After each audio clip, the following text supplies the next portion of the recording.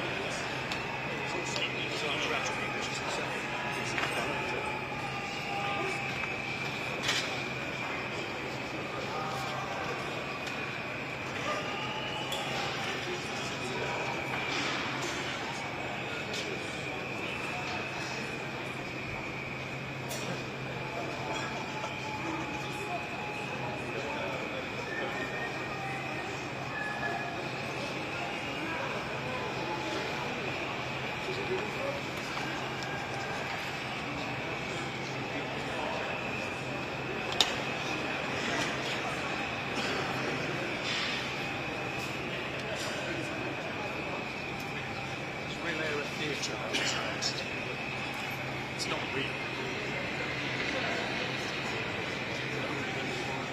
It's a long way.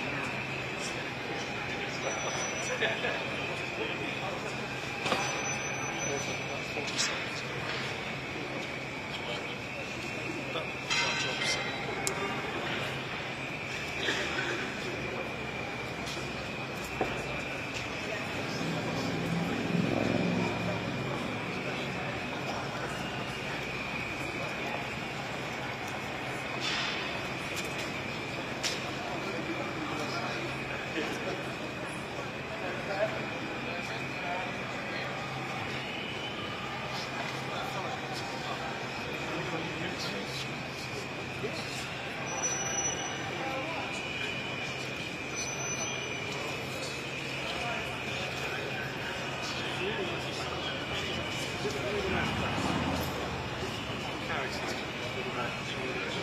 Great area. It's just like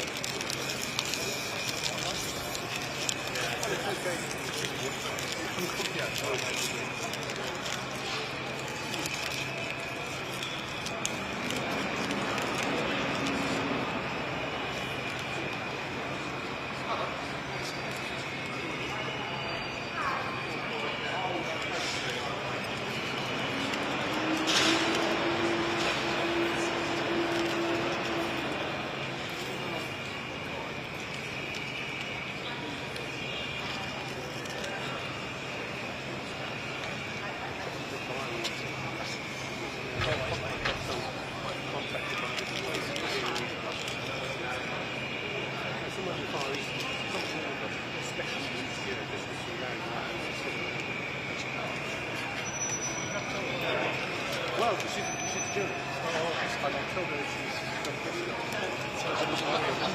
She looks like a good girl. So I'll send you a link to the FDA. She's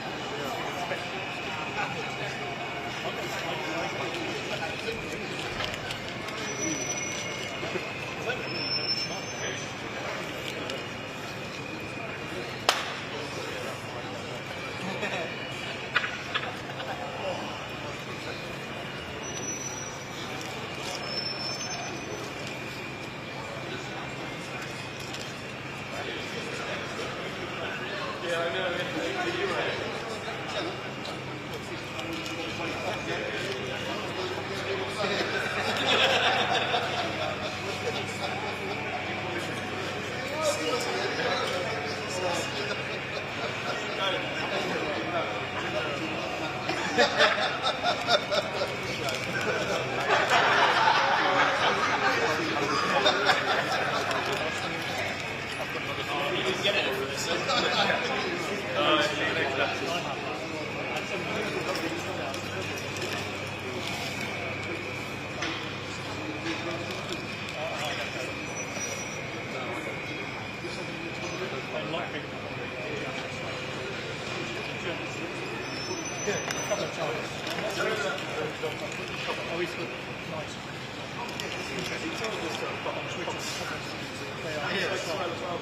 You're right.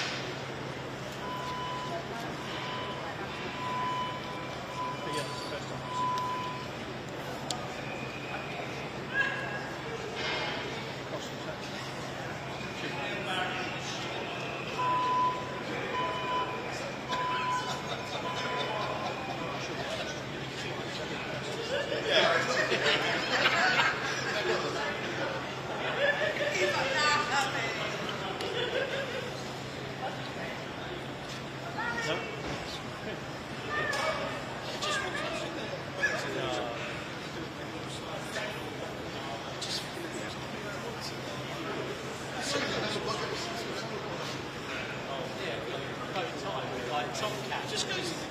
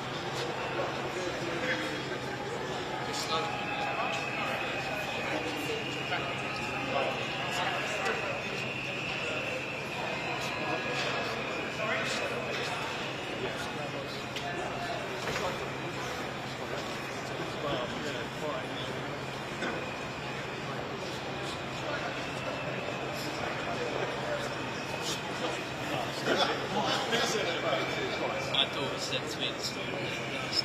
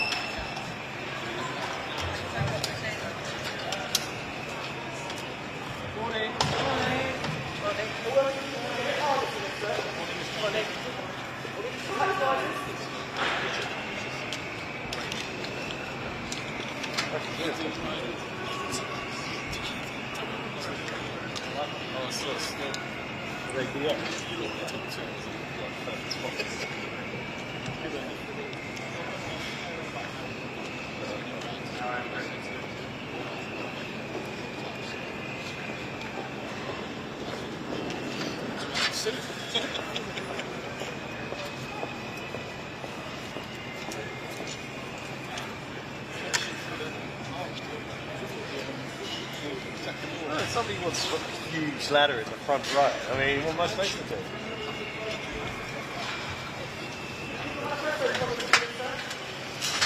Ben?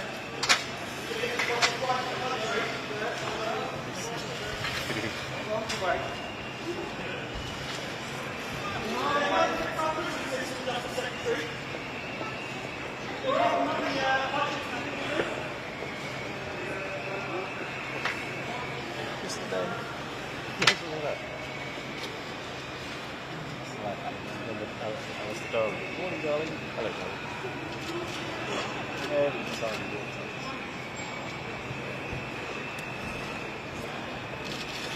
Sir? Hello, mate.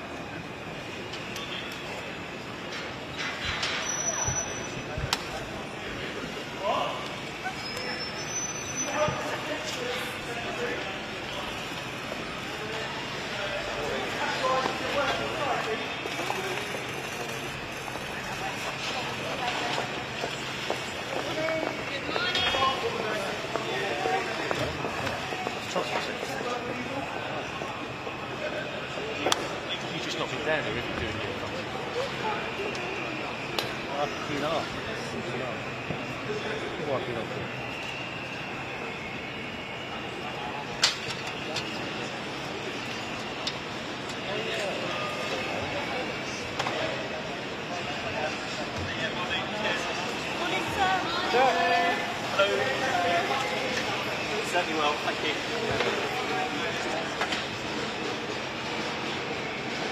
Well, I know.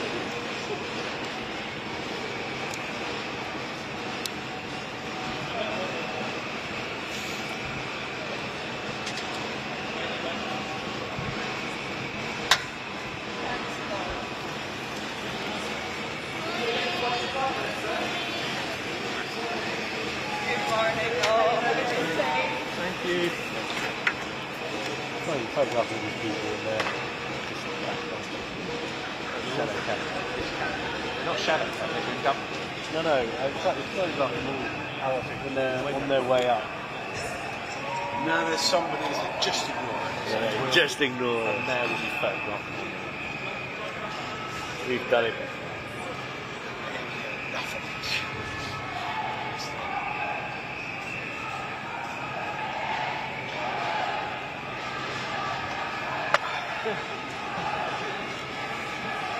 For your little holiday? It'd be like that. Yeah. You're going to be like that. Your little holiday in the sun? Yeah, I know. It was because I remember a lot of the royal guys were poo-pooing. That's a lot. That's a lot. Yeah. It looked like a good trip. We were lucky on that. It's like a show. But I mean, it was making even before that, and it made after it. Yeah, It was actually a good trip the to go. last job with the whole office, we won't do this, we didn't do this. We're going to take this. What they really need is Why was she laughing? Just let me know these fat guys with the hot side. We're not talking about me.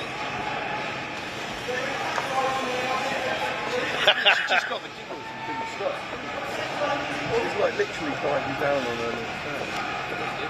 She's good though, isn't she? Yeah, she's good value. She always looks at you to make sure you can get a nice Exactly. picture. Yeah, she's great. Yeah, it's good. And the time difference, more or less. Was it a killer? Time. When we left Samoa. Oh yeah. Samoa walked in LA. So you crossed the date. LA half an hour after we took off from Samoa. So we had 2 satellites. I've never travelled that way around. I normally go like through Hong Kong or whatever, so it's different. And how was Charles looking at it? Really? Really? The days were shorter than they would have been. It didn't look great. Well, I mean, this. Oh, she is, yeah. You can see in the mornings.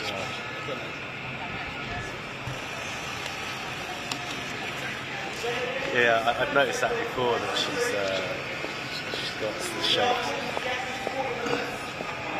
Well, I mean, you know, Charles, I just wonder how healthy he actually is. I mean, he always seems tough. The lads were okay. All the I reckon for both of them. Maybe you got that. Oh, right. 2/3 of it. That's not the out there. Well, they're saying he's going to have a full programme. Well, the first gig there was I went to this church service on Sunday morning. There's an area outside the church with a football bar. People behind the areas like people shake hands. Really wanted to try. Outside it's like 2 feet. You know, going to the cops and you go out and those people. It's what we're saying the programme. So there you go, I want to go and do it. Good for him. Whatever you think of it, he's trying his best. No, I've always had a lot of time. Yeah, I think it's good. I like it this way. Yeah. It's an interesting so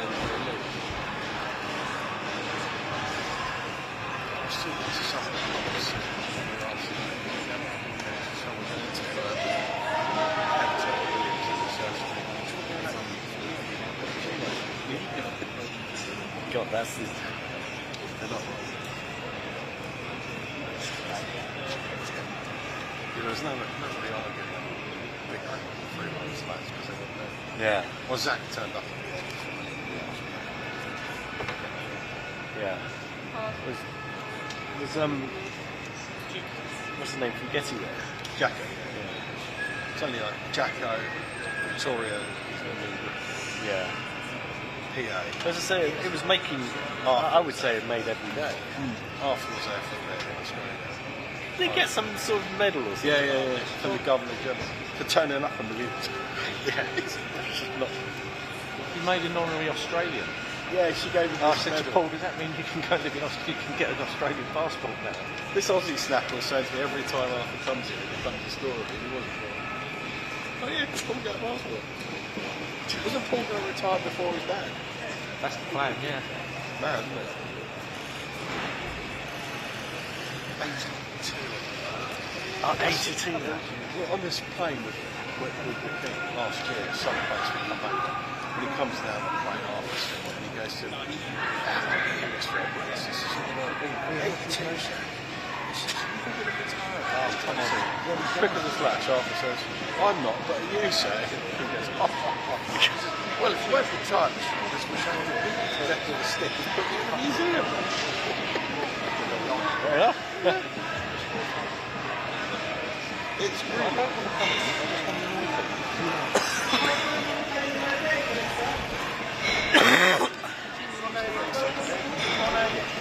Yeah, do you know what? I really like it.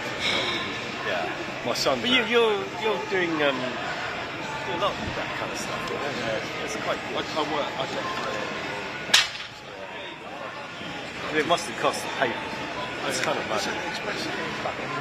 And when the politicians are there, they said, it's president on that. So 2 of them, 1, 2, 3, 5 journalists, photographers, 5 of us in Somalia.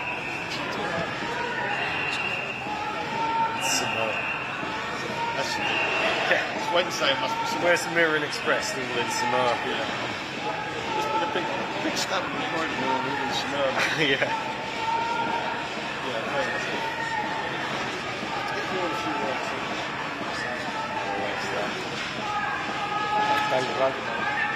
These days everywhere.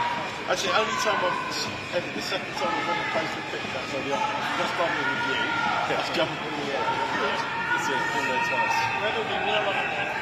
Yeah, my son's been out there. He went for a year. Did you do both those? Did you do when William went out on his own and when William went out? No, I don't think I did William on his own. No. What's the one where you got the budget funding on the bench? Exactly. That was Right, I'm going to go find them. Shop hand.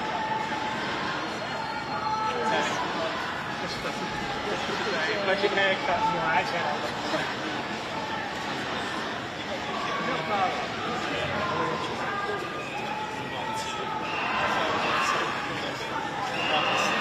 Will this budget split the market?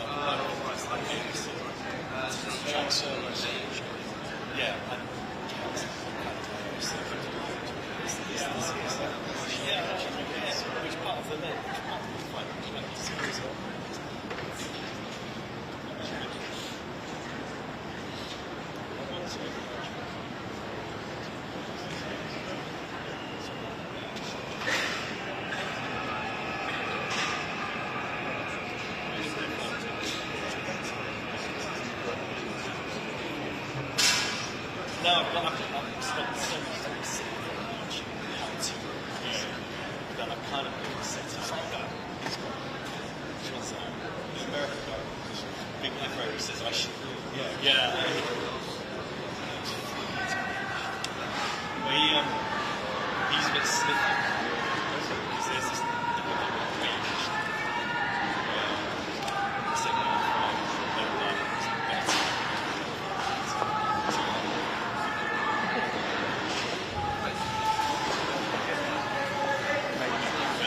Will this split the markets?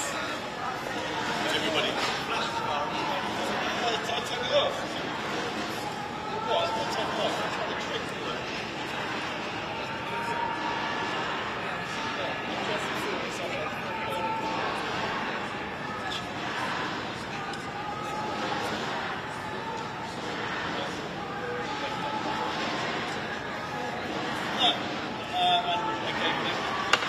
Picture of the guy in his dress. Plug in. So, black Christmas. I think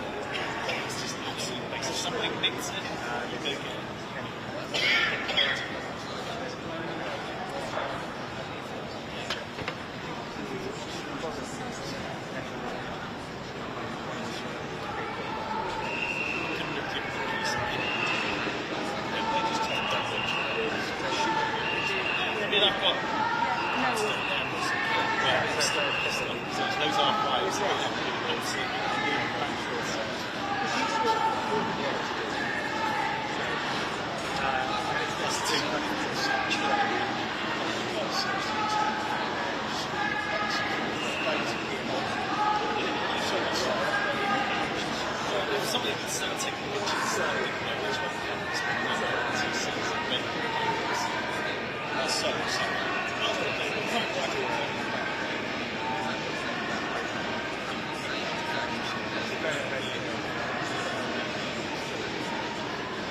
I would rather, I mean, it still makes me feel nice. I'd rather have it once. But I haven't looked at it.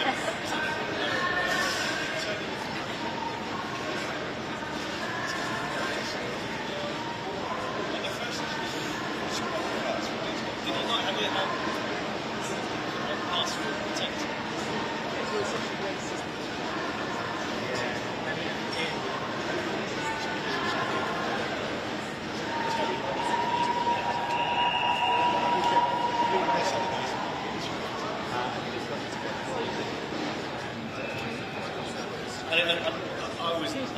I was so shocked at the lack of interest by the police to when the Times started making phone calls and private meetings, I was getting privileged left, right, and centre, and then the Times said we did write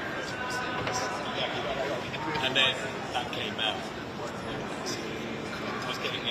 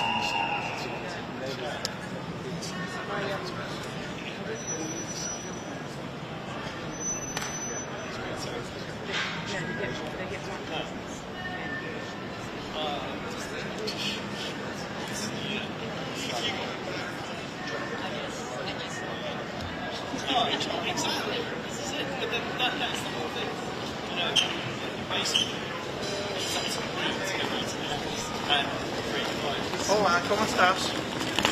Sí, yo.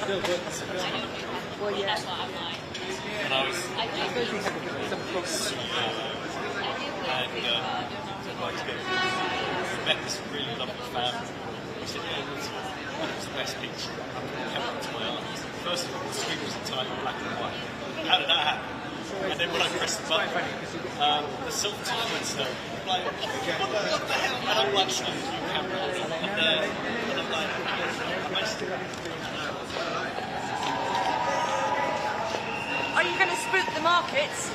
So let's stop the self-time. And then the screen was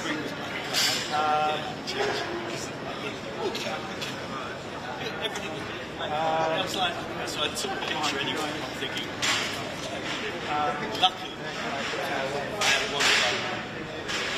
one pub and the war questions. So I was like, that thing of like putting it to your right. No, first time I used the raw cap. Yeah.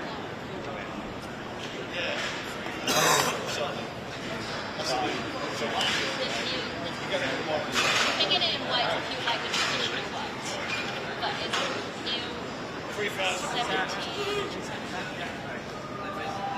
It's the touchscreen back. Yeah. It's the first time. That's why I think one of the first jobs I did with the farm was Rishi Sunak's first game. I was doing that. I went in, went to power, and I didn't know how to change it. So.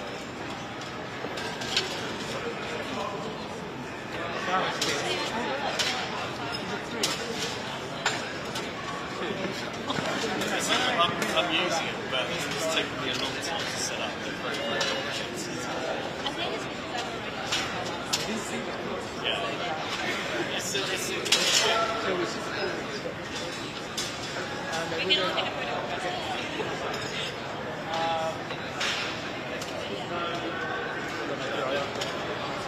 yeah, good. But once you've set it up, you're comfortable. I'm still getting comfortable. I was completely comfortable. It's the best game. Set up exactly how I wanted it. The R512. Because the button But I've had to tape up that side of that one because that's the video to camera that I'm turning down. That's what's so I've had to tape that out. There's other things like the AF, which is when it's well known. AF is very complicated. So I think it's also it's like watching on yeah.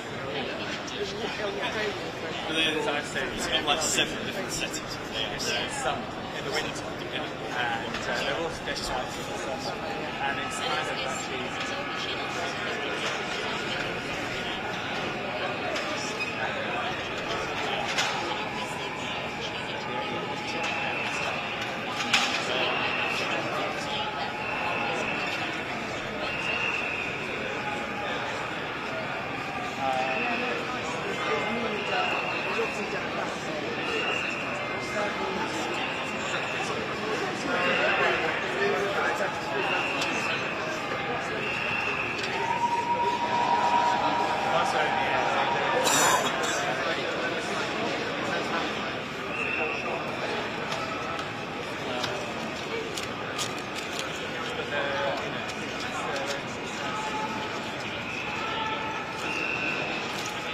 It's actually got space.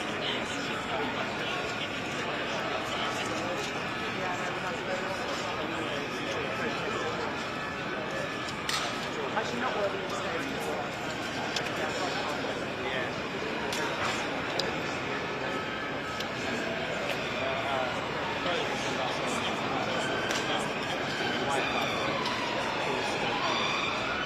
It's really mobile.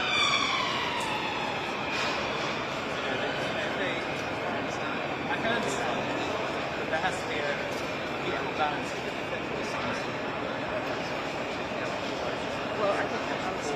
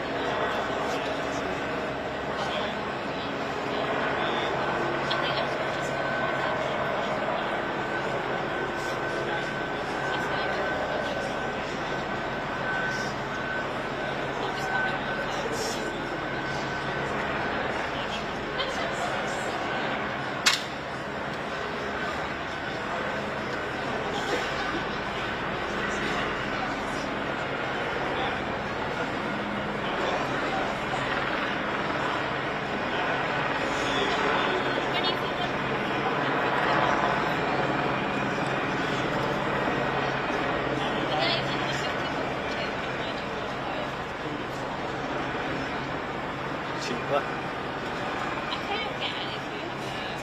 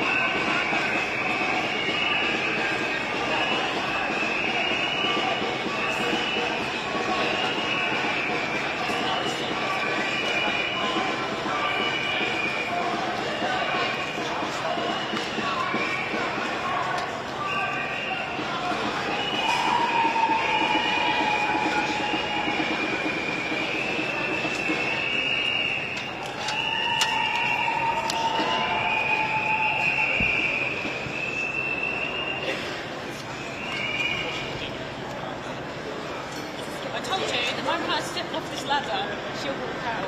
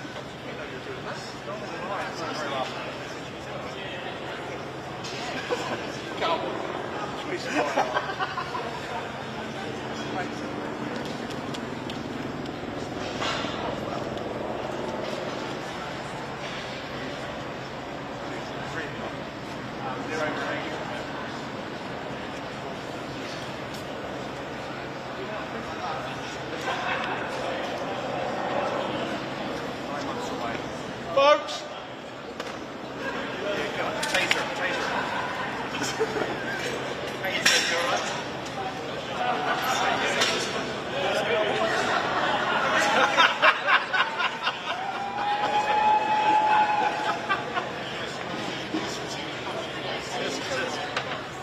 In the box, and then we're doing license. 3 cameras, BBC, ITV, and Sky. Where are we? Now, what do you do now? Pretty much 6 days a week now. Yeah, Monday to Saturday. Yeah,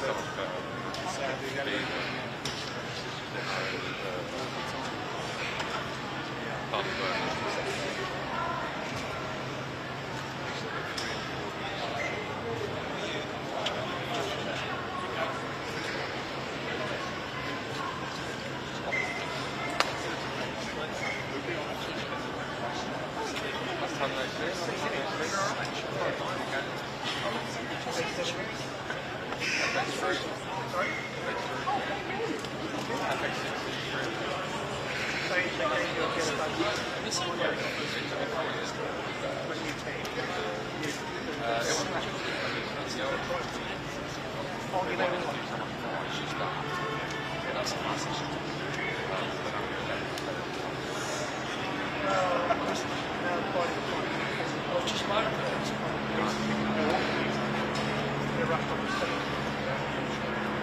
like that.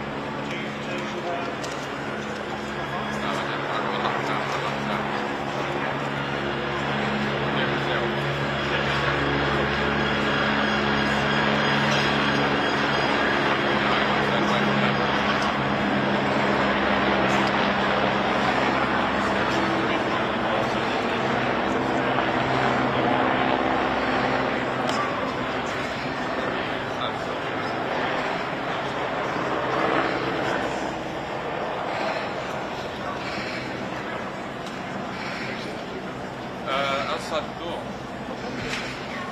I'm going to do, sorry? Yeah, I'm a bit early. That just means I'm not sat in there. Exactly.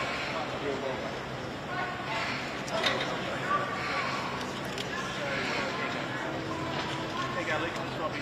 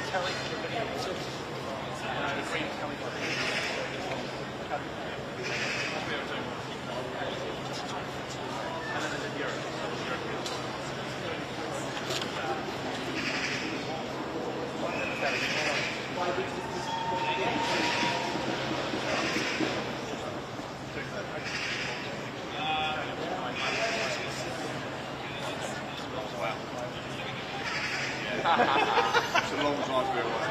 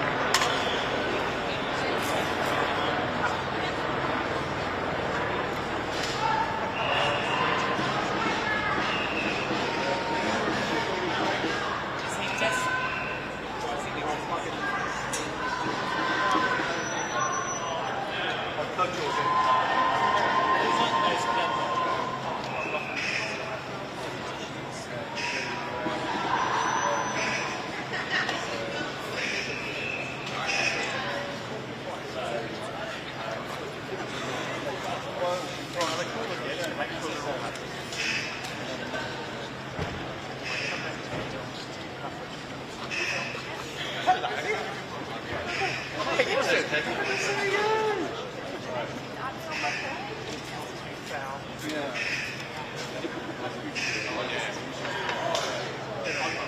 I know was something going on in there opposed to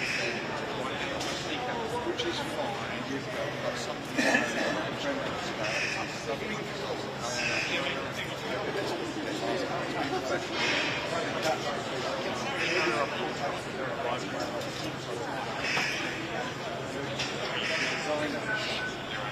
shouldn't be anywhere.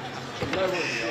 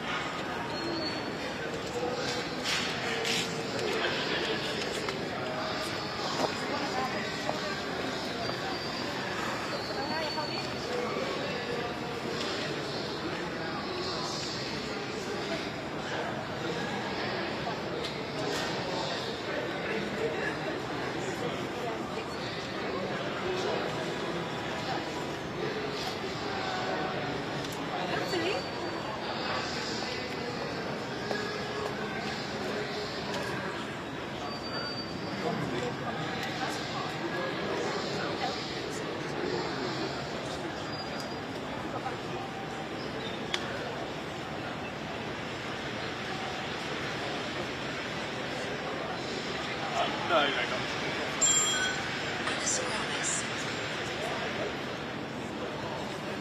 Oh yeah. Do you want number 11?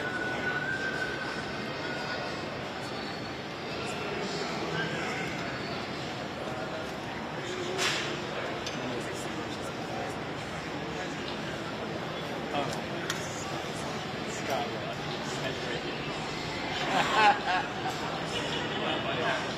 Alright. Bye.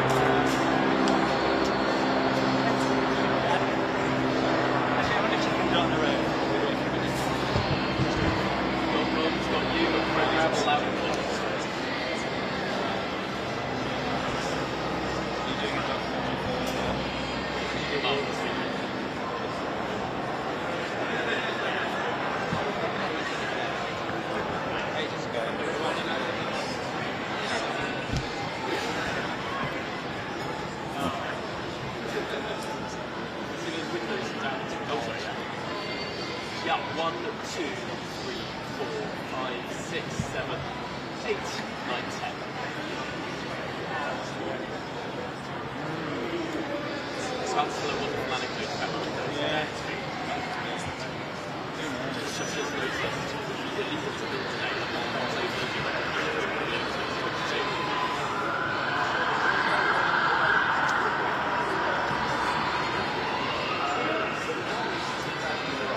Yeah.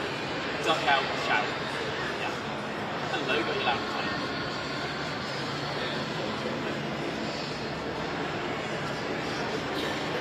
Love it. How long do you want? 10 seconds.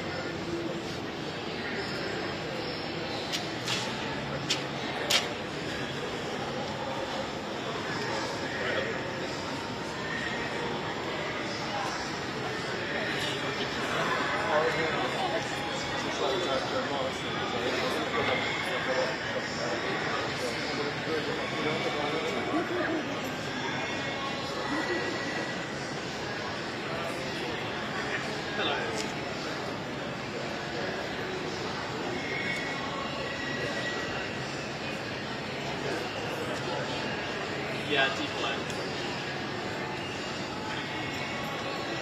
Thank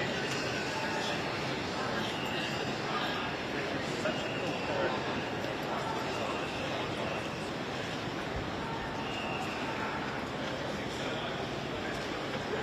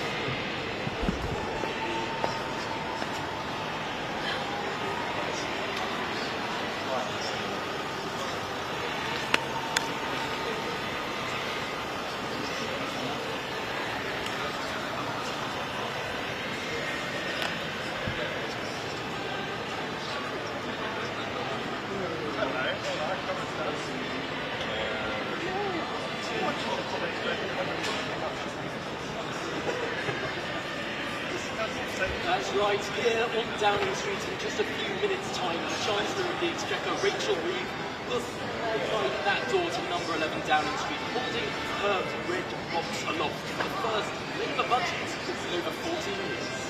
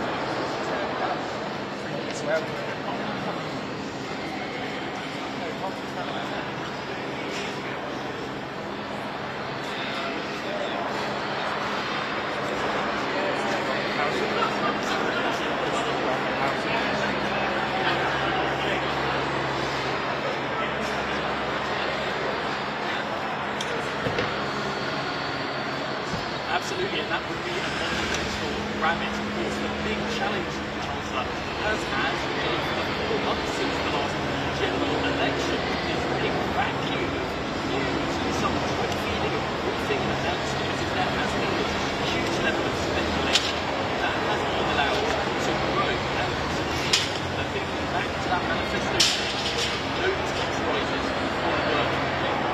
I assume one of the big reasons uphold the idea that projects are making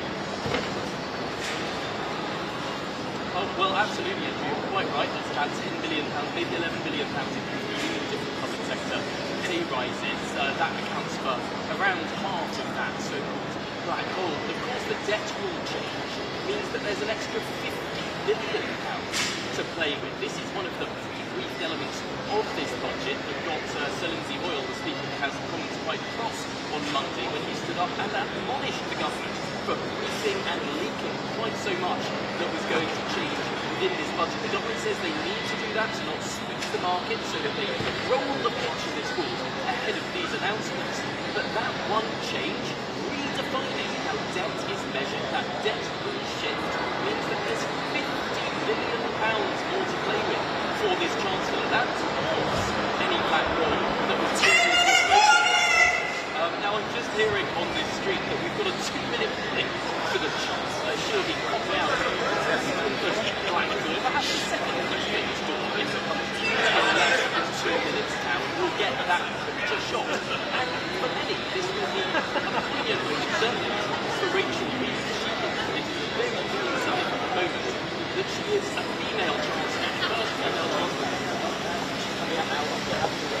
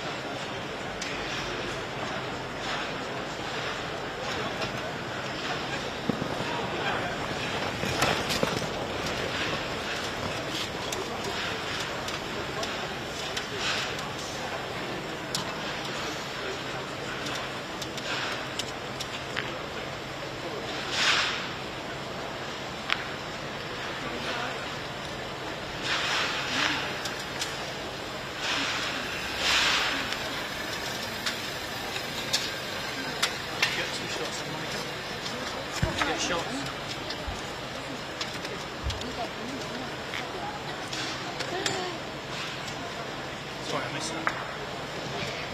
Yeah, it was fine. I was opposite. Yeah.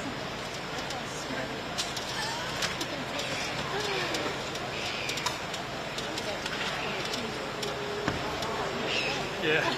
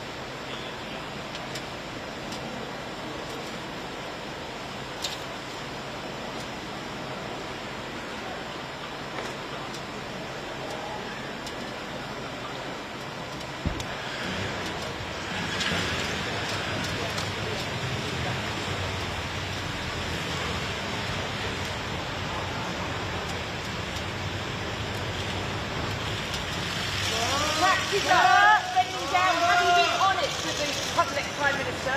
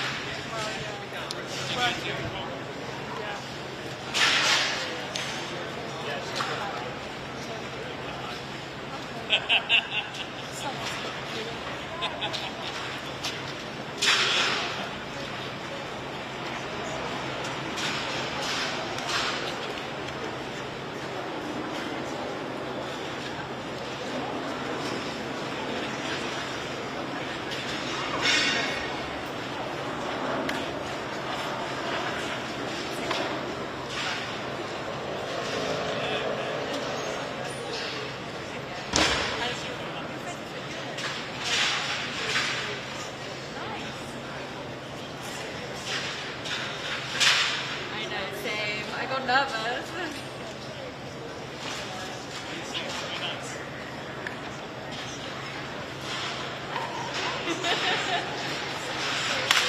Food and then bed.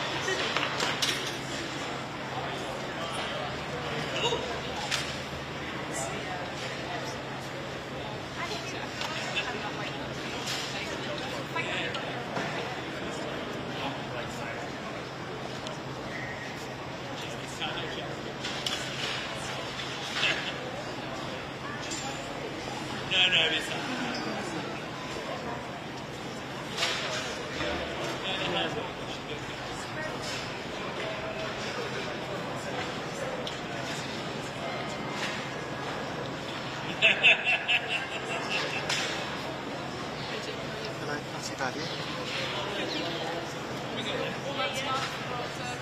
Yeah. Ooh. Oh, now I was going to not go, but now I might have to.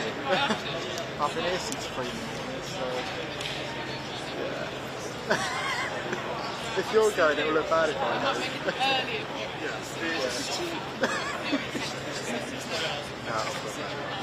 Yeah, that's what I'm worried about. I've got my car around the corner. I'm like, oh god. I have to find a car park for it or something.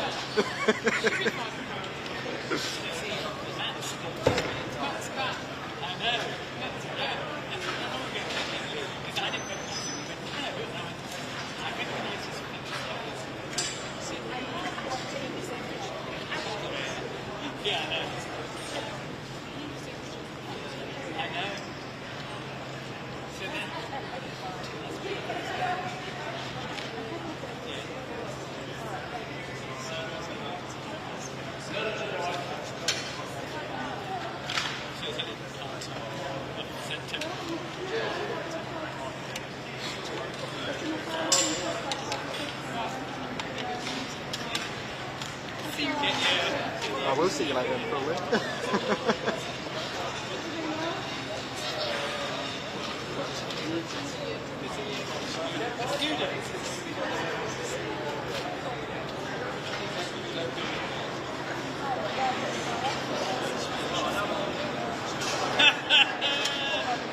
How to upset him.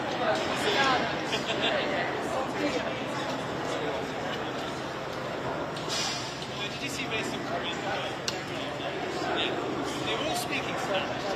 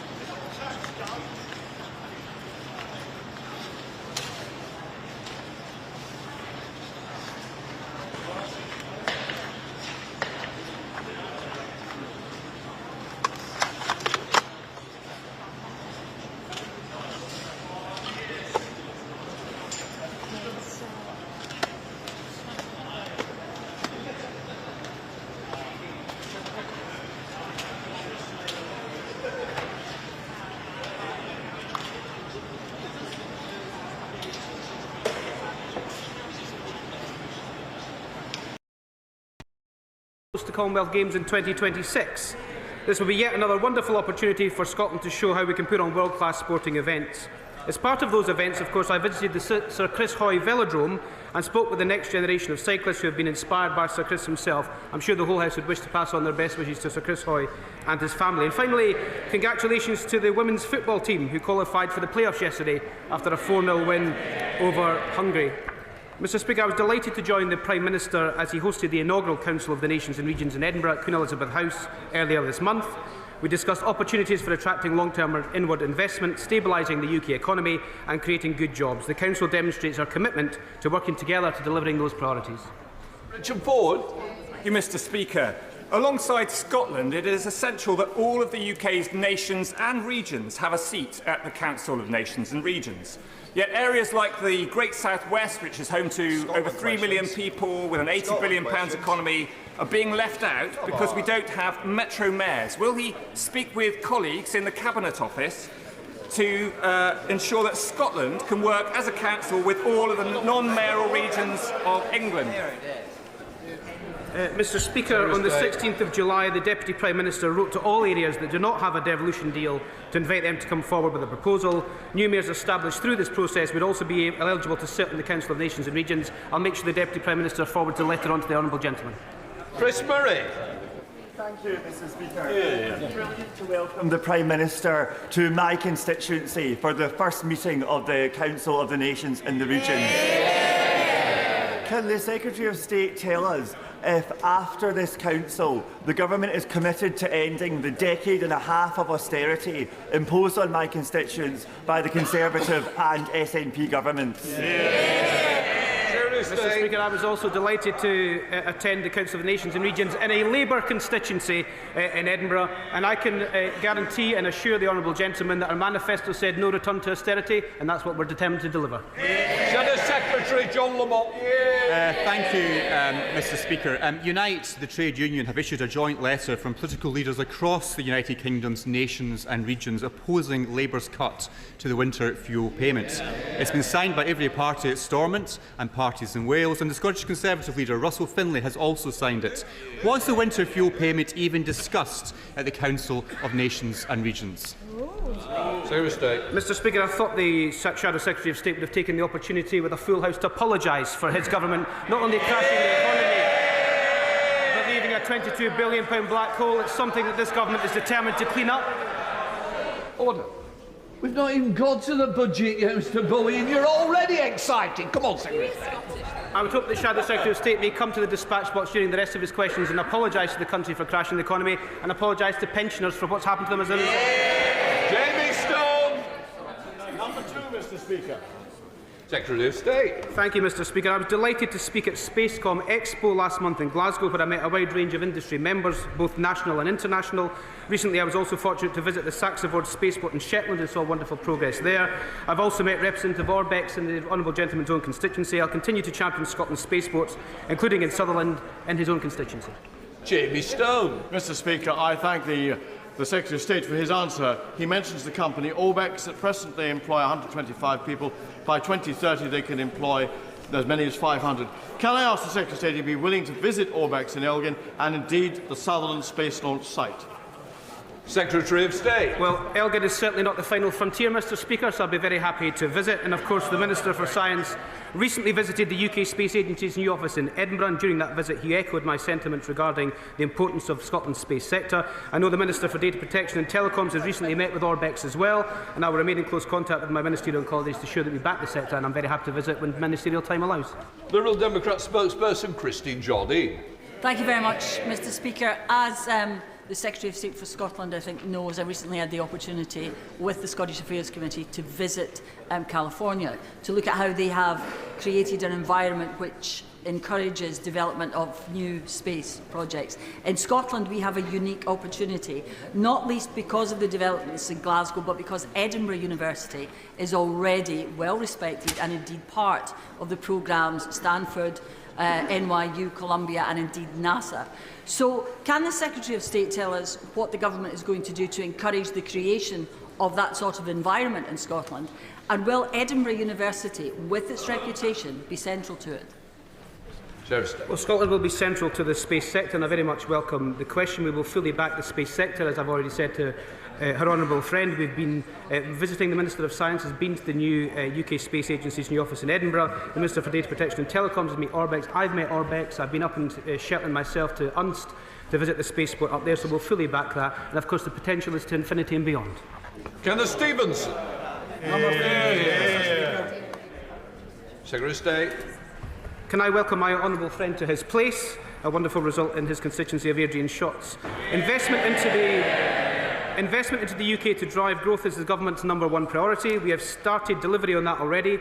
Just this month we hosted an international investment summit where we announced £63 billion of shovel-ready investment across the UK, which includes the likes of Greenvolt's £2.5 billion investment into Scotland and Iberdrola's £24 billion into green energy. We also announced this week that Glasgow will host the Commonwealth Games, bringing £100 million to the city itself.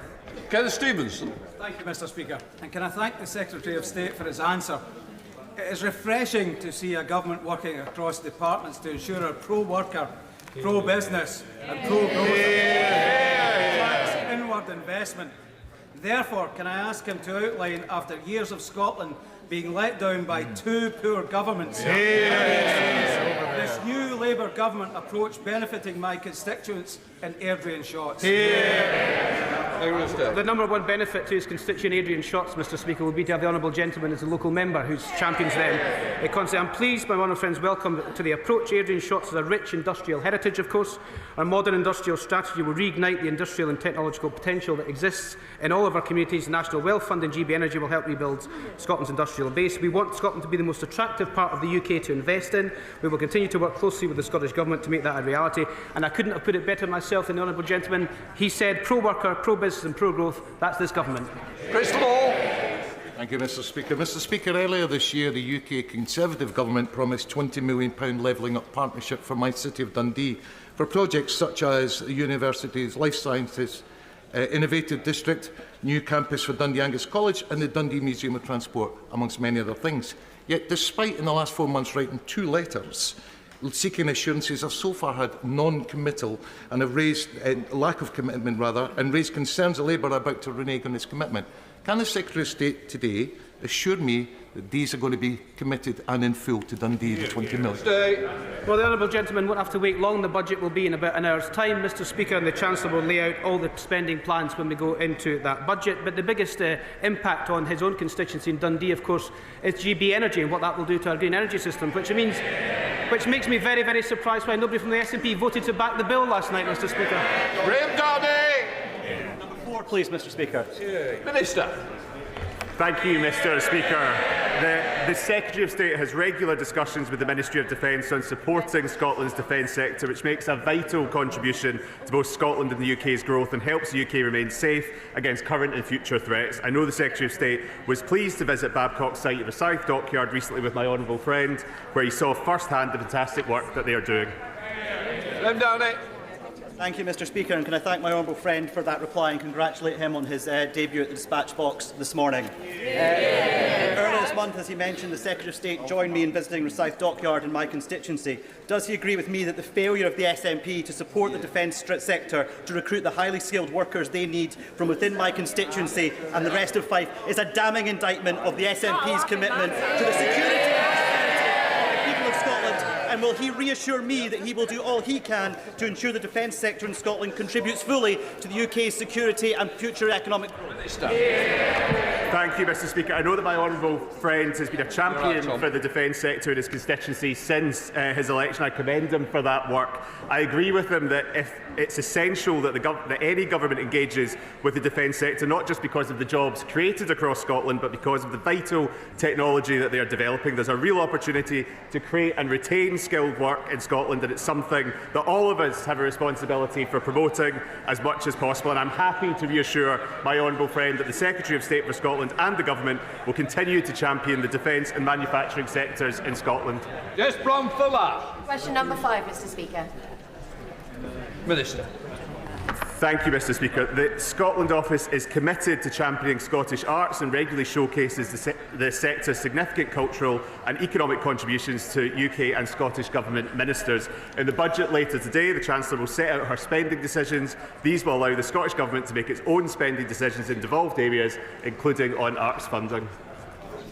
Jess Brown Fuller. Thank you, Mr Speaker. I was glad to hear the Secretary of State celebrate events in Scotland in his opening remarks. And Scotland and the UK in general boasts one of the world's leading arts industries, including the notable Edinburgh Fringe Festival. But it is facing funding pressures due to government cuts and increased Brexit red tape, which complicate travel to Europe. British artists are being shut out of European markets, hindering their ambitions and success. What steps is the Minister taking with other departments to ensure that a thriving arts sector is unimpeded by Brexit red tape? Thank you, Mr Speaker. I know that the Honourable Lady has a background in performing arts and brings her experience of that to this House, and I would agree with her. Scottish artists are world renowned, and it's really important to them and to promoting Scottish culture around the world that they can perform internationally. We're supporting Scottish artists and continue to work to support our musicians to tour, and that's included the Government's successful Music Export Growth Scheme, the International Showcase Fund and the Department for Business and Trade's Internationalisation Fund, and we are engaging across Government with the EU and Member States on how best to improve arrangements for touring in Europe without a return to free movement. Tracy Gilbert. Thank you, Mr Speaker. Since being elected, my honourable friend for Edinburgh East and Musselburgh secured the Westminster Hall debate on culture and economic contribution of Edinburgh festivals, the first debate on this matter since 1992. Does my honourable friend agree with me that this highlights the SNP government's shameful treatment of Scottish creative sector, and can he outline what this UK government will do to secure the future of the industry and support the Scottish thousands of writers, artists and performers? Minister. Thank you, Mr Speaker.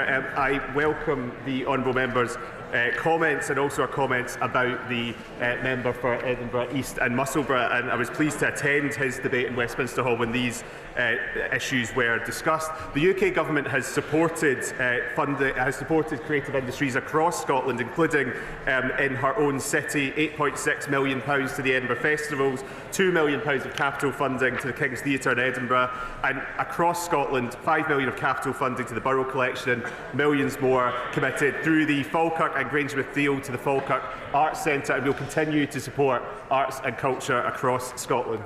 Christine Sullivan. Question number 6, please, Mr Speaker. Thank you, Mr Speaker. The crisis this government inherited from the previous government isn't just fiscal, but it's also industrial, because neither they nor the SNP had any proper industrial strategy for Scotland. Our industrial strategy will deliver certainty and stability. Businesses need that to be able to invest in the high-growth sectors which will drive long-term sustainable economic growth. Well-paid jobs at the heart of our modern industrial strategy, and this is complemented by our plan to make work pay. Our strategy is clear. We are pro-business and pro-worker as a government. Christine Sullivan. Thank you, Mr Speaker. The new industrial strategy identifies creative industries as a key sector for UK growth. My constituency of Bathgate and Linlithgow is a popular setting for film and TV productions, including the Lockerbie film Outlander, as well as hosting the Pyramid Studios. As film and TV makes an increasingly important contribution to my constituency's local economy, can the Secretary of State advise what steps the government is taking to support investment into creative industries in my constituency? Thank you for that question. The Honourable Lady herself mentions the Outlander, which was filmed in Bathgate and Linlithgow. She mentions the Lockerbie bombing film starring Colin Firth, and she also mentions the in-production thriller called Damage starring Samuel L. Jackson. I hope he did a few leaflets for the Honourable Lady while he was in the constituency. The creative industries are a jewel in Scotland and the UK's crown. The independent film tax credit that was announced earlier this week by my right honourable friend for culture, media and sport gives a distinct homegrown content and talent for films to meet the criteria for this new relief.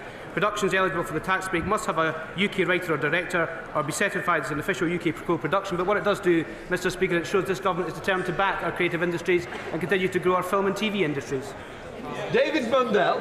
Thank you, Mr Speaker. Does the Secretary of State share my anger and disappointment that the SNP Scottish Government continue to dogmatically block new nuclear development in Scotland, depriving my constituency of important jobs and economic prospects? And what can he do within the industrial strategy to make sure that we at least take advantage of decommissioning and supply chain opportunities?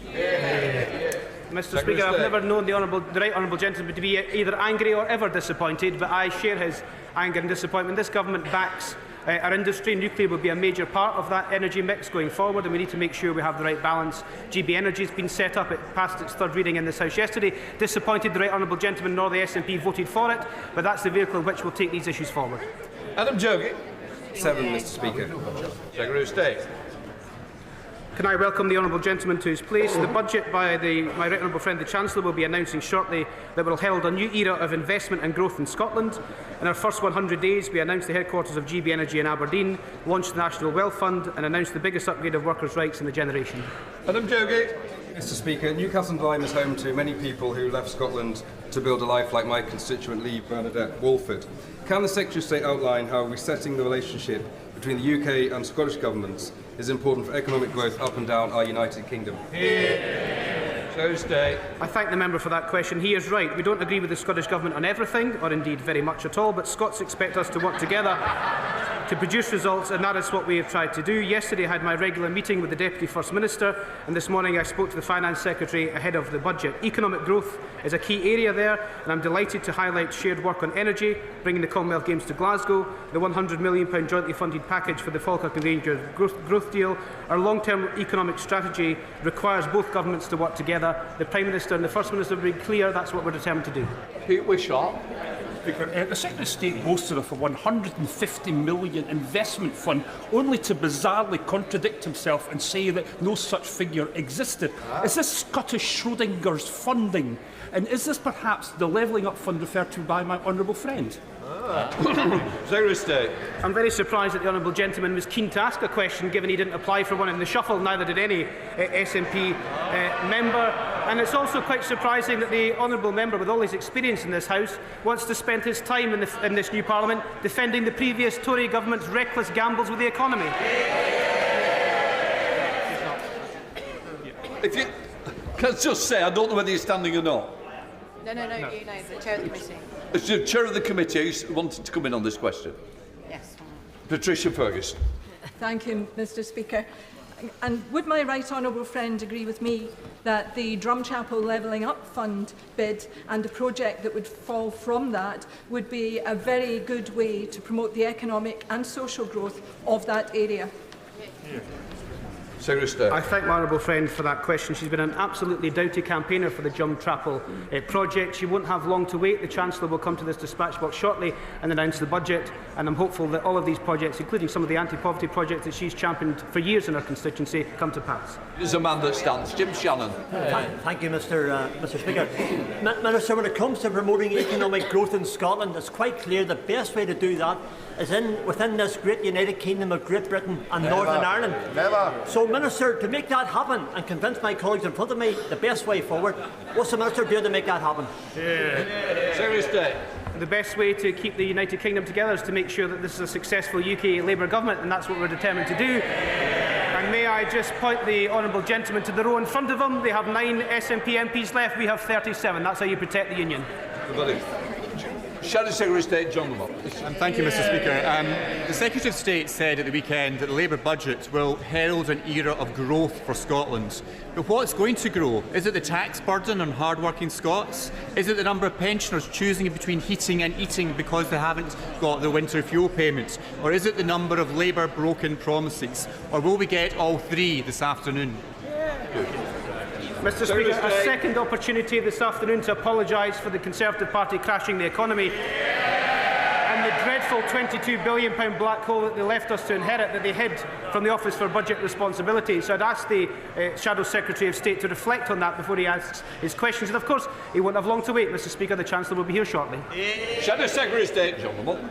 Thank you, Mr. Speaker. There's no answers in that response. Not so long ago, the Secretary of State said a national insurance rise would have an enormous impact on businesses. And listen to this. He said, under Labour, national insurance wouldn't go up. Tax rises, economic damage, broken promises. Isn't this Labour government just the same as the SNP? Mr. Speaker, I thought the Shadow Secretary of State was just describing his own previous government. Minister. Thank you, Mr. Speaker. My honourable friend will know that the House recently supported the Employment Rights Bill at second reading, which the party opposite shamefully opposes. This is the biggest upgrade to workers' rights in a generation. The Government is taking a joined-up and collaborative approach to the delivery of the Make Work Pay Plan, which has been developed with businesses and trade unions. We are committed to continuing this approach through consultation on the implementation of Make Work Pay to ensure that the changes we are making work well for both employees and businesses. I'm sure the whole House will join me in congratulating the member for High Peak on the birth of his daughter, Connie. And as he enjoys his paternity leave, I'm sure the Minister will be familiar with the Dad Shift campaign, which seeks to increase paternity leave for more fathers. We wondered, would he support that campaign so that more fathers, in addition to those tens of thousands the government have already opened up paternity leave to, can enjoy that? And wouldn't he agree it's a huge contrast with the party opposite, who are spending their time talking about getting rid of maternity leave? Thank you, Mr. Speaker. Yeah, I do agree with what the honourable gentleman just said. I also said our congratulations to the member for High Peak on the birth of his daughter. This is why we are making immediate changes to paternity leave through the Employment Rights Bill. We're making paternity leave available from day one in a new job and enabling paternity leave to be taken after shared parental leave. And I want to just pay tribute to my honourable friend for campaigning vigorously on this issue. And I'm sure, like me, he was delighted to vote for the biggest upgrade to workers' rights in a generation, which the party opposite shamefully opposes. John Cooper. Mr. Speaker, thanks. One of the criticisms of the new employment legislation being brought in is that it delivers us into the hands of the trade union barons. Does the Secretary of State agree that we are indeed in the iron grip of the barons, since he was unable to attend an event in his own office last night because he wouldn't cross a picket line? Yeah. Mr. Speaker, we will take no lessons from the party opposite when it comes to employment rights, Mr. Speaker. Absolutely no lessons. This is a party that has left us with a £22 billion black hole in the public finances, which we are having to pick up, and which my right honourable friend, the Chancellor, will address in a moment. Stephen Gittins. I'll join the member from East Renfrewshire in congratulating the member on the birth of his daughter. And in terms of the demographic challenge, just before the election, the Scottish Labour Deputy Leader said there is something we can do to incentivise more people to come to Scotland. So in terms of employment in Scotland, has the Secretary of State and colleagues sat down with the Home Office in terms of encouraging more migration? Yes. Thank you, Mr. Speaker. The government will work closely with the Migration Advisory Committee, and we welcome the contribution that migrants play to the economy. We'll take no lessons from a party that has consistently said that the positive destinations for people in Scotland is a 0 hours contract, and who sat last night on their hands when we dealt with the GB Energy Bill. Stephen Gittins.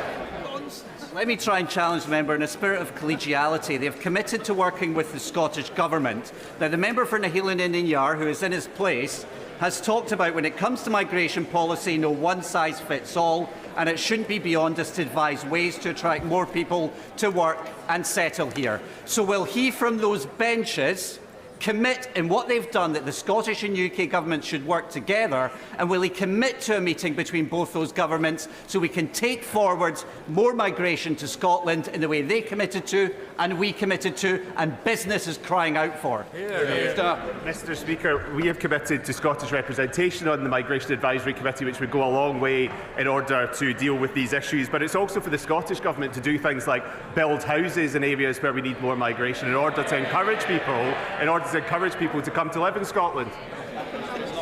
Gregory Campbell. Fine, Mr. Speaker. Mr. Speaker, Scotland is lightly proud of its 6 World Heritage sites. As my honourable friend will appreciate, responsibility for planning decisions for large-scale energy projects in Scotland rests with the Scottish Government ministers. The UK Government works closely with the Scottish Government to deliver for Scotland while respecting devolution. I meet regularly with my Scottish Government counterparts on these issues. Gregory Campbell. Thank the Minister.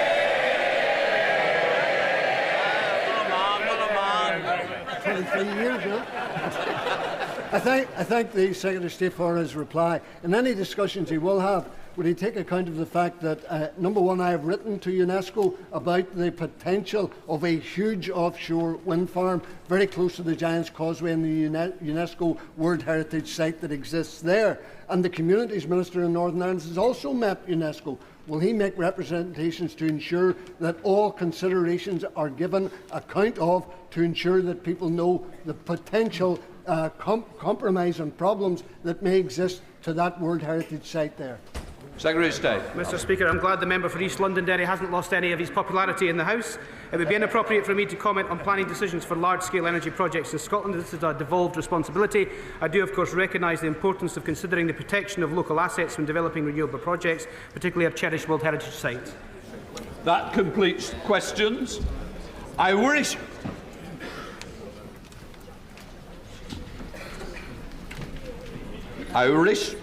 to remind the House that the following horrendous, terrible incident in Southport on the 29th of July, a suspect is awaiting trial, having been charged with multiple offences. That means the House sub judice resolution is engaged and references should not be made to the case. I know that all honourable members wish to see justice done in this case. It is therefore of paramount importance that nothing is said in this House which could potentially prejudice a proper trial or lead to it being abandoned. I know it can be frustrating when we can see reports in the media of the matters that we are not free to discuss here. But that arises from Parliament's constitutional relationship with the courts. More importantly, at the heart of this case are 3 young girls. We all want to see justice done for them and for their families, and for others injured in and affected by this appalling incident. Speculation about the cases, including comments made in this House, could seriously risk prejudicing proceedings. I know that none of us would ever wish to do that. Therefore, it would be wrong of me to exercise a waiver in this case, and members should not refer to it or risk prejudicing this case. Of course, I understand that members have legitimate questions about the circumstances surrounding this case. There will be no doubt wanting ministers to commit that they will come to the House and answer those questions once the legal proceedings are concluded. I give my assurance that I will ensure there are ample opportunities to do so. My understanding is that this trial is expected to start in January, and if members have questions about the operation and the decision on sub judice's resolution, they can speak to the clerks and the Speaker's Council.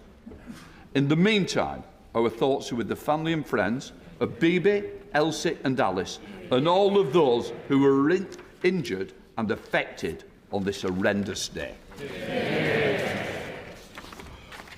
Before I call the Prime Minister, I would like to mark the fact that this is the last time the Right Honourable Member for Richmond and Northallerton will appear at the dispatch box during PMQs. There's a bit more to do afterwards, but he has spoken at this dispatch box as Chancellor of the Exchequer, the Prime Minister, Leader of the Opposition, and after today, we all look forward to his continued contributions from the backbenches. We wish him and his family well in the future endeavours. And I say personally, thank you for a working relationship. We now come to Prime Minister's questions. I call Katrina Murray. Mr. Speaker. Thank you. Thank you, Mr. Speaker. I wish everyone celebrating in the UK and around the world a joyful Diwali, a time to come together to celebrate and focus on a brighter future. Last Diwali, the leader of the opposition and his family lit the deers outside 10 Downing Street. It was a significant moment in our national story. The first British Asian Prime Minister is a reminder that this is a country where people of every background can fulfil their dreams, and it makes us all proud to be British. Mr. Speaker, as you've just referenced, as this is our last exchange across the dispatch boxes, I wanted to take this opportunity to thank the Leader of the Opposition for his service. Now, of course, we've had political disagreements, ideological differences, we've argued at some length. But I want to thank him for his hard work, for his commitment, and for his decency in everything that he has done. And I too wish him and his family the very best for whatever the future may hold for them. Mr. Speaker, this morning I had meetings with ministerial colleagues and others. In addition to my duties in this House, I shall have further such meetings later today. Katrina Murray. Thank you, Mr. Speaker, and I'd like to associate myself with the remarks made by the Prime Minister. Cumbernauld, in my constituency, was promised an elective and diagnostic treatment centre by the Scottish Government in 2021. This has continued to be delayed and is now alleged to be mothballed. What assurances can the Prime Minister give me that any barney consequentials from today's budget are used to benefit my constituents and not be held on to by the Scottish Government? Well, I thank my honourable friend for her question. I'm sorry to hear about the delays affecting her constituents. the party opposite oversaw years of mismanagement and chaos, and the impact on Scottish NHS is evident. This Labour government is committed to delivering for the Scottish people, including making sure that we have an NHS fit for the future. And the Chancellor will set out details in just a few moments. Leader of the Opposition, Rishi Sunak. Mr. Speaker, thank you for your kind words, and indeed thank you to the Prime Minister for his kind words. Indeed, no Prime Minister looks forward to PMQs, but I always did like this pre-budget one, because it was, for a change, nice not to be the main event and just the warm-up act. But as you said, Mr. Speaker, today is my last appearance at PMQs, and I'm happy to confirm reports that I will now be spending more time in the greatest place on earth, where the scenery is worthy. The scenery is indeed worthy of a movie set, and everyone is a character. That's right, Mr. Speaker. If anyone needs me, I will be in Yorkshire. So, and as an adopted Yorkshireman, I'm particularly looking forward to doing the coast-to-coast walk that runs through my constituency and many others. Since 2015, we've made significant progress with a campaign to make it a national trail, and indeed, Natural England are close to concluding their work. So, can I ask the Prime Minister to ensure that the coast-to-coast does indeed become Britain's greatest national trail, and in preparation for my return to the backbenches, would he meet with me to discuss it?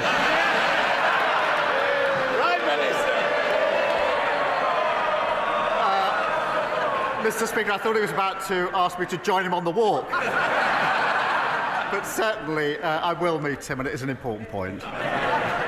Mr. Speaker, that is very kind of the Prime Minister. I know he's, I know he's partial to the Lake District, but perhaps we can tempt him over to our end as well. Now, Yorkshire is not just famous for its walks, but also for being home to some of England's greatest cricketers. Now, sadly, no one's going to put me on that list, Mr. Speaker, but who knows? I've got a lot more time to practice now. So, but cricket does have the power to bring people together from all communities and give them fantastic opportunities, as shown so powerfully by Andrew Flintoff's recent documentary. Yeah. Now, we also lead the world in female participation, and that will stand us in good stead when we host the Women's World Cup in 2026 and when cricket becomes an Olympic sport in 2028. So could I therefore ask the Prime Minister to continue government support for the England and Wales Cricket Board's new initiative to get cricket into vastly more state schools, fostering a whole new generation of cricketers for us all to cheer on at every level? Yes, is the answer to that question. And the point is a really important one. We celebrate cricket, it does bring communities together, but it's also really important for children and young people to enjoy sport, lots of different sports, because it gives them a confidence that they might not otherwise have. It gives them the ability to work in a team and teaches them about skills like leadership. So I'm fully supportive. Now, our two predecessors, Sir Tony Blair and Lord Hague, have repeatedly come together and powerfully argued in their joint reports that it is vital for the future prosperity of Britain's economy, society and public services for us to be a world leader in technology and innovation. Now, the Prime Minister and I may not yet be at our joint report writing stage yet, but in a similar spirit of cross-party agreement, could I ask him to find his inner tech bro and continue to support emerging British tech businesses and establish our country as the home of AI growth and innovation? Prime Minister. Yes, and this is a really important point. The Leader of the Opposition held a summit last year on AI, which was very important. We have been bringing together the leaders in AI. We have a huge advantage in this country, being ranked in the top 3 in the world. AI is going to have huge potential for our growth, for our public services, and I think the whole House should be fully supportive of this. Prime Minister. The Prime Minister has the immense privilege The Prime Minister has the immense privilege of being the Prime Minister of the United Kingdom of Great Britain and Northern Ireland. Now, Northern Ireland is a special part of our union, but one that needs particular care, attention and respect. Having a strong functioning assembly at Stormont is good for the people of Northern Ireland and good for our union. And that's why I was so pleased to see government restored there earlier this year, and I'm grateful to him for his support with that. So can he assure the House that he will continue to work to keep Stormont open, delivering for the Northern Irish people and strengthening Northern Ireland's place in our union? Prime Minister. Yes, and again, this is a really important point and one that matters to me personally. I worked for 5 years in Northern Ireland on some of the proposals under the Good Friday Agreement, in particular the transformation of the RUC into the police service of Northern Ireland. I worked with both communities there. It was for 5 years. It was very important to me, had a huge impact on me, and so I care deeply about Northern Ireland, and I absolutely agree that the institutions government needs to be up and running and want to give all support I can to the further development in Northern Ireland. Now, as Prime Minister, he will be acutely aware of the threats that our United Kingdom faces from an axis of authoritarian states, Iran, North Korea, Russia and China. And in particular, I'm proud of the way that this House has united in standing up to Russian aggression in Ukraine. And I know that we will never waver in our commitment to the Ukrainian cause. Now, I will always be grateful for the support that he gave me when we were the first country to send Ukraine Western battle tanks, long-range missiles, and the first to offer security assurances to Kyiv. So in light of the threats that we face, can I urge him to always maintain the strength of the transatlantic alliance and ensure that NATO remains the bedrock of Western security, with the United Kingdom playing a leading role? Yes, and NATO is, in my view, as important today as the day in which it was created, in light of the challenges that we face. And it was a Labour government that was the proud co-founder of NATO, and we've repeatedly said we support NATO to the hilt. Rishi Sunak. Well, finally, Mr. Speaker, tomorrow is Diwali, and I became leader of my party during Diwali, and I now stand down during that same festival. So I'm proud to have been the first British Asian Prime Minister, but I was even prouder that it was not that big a deal. And that speaks volumes about the values of the British people, of our country, and of this Parliament. So will the Prime Minister join me in applauding the kindness, decency and tolerance that has always been the British way? Yes, and I meant what I said when I said that we were all proud to see him standing there as Prime Minister, representing our diverse country. We were all proud. I think everybody in this House was. So I thank him for that. And his last question, final question as leader of the opposition, although judging by the speed with which his party goes through leaders, he may be back here before too long. But in the meantime, I'm sure he'll be a great champion for the people of Richmond. But, Mr. Speaker, finally, I'm sure he won't mind me disclosing to the House the contents of a letter that he wrote to me this week. My answer to it is clear. Yes, I will arrange for him to meet the relevant minister about the A66 that runs through his constituency. Dame Beghillier. Thank you, Mr. Speaker. Mr. Speaker, in Hackney, nearly 4,000 children who could fill 8 primary schools are in temporary accommodation, many outside London. This is bad for their future opportunities. It's ripping apart our communities. I welcome the government's pledge to build new homes, but will he ensure that those who cannot have a roof over their head are a top priority in that long queue for new housing? Prime Minister. I thank you for raising this issue. It is a source of national shame that there are just under 1.3 million households on a social housing waiting list, including, I think, 8,000 of them in Hackney. The best way to tackle overcrowding and meet housing need is to build the homes this country needs, and that's why we will deliver the 1.5 million homes over this Parliament, and the Chancellor will set out further details in just a moment. Leader of the Liberal Democrats, Sir Ed Davey. Thank you, Mr. Speaker. Can I associate myself with your remarks and the remarks of the Prime Minister about the right honourable gentleman, the member for Richmond and Northallerton, and thank him for his service and wish him and the whole country a happy Diwali. Despite our political differences, I've always felt a certain kinship since the general election, when he was the only other party leader to get as wet as I did.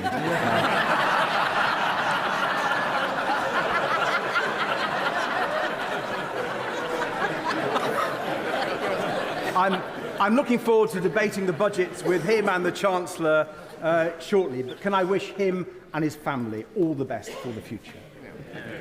Mr. Speaker, next month's summit in Baku is a chance for the UK to regain world leadership on climate change, a role disastrously lost under the Conservatives. As this is the final summit before countries must ratchet up their new Paris agreements before 2035, will the Prime Minister take this opportunity to seize back world leadership on climate change by committing today to support the targets set out this week by the Independent Climate Change Committee and publish a programme to deliver on those? Prime Minister. Mr. Speaker, we will seize that initiative. We've reset on the international stage, and climate is one of the biggest challenges that we face. I will be going to the conference this year, as I went, in fact, last year, as leader of the opposition, to continue those discussions about how we reach the very important targets that we must reach. Shred David. I thank the Prime Minister for his reply. I hope we can really take that world leadership back again. Another issue which the UK needs to show urgent leadership on is the escalating war in Sudan. Tens of thousands of people have been killed. 11 million Sudanese have had to flee from their homes, Mr. Speaker. The reports of mass killings and horrifying sexual violence against women are truly stomach-churning. So when the UK takes over presidency of the UN Security Council this Friday, will the Prime Minister make it a priority to secure a new resolution on preventing future atrocities, including a no-fly zone to stop the Iranian drones? Prime Minister. Well, I thank him for raising this because it is an important issue, and I don't think we discuss it enough in this House. We continue to see mounting evidence of appalling atrocities against civilians and unacceptable restrictions on humanitarian access, and working with international partners, including as penholder, as he knows, at the UN Security Council to end the violence, secure humanitarian access and ensure the protection of civilians is a major priority. Rachel Baswell. Thank you, Mr. Speaker. It is this Labour government in setting up a child poverty task force which is determined to move 4.3 million children in poverty today into a better future. However, we also inherited 2.1 million older people in poverty. So will my right honourable friend, the Prime Minister, agree to setting up a pensioner poverty task force so that older people don't have to worry about paying for their housing, food and heating costs, and ensure that they have dignity in later life? Prime Minister. Mr. Speaker, the scale of poverty that we inherited in this country is truly appalling, with over 4 million children now growing up in low-income families. We'll deliver on our manifesto commitment to tackle child poverty, as we did last time in government, and we'll publish our strategy in the spring. Cola Den. Thank you, Mr. Speaker. The ICJ has mandated that Israel ensures access to life-saving aid in Gaza under Article 2 of the Genocide Convention, yet the Israeli government has voted to effectively block its delivery. As a human rights lawyer, does the Prime Minister agree that banning UNRWA is a breach of international law? And how much more evidence does he need before calling out what is happening as a genocide and acting in line with the UK's responsibilities as a signatory of the Genocide Convention? I'm very worried and concerned about the decision that's just been taken by the Parliament in relation to UNRWA. There's a humanitarian catastrophe in Gaza, and that decision will only make it much worse, which is why I've expressed my concern about it already before today and will continue to do so. It needs to be reversed. It needs to be reversed very, very quickly indeed. I have never described what's going on in Gaza as genocide. I do agree that all sides should comply with international law. Melanie Ward. Thank you, Mr. Speaker. Last month, a Scottish Government Health Minister was forced to apologise for waiting times in my area of Fife, where some patients wait more than 2 years for treatment. My constituents deserve so much better than this. Does the Prime Minister agree that the SNP must take responsibility for 17 years of failure? And if today's budget delivers a bigger block grant to Scotland, they must sort out the mess they have made of Scotland's precious NHS. Well, Mr. Speaker, this is the second time this has come up this afternoon in Prime Minister's questions. I hope the SNP are listening good and hard, because I'm sorry to hear her constituents have been waiting so many years for their medical treatment that they need. We are committed to the NHS, and the Chancellor will have a lot more to say about that in just a moment. Richard Tice. Thank you, Mr. Speaker. The government's own independent reviewer of terrorism legislation, Jonathan Hall-Casey, has said repeatedly recently that it is important in incidents of terrorism that the authorities put out more information sooner in order to prevent an information gap. Does the Prime Minister agree? Prime Minister. Mr. Speaker, obviously I'll tread carefully in answering this question for the very reasons that you yourself set out at the beginning of this session. I think it's very important, first and foremost, that in all cases, including the particularly difficult case that the Speaker mentioned earlier, that the police and prosecutors are able to do their difficult job. And all of us in this House have a choice to make, including both candidates to be the next Tory leader. They can either support the police in their difficult task, or they can undermine the police in their difficult task. And I know which side I'm on. Rachel Blake. Thank you, Mr. Speaker.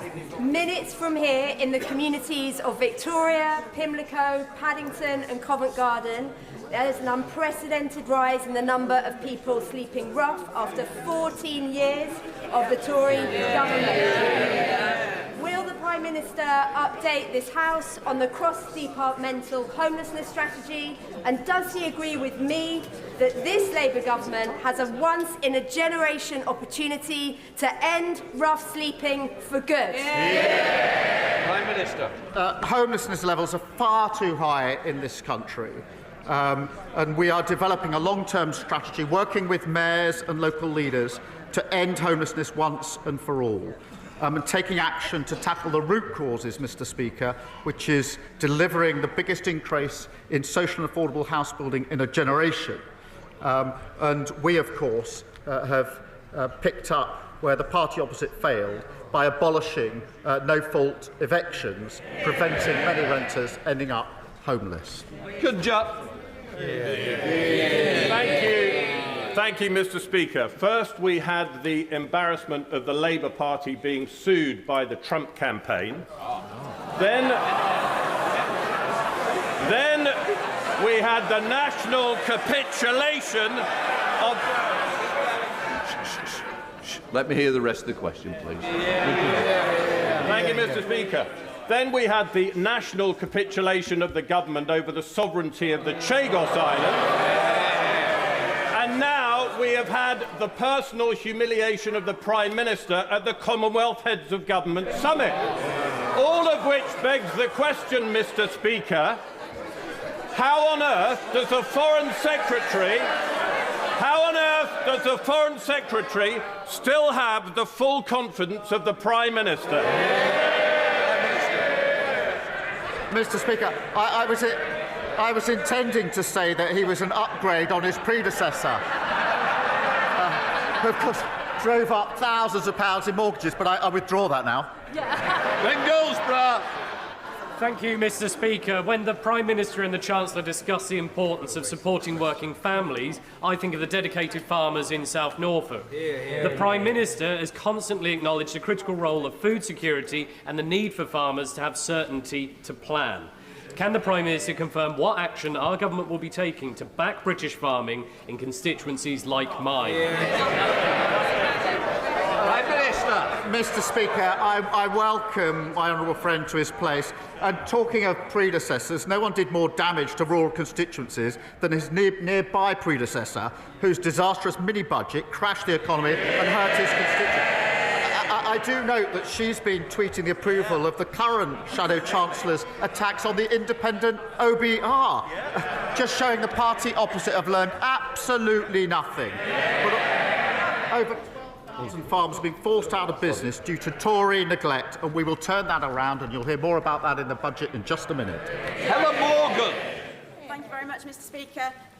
The Robert Jones and Agnes Hunt Hospital in Oswestry in my constituency is home to the Veterans Orthopaedic Service, and that's by far the largest provider of veterans hospital care in the country.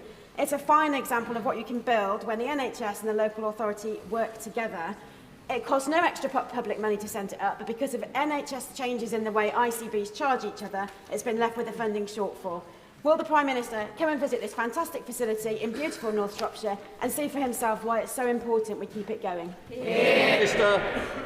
I thank the honourable member for raising that issue, and we're all grateful to our veterans for their service in protecting our country. I do understand the value of the centre that she references and the support that it provides for veterans, and we are committed to ensuring veterans receive the employment, the mental health and the housing support that they need. The upcoming budget will set out the changes that we'll be making. Thank you. Jim Dixon. Thank you, Mr. Speaker. After 14 years of failure by the last government to renew and grow the UK's infrastructure, does the Prime Minister agree with me that additional investment is needed to kickstart economic growth? And that investment... Mr. Speaker, this is the important bit. And that investing in a new Lower Thames crossing to relieve Dartford residents from gridlock caused by overcapacity at the Dartford crossing, thereby boosting the North Kent and UK economy by £40 billion would be an excellent project to start with. Prime Minister. Mr. Speaker, I'm really pleased that under this government, Britain has already secured £63 billion worth of investment, which we've measured in tens of thousands of jobs. Our number one mission is growth. You'll be hearing a lot more about that in just a few minutes' time. David Bandel. My constituents, Colin and Mandy Mackey's 18-year-old son, Greg, died as a result of having a soft drink spiked shortly after he went to college. They welcome the fact that this government is going to continue with the legislation proposed by the previous government. But can the Prime Minister assure them that they and other campaigners will work with ministers and officials, not only in bringing forward that legislation, but to ensure that awareness is raised of this abhorrent practice and its potentially fatal consequences? Prime Minister. Can I thank the Right Honourable Member for raising that tragic case, and I join him in paying tribute to Greg's parents. Their tireless work to raise awareness of spiking, to support victims and call for changes in the law is inspiring given what they've been through. This government will act. We will make spiking a specific criminal offence to better protect victims and support the police in tackling these crimes. Thank you. Alex Baker. Thank you, Mr. Speaker. In Farnborough, our leisure centre was knocked down by the Conservative Council, who made empty promises to replace it with an expensive civic hub with no viable plan to pay for it. Will the Prime Minister help secure the funding that Rushmore Council needs to rebuild our leisure centre so that Labour can start delivering change after years of Tory failure? Prime Minister. Can I welcome my honourable friend to her place? I think she's the first Labour MP for Aldershot ever. And she's doing a superb job for her constituents. Rushmore Borough Council was left with a shortfall of over £19 million over the last 4 years. And the running down of local services has been one of the most painful features of the last 14 years. We will work hand in hand with councils, including multi-year funding settlements, and with local leaders to develop and make sure the services that are needed are there. Final question, Mark Francois. Thank you, sir. Prime Minister, you mentioned veterans a few minutes ago. As we approach Remembrance Tide, One group of veterans we all owe a great debt to are those who served during the Troubles in Northern Ireland. Hundreds were killed. Thousands were maimed by both Republican and so-called loyalist bombs. Many of those veterans now in the autumn of their lives. And yet you're proposing to repeal the Northern Ireland Legacy Bill, which was designed in part to protect them from endless investigation and reinvestigation. Why, sir, are you throwing those veterans to the wolves to pander to Sinn Féin? Can I just say, the honourable member's been here for a long time. You is not me. I don't want it to be me. Please, Prime Minister. I'm not.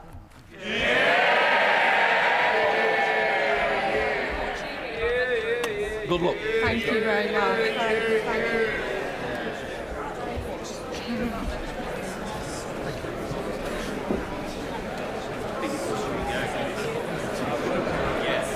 Order! Order! Before I call the Chancellor, I would like to make a short statement. Over the last few days, ministers have made a series of new policy announcements with significant and wide-ranging implications for the government's fiscal policy and for the public finances. It is evident to me that they should have been made in this House in the first instance.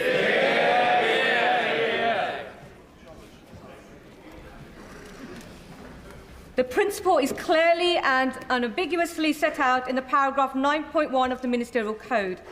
The premature disclosure of the contents of this House, contents of the budget, have always been regarded as a supreme discourtesy to this House and all of its democratically elected MPs, not to mention to Mr. Speaker and the Chairman of Ways and Means.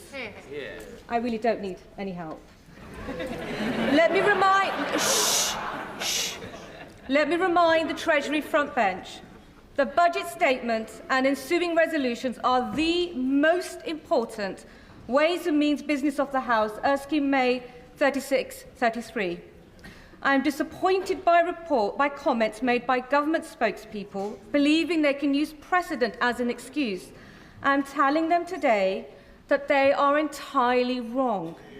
Mr. Speaker has always defended the undoubted right of this House, including opposition parties and backbenchers on all sides of this House, to be the first to hear major government policy announcements on behalf of their constituents. As Chairman of Ways and Means, I have responsibility to oversee the House's consideration of the budget fairly and impartially, and to ensure that honourable members on all sides of this House have adequate opportunity to hold the Chancellor to account. Finally, we collectively, we should all remember to respect the Chair, respect our colleagues, and to respect this House. Now, before I call the Chancellor of the Exchequer, I am remind honourable members that copies of the budget resolutions will be available to them from the Vote Office in Members' Lobby at the end of the Chancellor's statement and, of course, online. I also remind honourable members that interventions are not taken during the Chancellor's statement, nor during the replies of the Leader of the Opposition or of the Leader of the Liberal Democrats. I call the Chancellor of the Exchequer.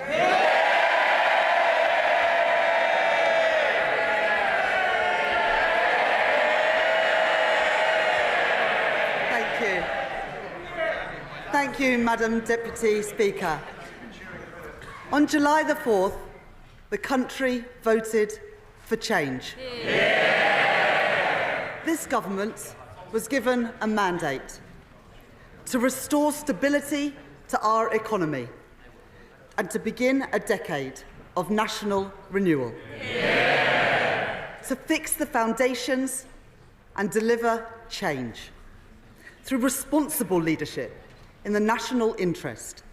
That is our task, and I know that we can achieve it. My belief in Britain burns brighter than ever, and the prize on offer is immense. As my right honourable friend, the Prime Minister, said on Monday, Change must be felt. More pounds in people's pockets. An NHS that is there when you need it. An economy that is growing, creating wealth and opportunity for all. Because that is the only way to improve living standards. And the only way to drive economic growth is to invest, invest, invest. There are no shortcuts. And to deliver that investment, we must restore economic stability and turn the page on the last 14 years. This is not the first time that it has fallen to the Labour Party to rebuild Britain. In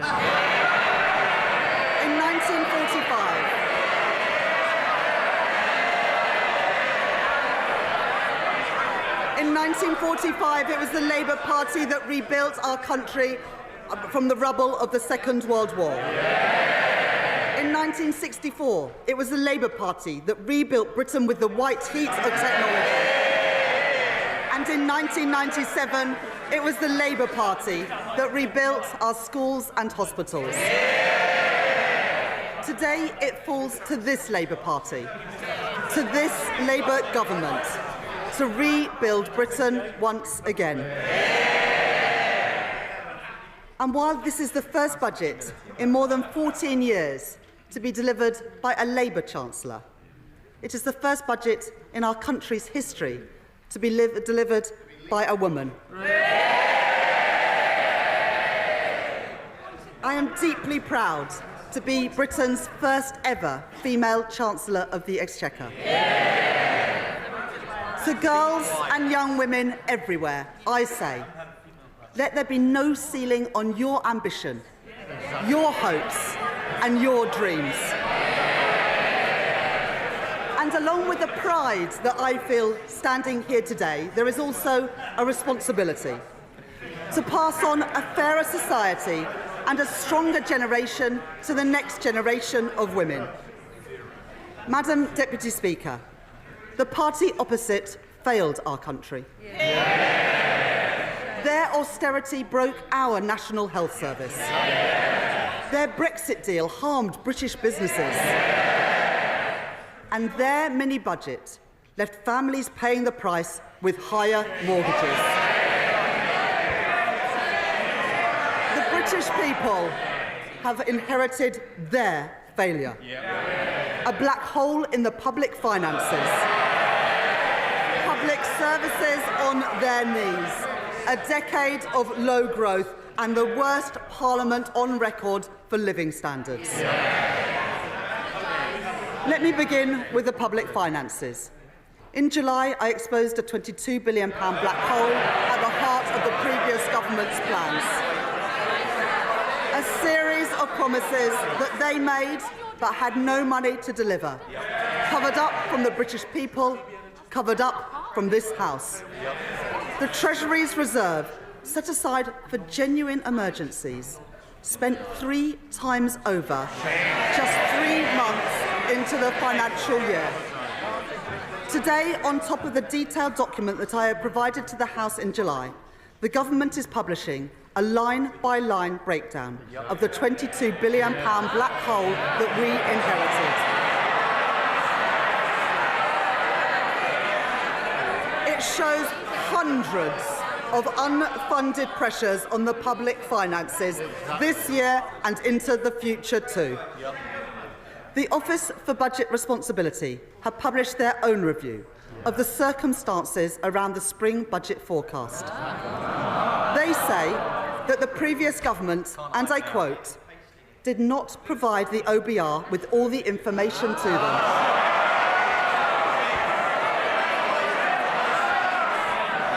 And had they known about these undisclosed pressures that have since come to light, then their spring budget forecast for spending would have been, and I quote again, materially different. Let me be clear. That means any comparison between today's forecast and the OBR's March forecast is false. Because the party opposite hid the reality of their public spending plans. the very same budget, they made another £10 billion worth of cuts to national insurance. It was the height of irresponsibility, and they knew it, because they had run out of road and they called an election to avoid making difficult choices. So let me make this promise to the British people. Never again will we allow a government to play fast and loose with the public finances. And never again will we allow a government to hide the true state of our public finances from our independent forecaster. That's why today I can confirm that we will implement in full the 10 recommendations from the Independent Office for Budget Responsibilities Review. But the country has inherited not just broken public finances, but broken public services too. The British people can see and they can feel that in their everyday lives. NHS waiting lists at record levels. Children in porter cabins as school roofs crumble. Trains that do not arrive, rivers filled with polluted waste, prisons overflowing, crimes which are not investigated, and criminals who are not punished. That is the country's inheritance. That is the country's inheritance to put our public finances on a stable footing. Quite the opposite. Since 2021, there have been no detailed plans for departmental spending set out beyond this year. And their plans relied on a baseline for spending this year, which we now know was wrong, because it did not take into account the £22 billion black hole. The previous government also failed to budget for costs that they knew would materialise. That includes funding for vital compensation schemes for victims of two terrible injustices.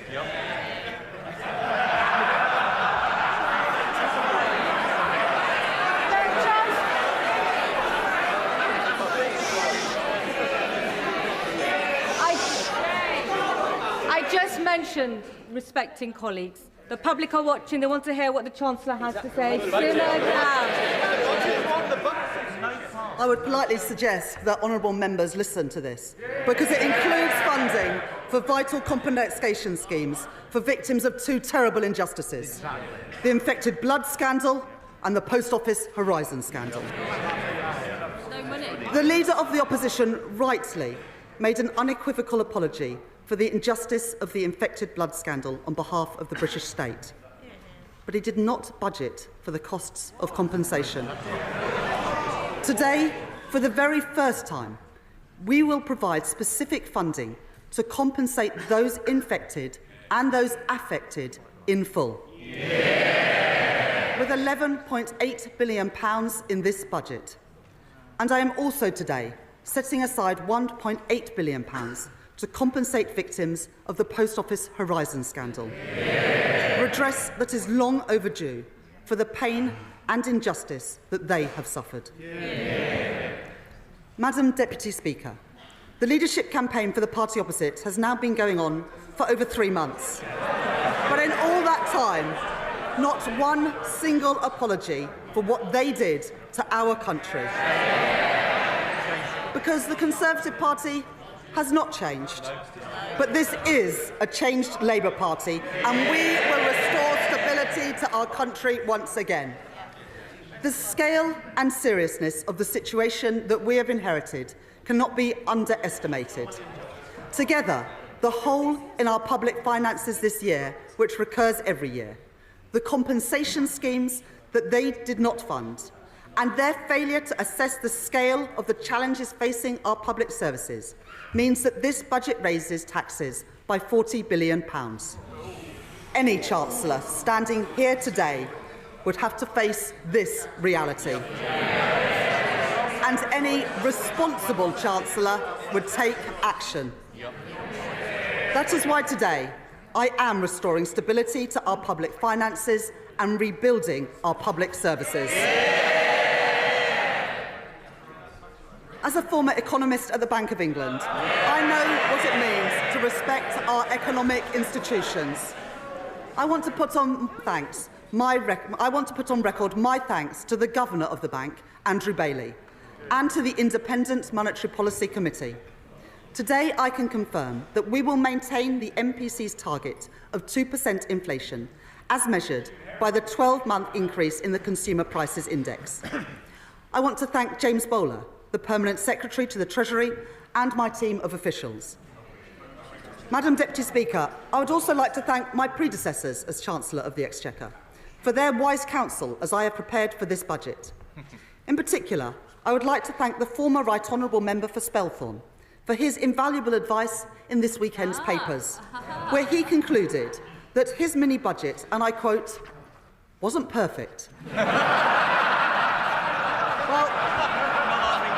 for once, Madam Deputy Speaker, I think him and I are in absolute agreement. Finally, I want to thank Richard Hughes and his team at the Office for Budget Responsibility for their work in preparing today's economic and fiscal outlook. Let me now take the House through that forecast. The cost of living crisis under the last government stretched household finances to their limit, with inflation hitting a peak of above 11%.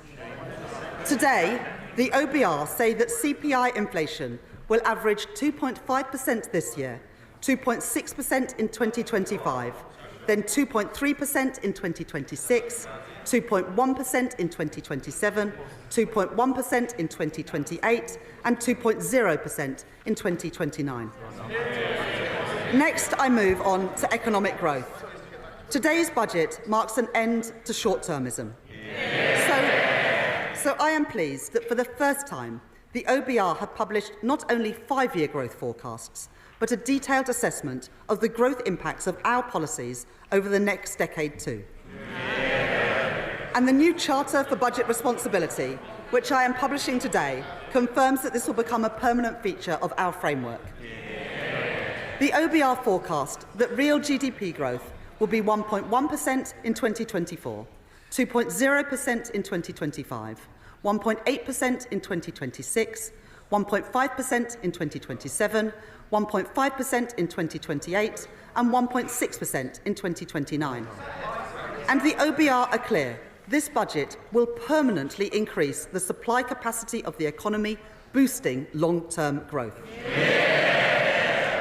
Every budget, it might sound shocking to them, but this government is boosting long-term economic growth. Every budget that I deliver will be focused on our mission to grow the economy. And underpinning that mission are the 7 key pillars of our growth strategy, developed and delivered alongside business, all driven forward by our excellent Financial Secretary to the Treasury. First, and most important, is to restore economic stability. That is my focus today.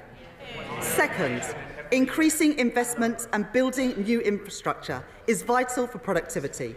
So we are catalysing £70 billion of investment through our National Wealth Fund. And we are transforming our planning rules to get Britain building again. Third, to ensure that all parts of the UK can realise their potential, we are working with the devolved governments and partnering with our mayors to develop local growth plans. Fourth, to improve employment prospects and skills, we are creating Skills England, delivering our plans to make work pay and tackling economic inactivity. Fifth, we are launching our long-term modern industrial strategy and expanding opportunities for our small and medium-sized businesses to grow. Sixth, to drive innovation, we are protecting record funding for research and development to harness the full potential of the UK's science base. And finally, to maximise the growth benefits of our clean energy mission, we have confirmed key investments such as carbon capture and storage to create jobs in our industrial heartlands. Our approach is already having an impact.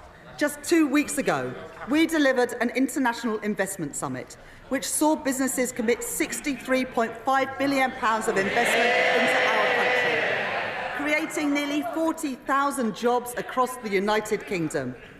But we cannot undo 14 years of damage in one go.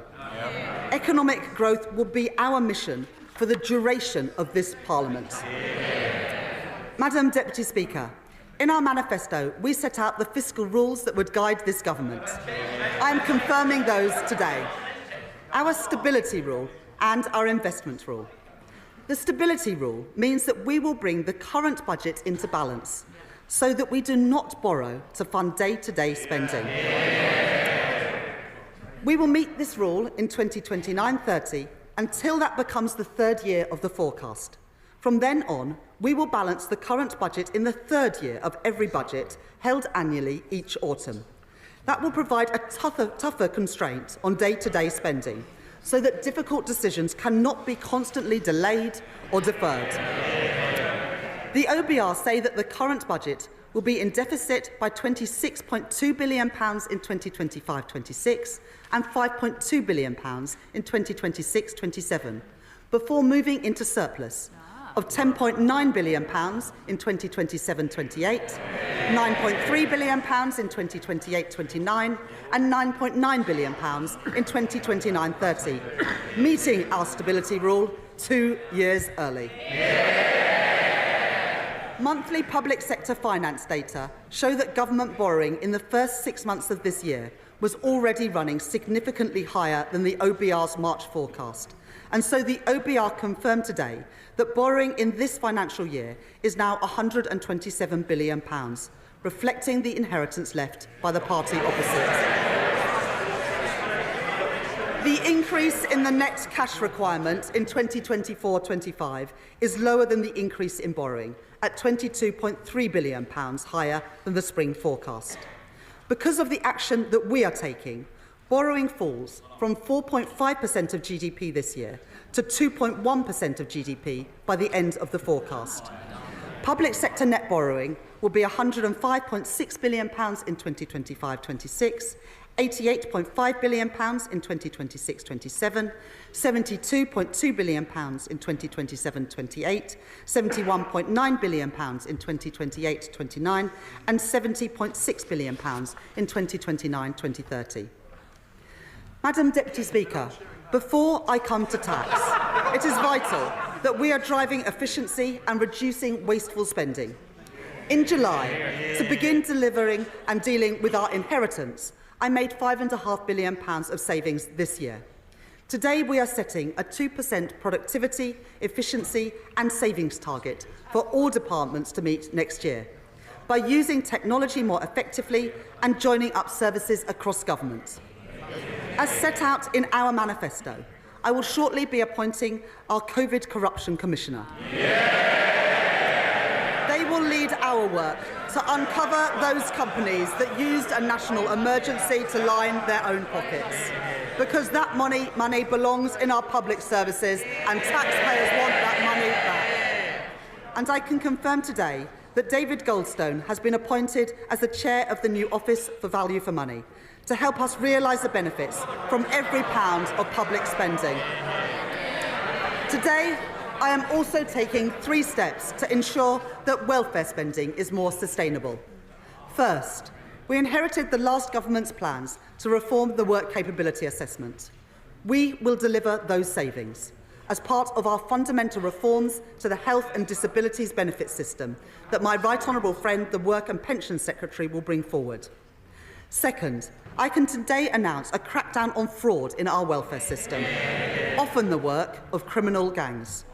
We will expand DWP's counter-fraud teams, using innovative new methods to prevent illegal activity and provide new legal powers to crack down on fraudsters, including direct access to bank accounts to recover debt. This package saves £4.3 billion a year by the end of the forecast. Third, the government will shortly be publishing the Get Britain Working white paper, tackling the root causes of inactivity with an integrated approach across health, education and welfare. And we will provide £240 million for 16 trailblazer projects targeted at those who are economically inactive and most at risk of being out of education, employment or training, to get people into work and to reduce the benefits bill. Before a government could consider any change to a tax rate or threshold, it must ensure that people pay what they already owe. So we will invest to modernise HMRC systems using the very best technology and recruit additional HMRC compliance and debt staff. We will clamp down on those umbrella companies who exploit workers, increase the interest rate on unpaid tax debt to ensure that people pay on time, and go after the promoters of tax avoidance schemes. These measures to reduce the tax gap raise £6.5 billion by the end of the forecast. And I want to thank the Exchequer Secretary for his outstanding work on this agenda. Madam Deputy Speaker, I know that for working people up and down our country, family finances are stretched and paychecks don't go as far as they once did. So today I am taking steps to support people with the cost of living. It was the Labour government that introduced the national minimum wage in 1999. It had a transformative impact on the lives of working people. As promised in our manifesto, we asked the Low Pay Commission to take account of the cost of living for the first time. I can confirm that we will accept the Low Pay Commission recommendation to increase the national living wage by 6.7% to £12.21 an hour. Worth up to £1,400 a year for a full-time worker. And for the first time, we will move towards a single adult rate phased in over time by initially increasing the national minimum wage for 18 to 20-year-olds by 16.3% as recommended by the Low Pay Commission, taking it to £10 an hour. A Labour policy to protect working people being delivered by a Labour government once again. Second, I have heard representations from colleagues across this House about the carers allowance and the impact of the current policy on carers looking to increase the hours that they work, including from the Honourable Members for Shipley, the Honourable Member for Scarborough and Whitby, and the Right Honourable Member for Kingston and Surbiton too. Carers allowance currently provides up to £81.90 per week to help those with additional caring responsibilities. Today I can confirm that we are increasing the weekly earnings limit to the equivalent of 16 hours at the national living wage per week, the largest increase in carers allowance since it was introduced in 1976. This means that a carer can now earn over £10,000 a year while receiving carers allowance, allowing them to increase their hours where they want to and keep more of their money. I am also concerned about the cliff edge in the current system and the issue of overpayments. My right honourable friend, the Work and Pensions Secretary, has announced an independent review to look at the issue of overpayments, and we will work across this House to develop the right solutions. Third, we will provide £1 billion from next year to extend the Household Support Fund and discretionary housing payments to help those facing financial hardship with the cost of essentials. Fourth, having heard representations from the Joseph Rowntree Foundation, Trussell and others to reduce the level of debt repayments that can be taken from a household's universal credit payment each month by reducing it from 25% to 15% of their standard allowance. This means that 1.2 million of the poorest households will keep more of their award each month, lifting children out of poverty, and those who benefit will gain an average of £420 a year. Madam Deputy Speaker, our plan to make work pay will also protect working people. I know that the party opposite are deeply interested in our plans here. Having seen their colleagues repeatedly dismissed at short notice, I know that they are worried about their future under the Right Honourable Member for North West Essex. So they should rest easy, knowing that our plan will protect working people from unfair dismissal. It will safeguard them from bullying in the workplace. And it will improve their access to paternity and maternity leave. I hope that the new Shadow Cabinet will soon be grateful for these increased protections at work. It is right that we protect those who have worked all their lives. In our manifesto, we promised to transfer the Investment Reserve Fund in the Mine Workers Pension Scheme to members. And I have listened closely to my honourable friends for Easington, Doncaster Central, Blaenau Gwent and Ayr, Carrick and Cumnock on this issue. Today, we are keeping our promise so that working people who powered our country receive the fair pension that they are owed. Our manifesto committed to the triple lock, meaning spending on the state pension is forecast to rise by over £31 billion by 2029-30, to ensure that our pensioners are protected in their retirement. This commitment means that while working age benefits will be uprated in line with CPI at 1.7%, the basic and new state pension will be uprated by 4.1% in 2025-26. This means that over 12 million pensioners will gain up to £470 next year, up to £275 more than if uprated by inflation. The pension credit standard minimum guarantee will also rise by 4.1%, from around £11,400 per year to around £11,850 a year for a single pensioner. While I have sought to protect working people with measures to reduce the cost of living, I've had to take some very difficult decisions on tax. I want to set out my approach to fuel duty. Baked into the numbers that I inherited from the previous government is an assumption that fuel duty will rise by RPI next year and that the temporary 5p cut will be reversed. To retain the 5p cut and to freeze fuel duty again would cost over £3 billion next year. At a time when the fiscal position is so difficult, I have to be frank with the House that this is a substantial commitment to make. I have concluded that in these difficult circumstances, while the cost of living remains high, and with a backdrop of global uncertainty, increasing fuel duty next year would be the wrong choice for working people. It would mean fuel duty rising by 7p per litre. So I have decided today to freeze fuel duty next year, and I will maintain the existing 5p cut for another year too. There will be no higher taxes at the petrol. There will be no higher taxes at the petrol pumps next year. Madam Deputy Speaker, the last government made cuts of £20 billion to employees and self-employed national insurance in their final two budgets. These tax cuts were not honest. Because we now know that they were based on a forecast which the OBR say would have been materially different.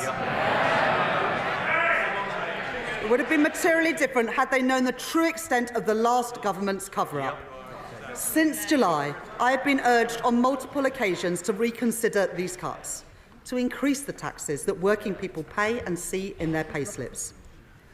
But I have made an important choice today, to keep every single commitment that we made on tax in our manifesto. So I say to working people, I will not increase your national insurance, I will not increase your VAT, and I will not increase your income tax. Working people will not see higher taxes in their payslips as a result of the choices that I am making today. That is a promise made and a promise fulfilled. But any responsible Chancellor would need to make difficult decisions today, to raise the revenues required to fund our public services and to restore economic stability. So in today's budget, I am announcing an increase in employers' national insurance contributions. We will increase the rate of employers' national insurance by 1.2 percentage points to 15% from April 2025. And we will reduce the secondary threshold, the level at which employers start paying national insurance on each employee's salary, from £9,100 a year to £5,000. This will raise £25 billion per year by the end of the forecast period. I know that this is a difficult choice. I do not take this decision lightly. We are asking businesses to contribute more. And I know that there will be impacts of this measure felt beyond businesses too, as the OBR has set out today. But in the circumstances... Order, Chancellor! Order! Our constituents are watching. They need to be able to hear the Chancellor. Simmer down. Chancellor. But in the circumstances that I have inherited, it is the right choice to make. Successful businesses depend on successful schools. Healthy businesses depend on a healthy NHS. And a strong economy depends on strong public finances. If the party opposite chooses to oppose this choice, then they are choosing more austerity, more chaos, more instability. This is the choice that our country faces too. As I make this choice, I know it is particularly important to protect our smallest companies. So, having heard representations from the Federation of Small Businesses and others, I am today increasing the employment allowance from £5,000 to £10,500. This means 865,000 employers won't pay any national insurance at all next year.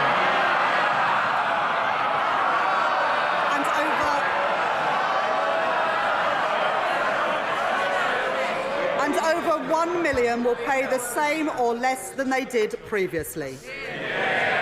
This will allow a small business to employ the equivalent of 4 full-time workers on the national living wage without paying any national insurance on their wages. Madam Deputy Speaker, let me now come to capital gains tax. We need to drive growth, promote entrepreneurship and support wealth creation, while raising the revenue required to fund our public services and restore our public finances. Today, we will increase the lower rate of capital gains tax from 10 to 18% and the higher rate from 20 to 24%, while maintaining the rates of capital gains tax on residential property at 18 and 24% too. This means the UK will still have the lowest capital gains tax rate of any European G7 economy. Alongside these changes to the headline rates of capital gains tax, we are maintaining the lifetime limit for business asset disposal relief at £1 million to encourage entrepreneurs to invest in their businesses. Business asset disposal relief will remain at 10% this year before rising to 14% in April 2025 and to 18% from 2026-27, maintaining a significant gap compared to the higher rate of capital gains tax. Together, the OBR say that these measures will raise £2.5 billion by the end of the forecast. In a sign of this government's commitment to supporting growth and entrepreneurship, we have already extended the Enterprise Investment Scheme and the Venture Capital Trust schemes to 2035, and we will continue to work with leading entrepreneurs and venture capital firms to ensure that our policies support a positive environment for entrepreneurship in the UK. Next, inheritance tax. Only 6% of estates will pay inheritance tax this year. I understand the strongly held desire to pass down savings to children and grandchildren. So I am taking a balanced approach in my package today. First, the previous government froze inheritance tax thresholds until 2028. I will extend that freeze for a further 2 years until 2030. That means the first £325,000 of any estate can be inherited tax-free, rising to £500,000 if the estate includes a residence passed to direct descendants, and £1 million when a tax-free allowance is passed to a surviving spouse or civil partner. Second, we will close the loophole created by the previous government, made even bigger when the lifetime allowance was abolished, by bringing inherited pensions into inheritance tax from April 2027. Finally, we will reform agricultural property relief and business property relief. From April 2026, the first £1 million of combined business and agricultural assets will continue to attract no inheritance tax at all. But for assets over £1 million, inheritance tax will apply with a 50% relief, at an effective rate of 20%. This will ensure that we continue to protect small family farms and with three-quarters of claims unaffected by these changes. I can also announce that we will apply a 50% relief in all circumstances on inheritance tax for shares on the alternative investment market and other similar markets, setting the effective rate of tax at 20%. Taken together, these measures raise over £2 billion by the final year of the forecast. Next, I can confirm that the Government will renew the tobacco duty escalator for the remainder of this Parliament at RPI plus 2%. Increase duty by a further 10% on hand-rolling tobacco this year, introduce a flat rate duty on all vaping liquid from October 2026, alongside an additional one-off increase in tobacco duty to maintain the incentive to give up smoking. And we will increase the soft drinks industry levy to account for inflation since it was introduced, as well as increasing the duty in line with CPI each year going forward. These measures will raise nearly £1 billion per year by the end of the forecast period. Madam Deputy Speaker, we want to support the take-up of electric vehicles, so I will maintain the incentives for electric vehicles in company car tax from 2028 and increase the differential between fully electric and other vehicles in the first-year rates of vehicle excise duty from April 2025. These measures will raise around £400 million by the end of the forecast period. Madam Deputy Speaker, let me update the House on our plans for air passenger duty. And I can see the right honourable gentleman's ears have pricked up. Air passenger duty has not kept up with inflation in recent years, so we are introducing an adjustment, meaning an increase of no more than £2 for an economy-class short-haul flight. But I am taking a different approach when it comes to private jets.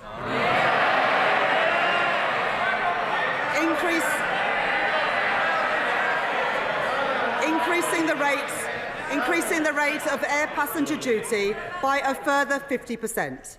That is equivalent to £450 per passenger for a private jet to, say, California? Madam Deputy Speaker, let us now turn to our high street businesses. I know for them, a major source of concern is business rates. From 2026-27, we intend to introduce two permanently lower tax rates for retail, hospitality and leisure properties, which make up the backbone of our high streets across the country. And it is our intention that it is paid for by a higher multiplier for the most valuable properties. But the previous government created a cliff edge next year as temporary reliefs end. So I will today provide 40% relief on business rates for the retail, hospitality and leisure industry in 2025-26, up to a cap of £110,000 per business. Alongside this, the small business tax multiplier will be frozen next year. Next, I can confirm that alcohol duty rates on non-draft products will increase in line with RPI from February next year. But nearly two-thirds of alcoholic drinks sold in pubs are served on draft. So today, instead of uprating these products in line with inflation, I am cutting draft duty by 1.7%.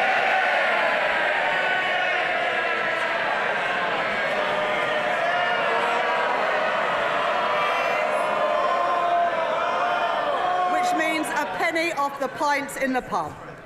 Alongside the changes I am making today, I am publishing a corporate tax roadmap, providing the business certainty called for by the CBI, the British Chambers of Commerce and the Institute for Directors.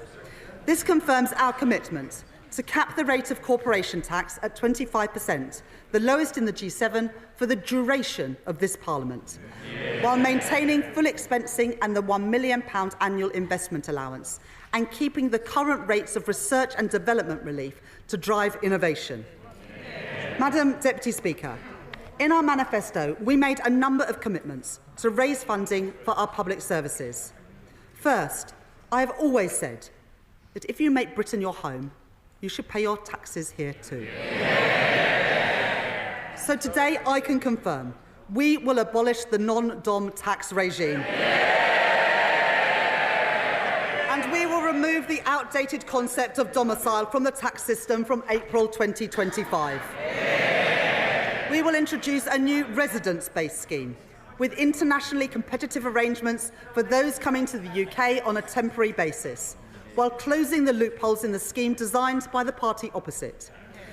To further encourage investment into the UK, we will also extend the temporary repatriation relief to 3 years and expand its scope, bringing billions of pounds of new funds into Britain.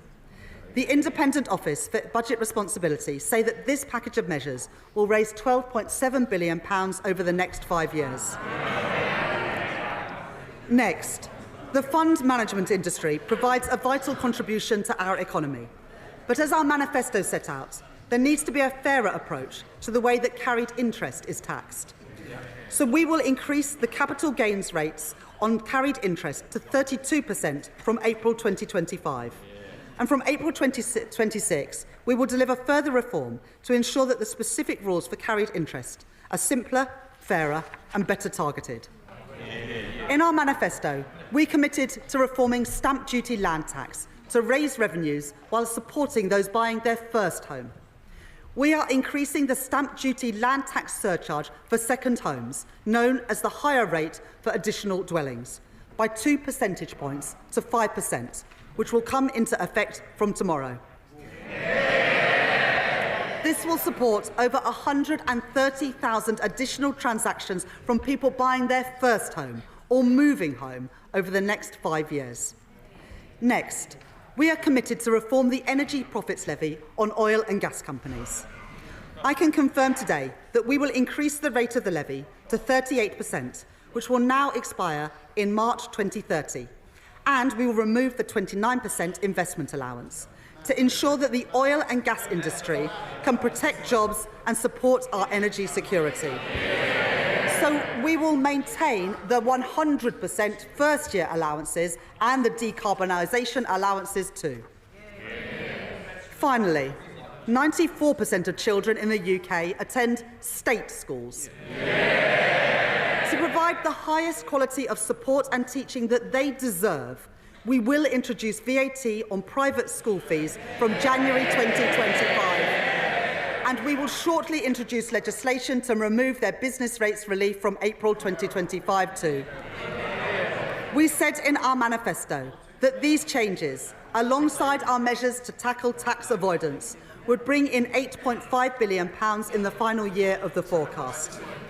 I can confirm today that they will in fact raise over £9 billion to support our public services and restore our public finances. That is a promise made and a promise fulfilled. Madam Deputy Speaker, I have one final decision to take on tax today. The previous government froze income tax and national insurance thresholds in 2021, and then they did so again after the mini-budget. Extending their threshold freeze for a further 2 years raises billions of pounds, money to deal with the black hole in our public finances and repair our public services. Having considered this issue closely, I have come to the conclusion that extending the threshold freeze would hurt working people. It would take more money out of their payslips. I am keeping every single promise on tax that I made in our manifesto. So there will be no extension of the freeze in income tax and national insurance thresholds beyond the decisions by the previous government. From 2028-29, personal tax thresholds will be uprated in line with inflation once again.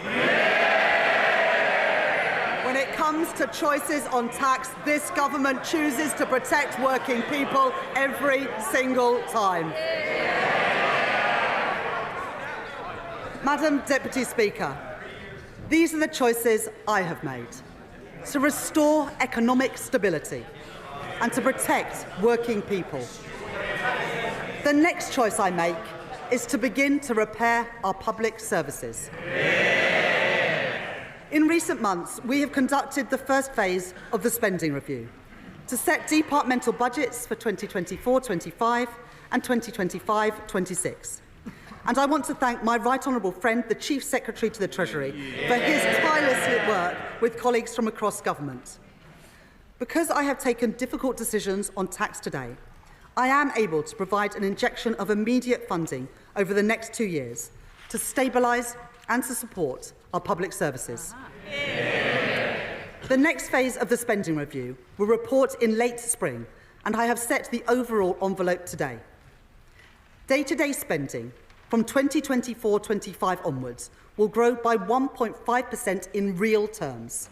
And today, departmental spending, including capital spending, will grow by 1.7% in real terms. At the election, we promised there would be no return to austerity. Today, we deliver on that promise. But given the scale of the challenge that we are facing in our public services, that means there will still be difficult choices in the next phase of the spending review. Just as we cannot tax and spend our way to prosperity, nor can we simply spend our way to better public services. So we will deliver a new approach to public service reform, using technology to improve public services and taking a zero-based approach so that taxpayers' money is spent as effectively as possible, and so we focus on delivering our key priorities. In the first phase of the spending review, I have prioritised day-to-day funding to deliver on our manifesto commitments. I want every child to have the very best start in life, and the best possible start to the school day too. And I know my right honourable friend, the Education Secretary, shares my ambition. So I am today tripling investment in breakfast clubs to fund them in thousands of schools. I am increasing the core schools budget by £2.3 billion next year to support our pledge to hire thousands more teachers into key subjects.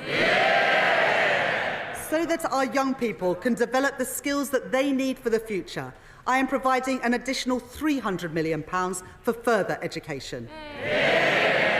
And finally, this government is committed to reforming special educational needs provision to improve outcomes for our most vulnerable children and to ensure that the system is financially sustainable.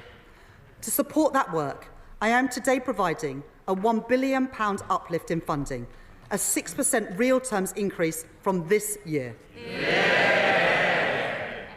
There is no more important job for government than to keep our country safe, and we are conducting a strategic defence review to be published next year. And as set out in our manifesto, we will set a path to spending 2.5% of GDP on defence at a future fiscal event.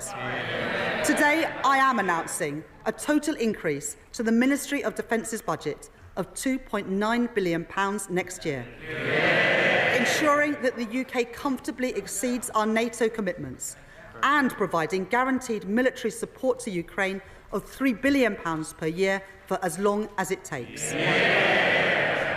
Last week, alongside my right honourable friend, the Defence Secretary, I announced in addition to this further support to Ukraine on top of our NATO commitment through our £2.26 billion contribution to the G7's Extraordinary Revenue Acceleration Agreement, repaid using profits from immobilised Russian sovereign assets. And as we approach Remembrance Sunday, it is vital that we take time to remember those who have served our country so bravely. So I am today announcing funding to commemorate the 80th anniversary of VE and VJ Day next year, to honour those who have served at home and abroad. We must also remember those who experienced the atrocities of the Nazi regime firsthand. I would like to pay tribute to Lily Ebert, the Holocaust survivor and educator who passed away aged 100 earlier this month. I am today committing a further £2 million to Holocaust education next year, so that charities like the Holocaust Educational Trust can continue their work to ensure that these vital testimonies are not lost and are preserved for the future. Madam Deputy Speaker, to repair our public services, We also need to work alongside our mayors and local leaders.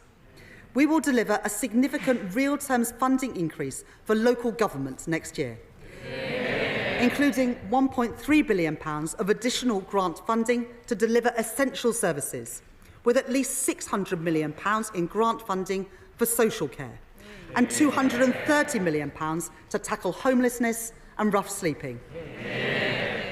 We are today confirming that Greater Manchester and the West Midlands will be the first mayoral authorities to receive integrated settlements from next year, giving mayors meaningful control of the funding for their local areas. And to support our high streets, we are taking action to deal with the sharp rise in shoplifting that we have seen in recent years. We will scrap the effective immunity for low-value shoplifting introduced by the party opposite.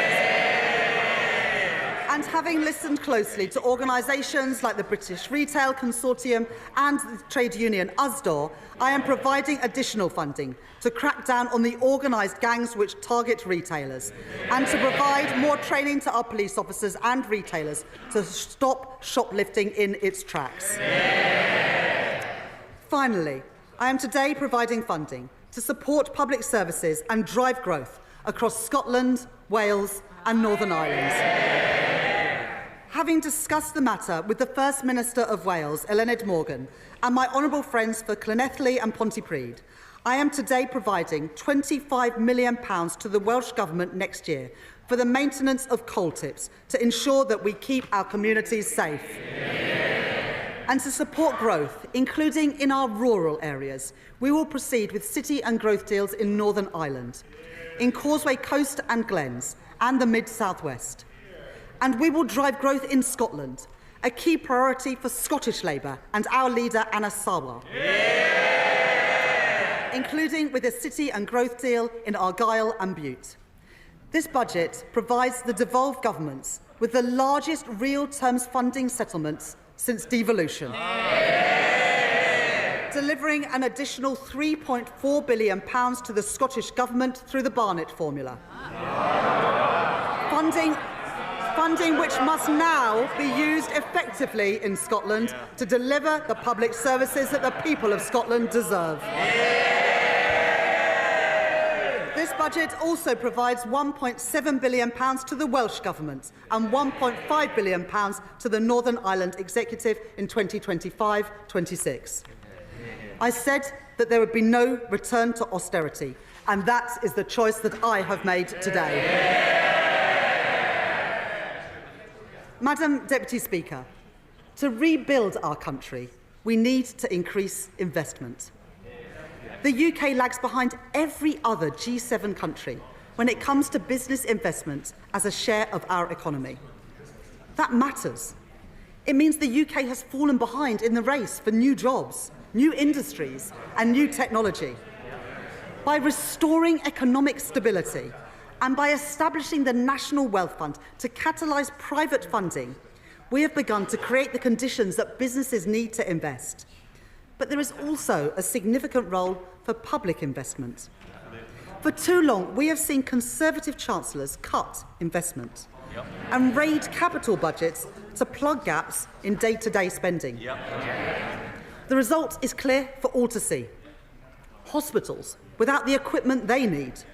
School buildings not fit for our children. A desperate lack of affordable housing. Economic growth held back at every turn. Under the plans I inherited, public investment was set to fall from 2.5% to 1.7% of GDP. But in Washington last week, the International Monetary Fund were clear. More public investment is badly needed in the UK. So having listened to the case made by the former Governor of the Bank of England, Mark Carney, former Treasury Minister Jim O'Neill, and the former Cabinet Secretary Gus O'Donnell, among others, I am confirming our investment rule. As set out in our manifesto, we will target debt falling as a share of the economy.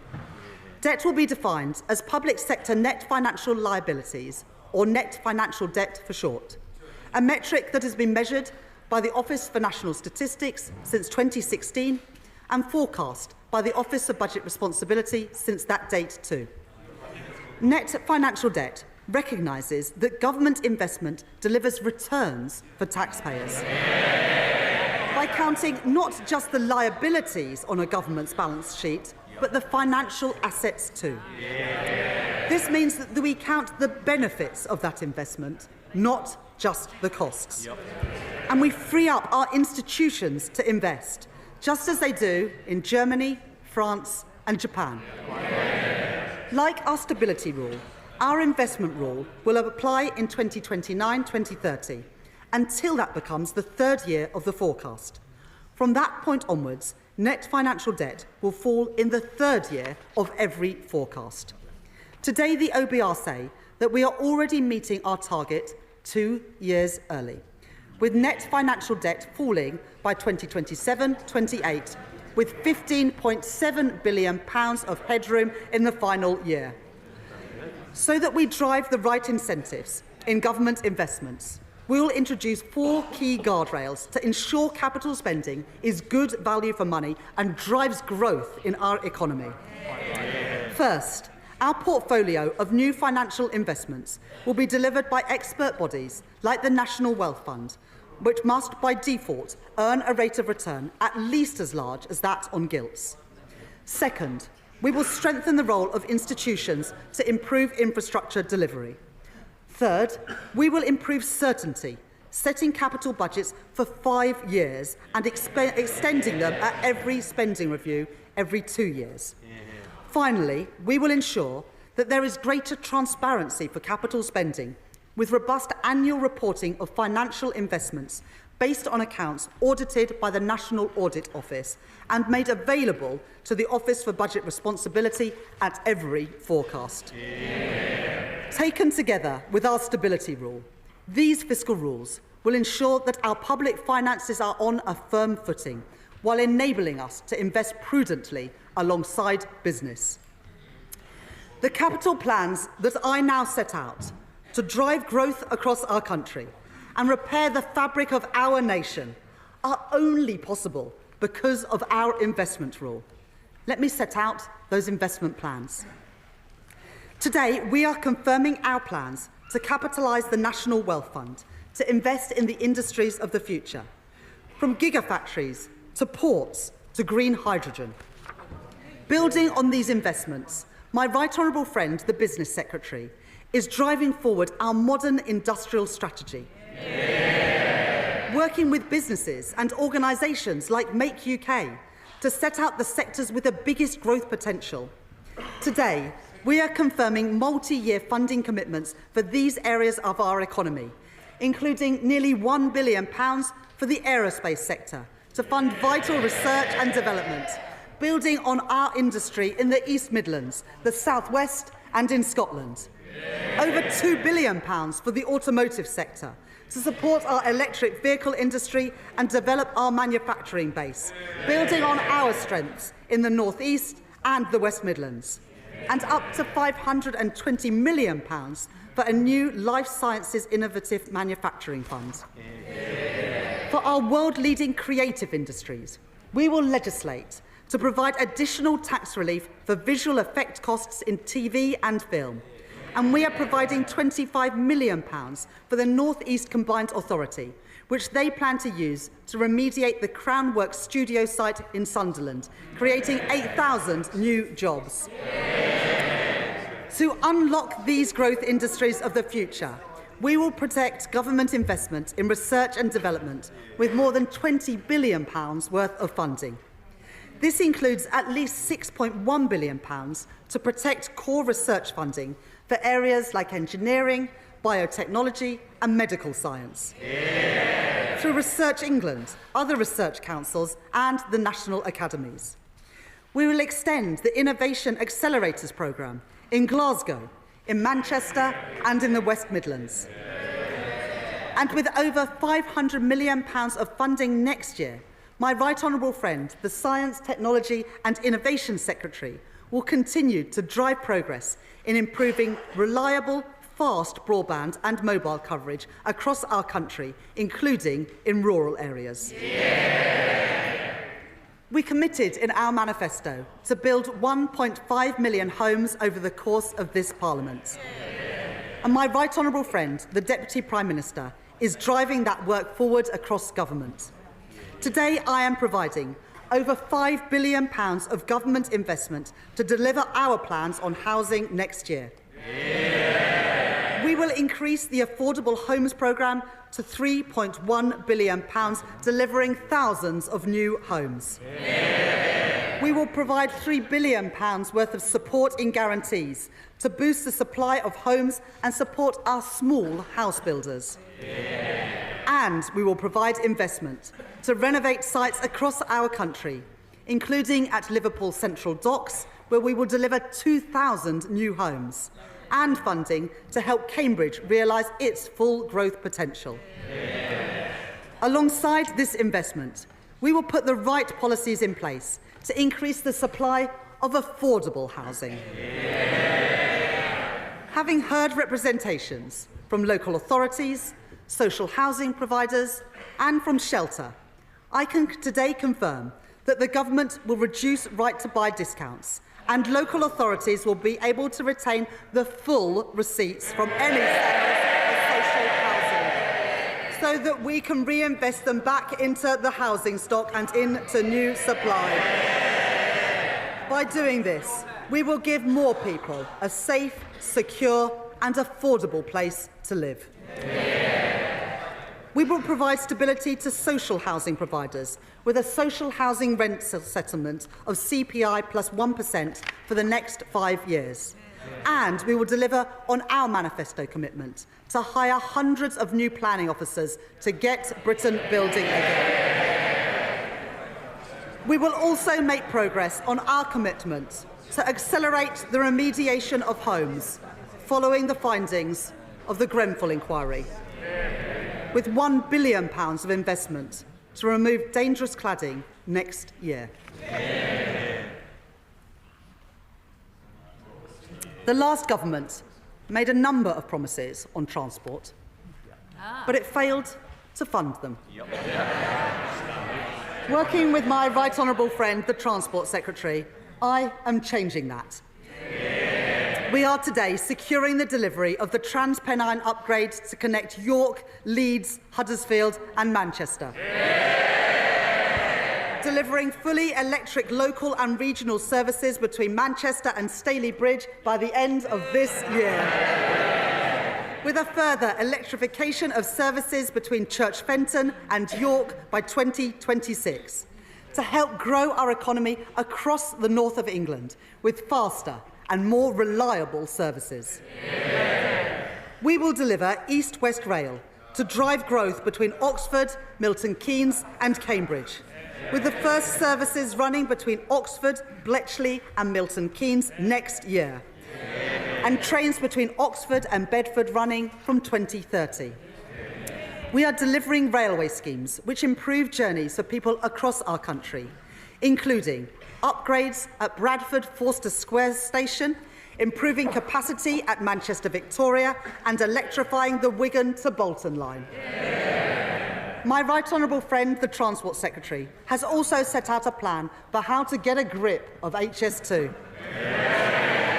Today, we are securing delivery of the project between Old Oak Common and Birmingham, and we are committing the funding required to begin tunnelling work to London Euston Station. This will catalyse private investment into the local area, delivering jobs and growth. I am also funding significant improvements to our roads network. For too long, potholes have been an all too visible reminder of our failure to invest as a nation. Today, that changes. With £500 million increase in road maintenance budgets next year, more than delivering on our manifesto commitment to fix an additional 1 million potholes each year. We will provide over £650 million of local transport funding to improve connections across our country, in towns like Crewe and Grimsby, and in our villages and rural areas from Cornwall to Cumbria. And while the previous government's policy was for the bus fare cap to end this December, we understand how important bus services are for our communities. And so we will extend the cap for a further year, setting it at £3 until December 2025. Finally, we will deliver £1.3 billion of funding to improve connectivity in our city regions, funding projects like the Brierley Hill Metro extension in the West Midlands, the renewal of Sheffield Supertram, and the West Yorkshire Mass Transit, including in Bradford and Leeds. Madam Deputy Speaker, to bring new jobs to Britain and to drive growth across our country, we are delivering our mission to make Britain a clean energy superpower, led by my right honourable friend, the Energy Secretary. Earlier this month, we announced a significant multi-year investment between government and business into carbon capture and storage, creating 4,000 jobs across Merseyside and Teesside. Today, I am providing funding for 11 new green hydrogen projects across England, Scotland and Wales.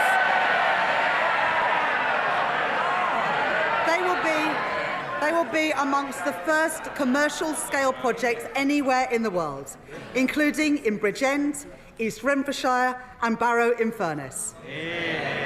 We are kick-starting the Warm Homes Plan by confirming an initial £3.4 billion over the next 3 years to transform 350,000 homes, including 250,000 low-income and social homes.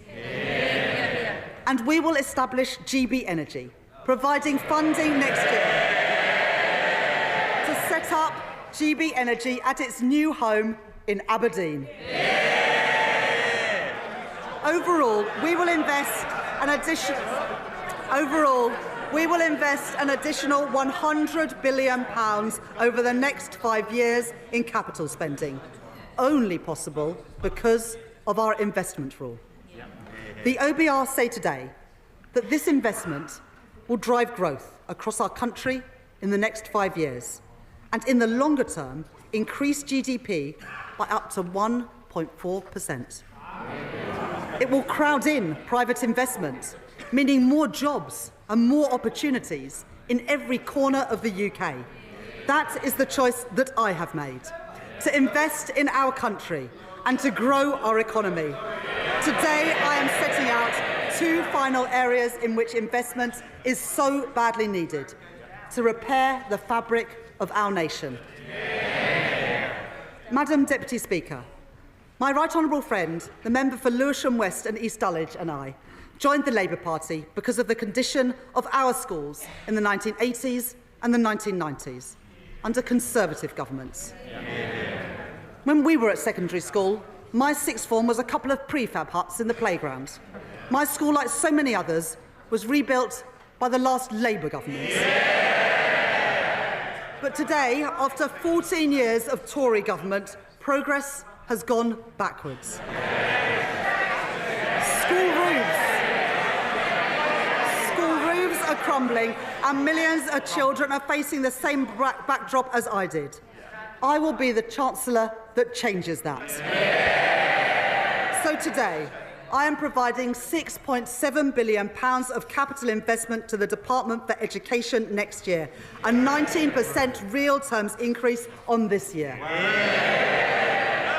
That includes £1.4 billion to rebuild over 500 schools in the greatest need, including St Helens Primary School in Hartlepool and Mercia Academy in Derby, and so many more across our country.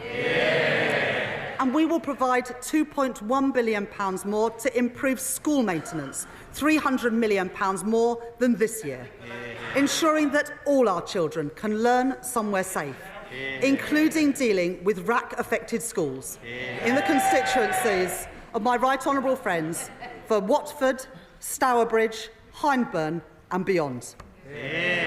Alongside investment in new teachers and funding through thousands of new breakfast clubs, this government is giving our children and young people the opportunities that they deserve. Madam Deputy Speaker, I come to our most cherished public service of all, our NHS. My right honourable friend, the Health Secretary, is beginning to repair the damage of the last 14 years. In our first week in office, he commissioned an independent report into the state of our health service by Lord Darcy. Its conclusions were damning. While our NHS staff do a remarkable job, and we thank them for it, it is clear that in so many areas, we are moving in the wrong direction. 100,000 infants waited over 6 hours in A&E last year. 350,000 people are waiting a year for mental health support. Cancer deaths here higher than in other countries. It is simply unforgivable. In the spring, we will publish a 10-year plan for the NHS to deliver a shift from hospital to community, from analogue to digital, and from sickness to prevention. Today, we are announcing a down payment on that plan to enable the NHS to deliver 2% productivity growth next year. These reforms are vital, but we should be honest. The state of the NHS that we have inherited after, and I quote Lord Darcy, the most austere decade since the NHS was founded, means that reform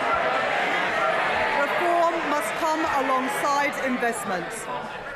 So today, because of the difficult decisions that I have taken on tax, welfare and spending, I can announce that I am providing a £22.6 billion increase in the day-to-day health budget and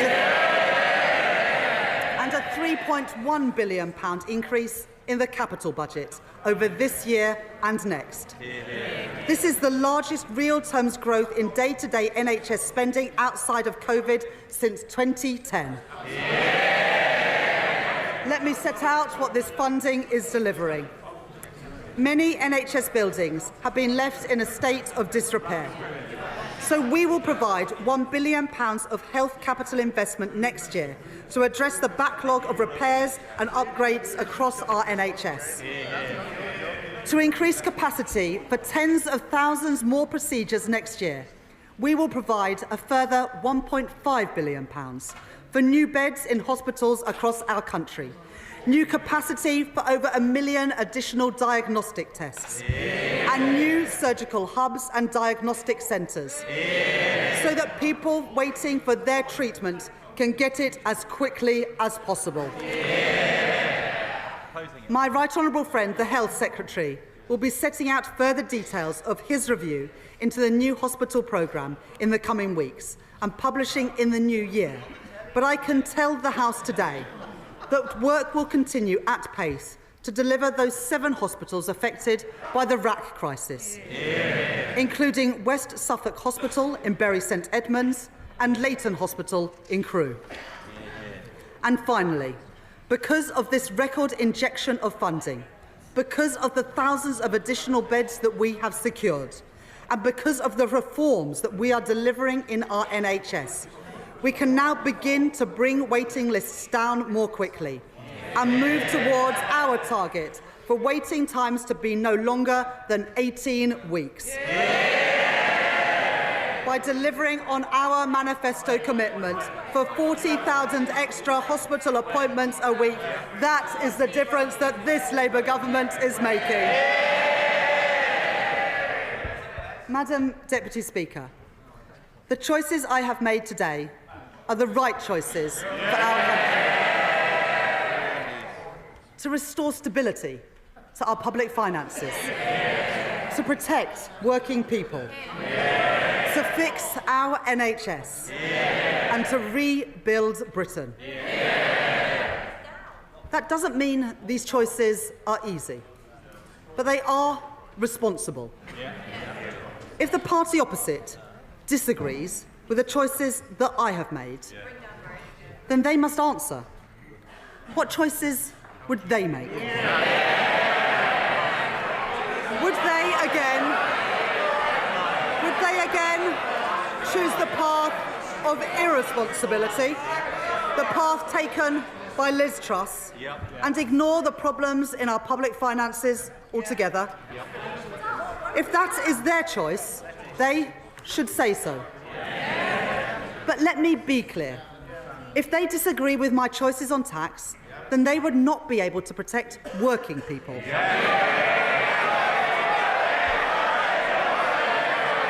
they disagree with our plans to fund public services, then they would have to cut schools and hospitals.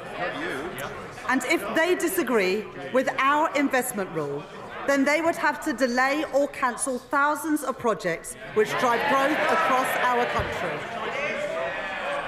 This is a moment of fundamental choice for Britain.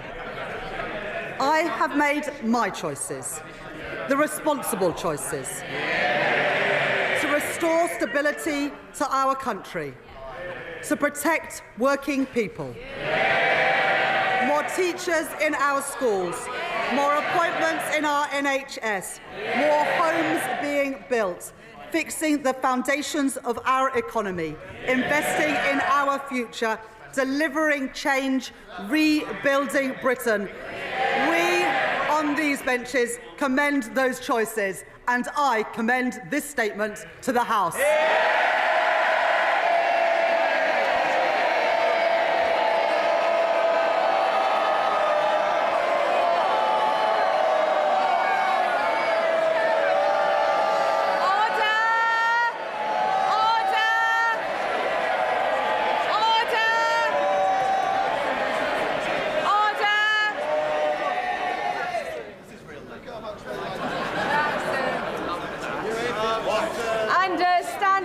Number 51, the first motion entitled Provisional Collection of Taxes must be decided without debate. Will the Chancellor of the Exchequer please move formally?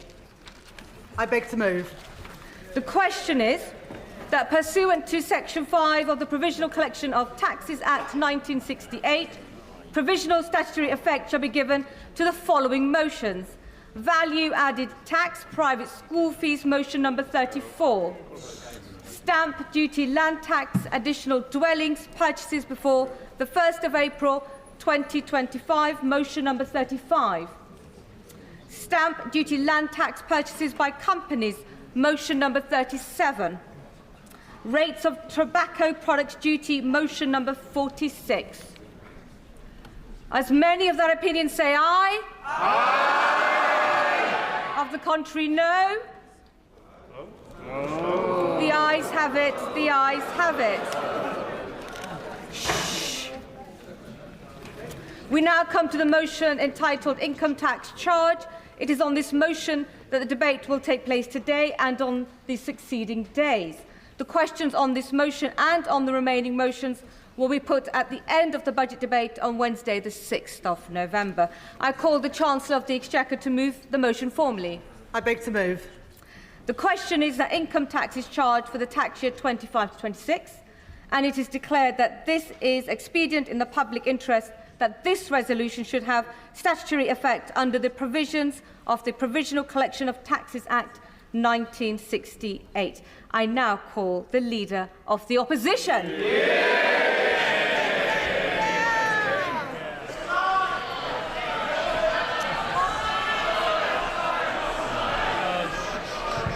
Madam Deputy Speaker, Madam Deputy Speaker,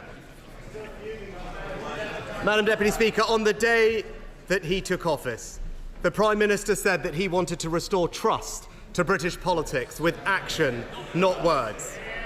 Well, today, his actions speak for themselves, with a budget that contains broken promise after broken promise,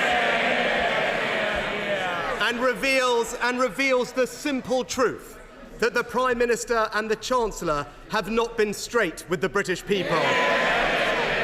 Time and again, we Conservatives warned Labour would tax, borrow and spend far beyond what they were telling the country.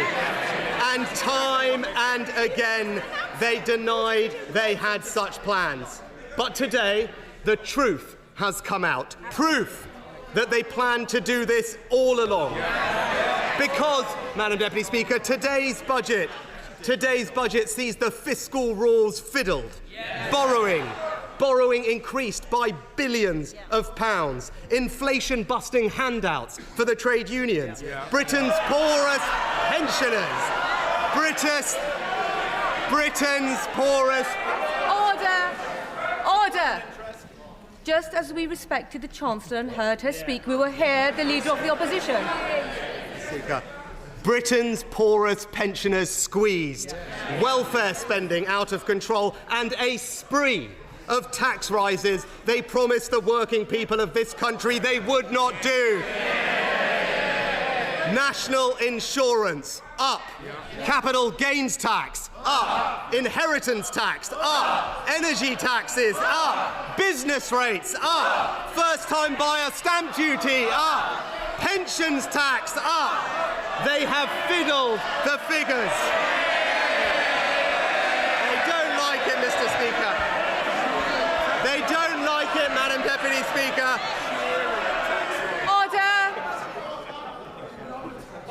The public will also want to hear what the Leader of the Opposition has to say. And shouting whilst I can see you will mean that you will not be called to speak later on. Simmer. They don't like it, but this is the truth. They have fiddled the figures. They have raised tax to record levels. They have broken their promises, and it is the working people of this country that are going to pay the price. Now, Madam Deputy Speaker, the Chancellor and Prime Minister have tried to say that they had no choice. But be in no doubt, their misleading claims about the state of the economy are nothing but a cynical political device. Today's situation is a world away from the genuinely bleak legacy that we Conservatives inherited from the last Labour government. Borrowing. The Chancellor forgot to point out, borrowing £1 in every 4 that they spent. Debt rising every year and unemployment at 8%.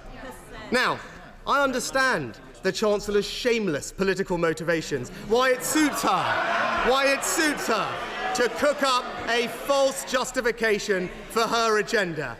But today, the OBR has, in fact, declined to back up her claims of a fictional £22 billion black hole. It actually appears nowhere in their report, Madam Deputy Speaker. And it is deeply, deeply disappointing that she has sought to politicise the independent OBR that should be above party politics.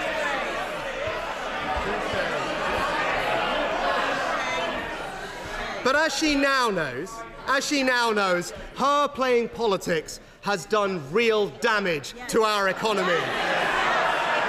She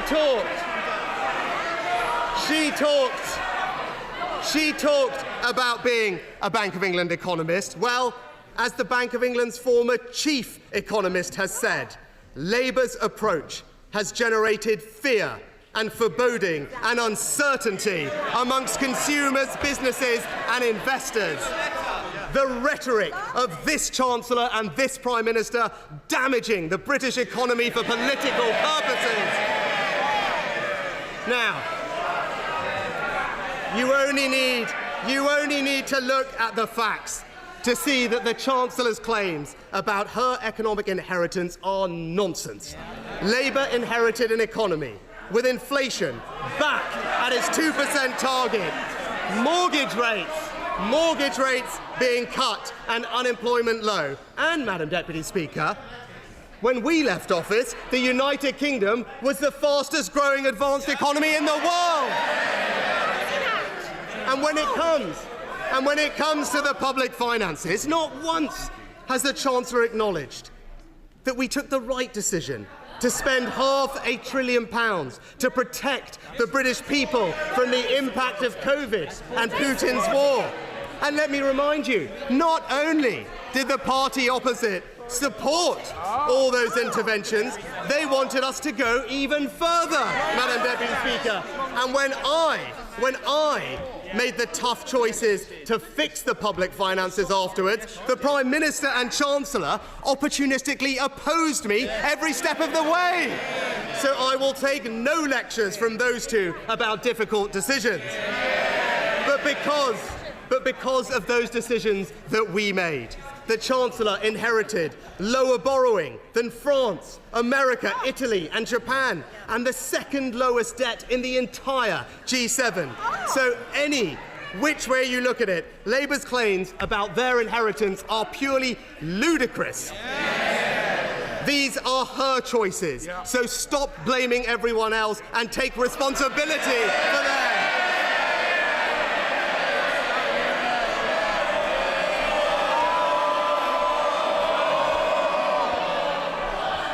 Now, let me turn to the substance of those choices. During the election, the Chancellor repeatedly promised that her plans were fully funded. Only a few weeks ago, the Prime Minister said the budget would balance the books. But this budget does no such thing and reveals they have not been straight with the British people. Oh, come on. I can see you, even when you're hiding behind another colleague. No. Yelling across the chamber is not on. The public and our constituents are watching. I know emotions are high, and I expect some noise, but have the confidence to shout closer, and I will definitely call you out. Leader of the Opposition. A few weeks ago, the Prime Minister said the budget would balance the books.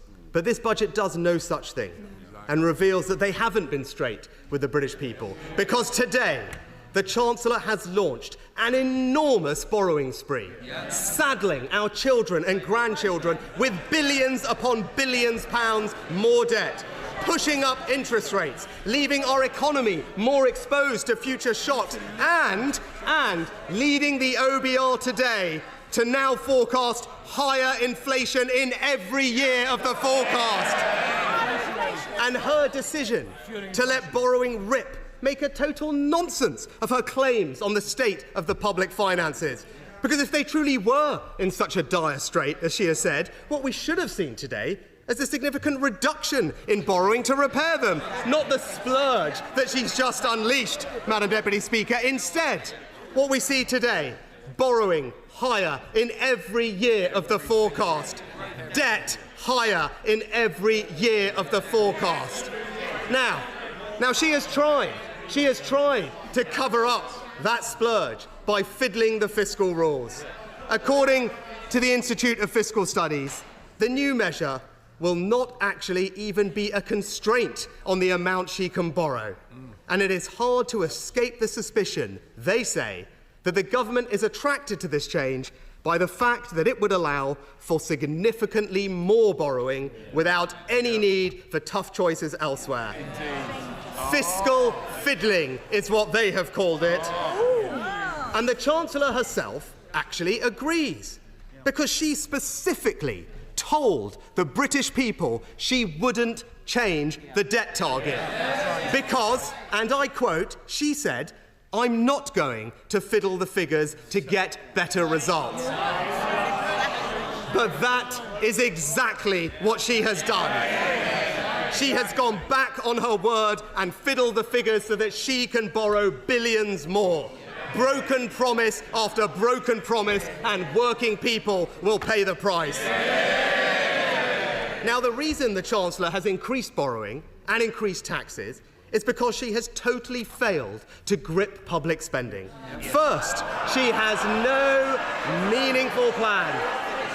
First, she has no meaningful plan to deliver the £20 billion worth of savings without inflation-busting pay rises to the unions, without getting any productivity-enhancing reforms in return. The Chancellor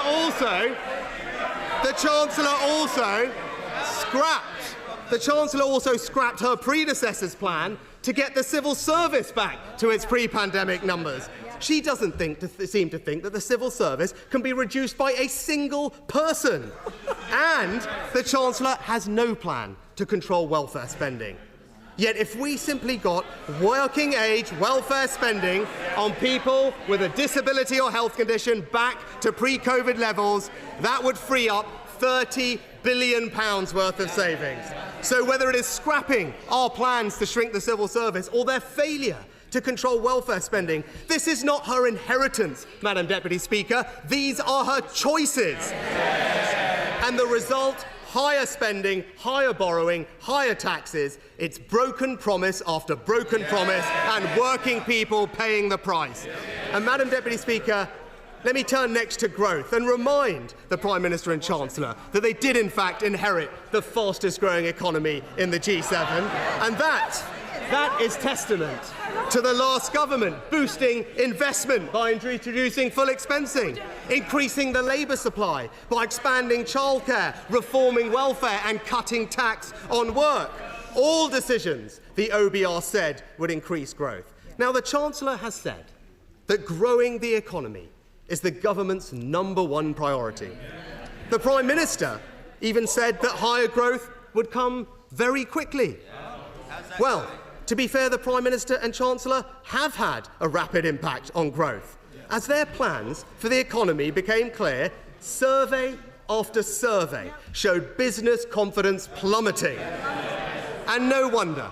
The government's own assessment says its French-style labour laws will impose a £5 billion... Well, they will be explaining it to the businesses in their constituency that their labour laws, by their own assessment, will impose a £5 billion direct cost on business, disproportionately hitting smaller businesses. And as business group after business group has pointed out, the tax rises on jobs and enterprise in today's budget will hobble growth. A poll tax on business is what they've called it. But despite these record-breaking tax rises, despite fiddling the figures, despite letting borrowing soar, today the OBR has forecast growth is going to be lower under this government than it was forecast to be under the Conservatives. That's the change they have brought. But, Madam Deputy Speaker, this is what happens when the Labour Party is led by people who have no experience of business and enterprise.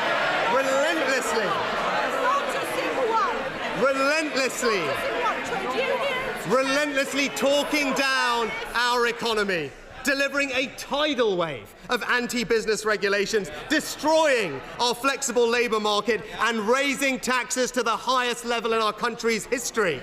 It's the classic Labour agenda: higher taxes, higher borrowing, no plan for growth, and working people paying the price. Now, Madam Deputy Speaker, during the election campaign, the Prime Minister specifically said there would be no tax surprises under Labour. The Chancellor went even further, saying she wanted to bring taxes down.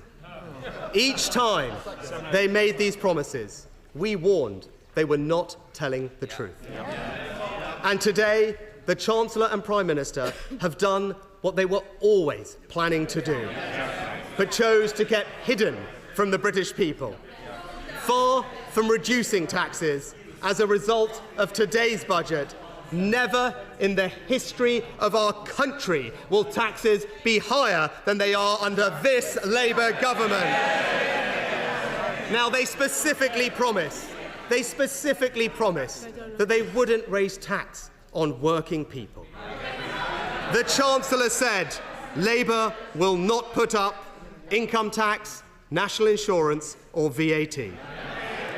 Just this month, the Prime Minister gave, and I quote, an absolute commitment to not raising tax on working people.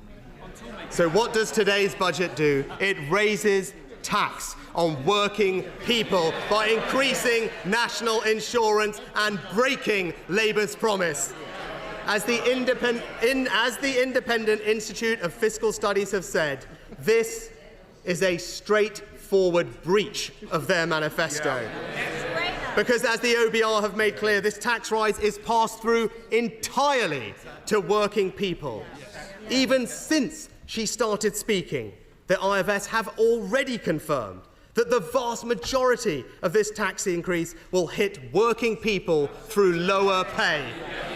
But you don't need to take it from the IFS or even the OBR. You can take it from the Chancellor herself. She has previously described her tax rise as a jobs tax, which takes money out of people's pockets.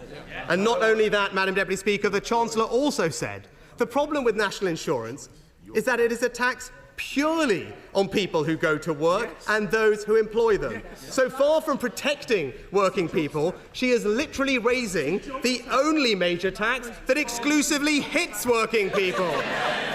But it doesn't stop there.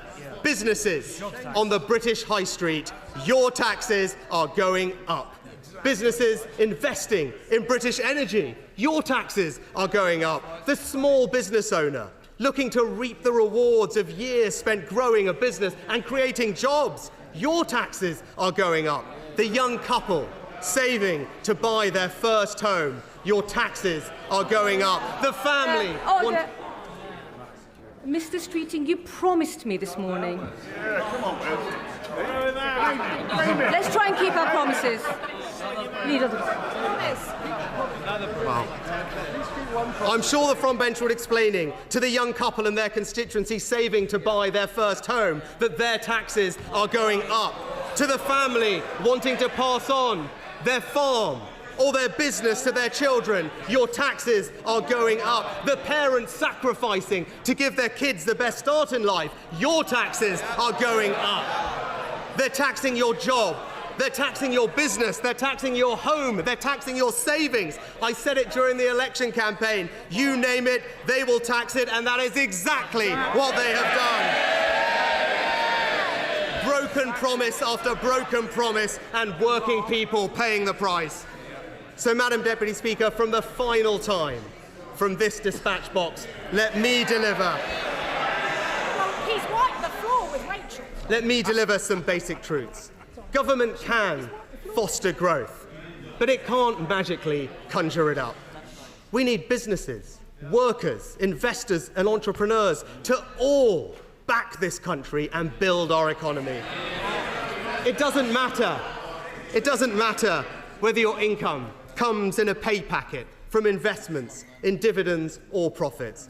It is a poor politics that is so focused on what people receive that it fails to see that what matters is what people put in. Yeah. The only way to grow the economy and to create wealth is for people to put in more. So when you create a negative environment for business, when you undermine confidence in our country, when you vilify and penalise people for doing exactly what we need them to do, which is to invest, take risks and work hard, you don't create growth, you hold back growth. And more than that, the promise of growth today does not pay the bills. The growth tomorrow does not pay the bills today. This is not the first government to peddle the borrow to grow myth. But time and again, we have seen the same ending. Not higher growth, but higher debt, higher inflation, and higher taxes. But, Madam Deputy Speaker, whatever you think about the economic arguments around today's budget, there is a more fundamental point that I want to conclude with. The Prime Minister has talked relentlessly about trust. Yet today's budget reveals, above all, that the Labour Party... Today's budget reveals, above all, that the Labour Party did not tell the truth. They said they wouldn't fiddle the figures. They have. They said they wouldn't increase borrowing. They have. They said they wouldn't raise taxes on working people. They have. Broken promise after broken promise, and it is the working people of this country that will pay the price.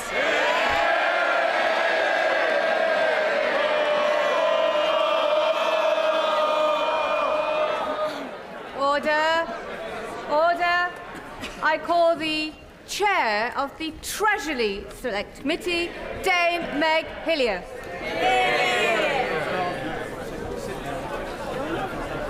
I'm just getting ready to listen. If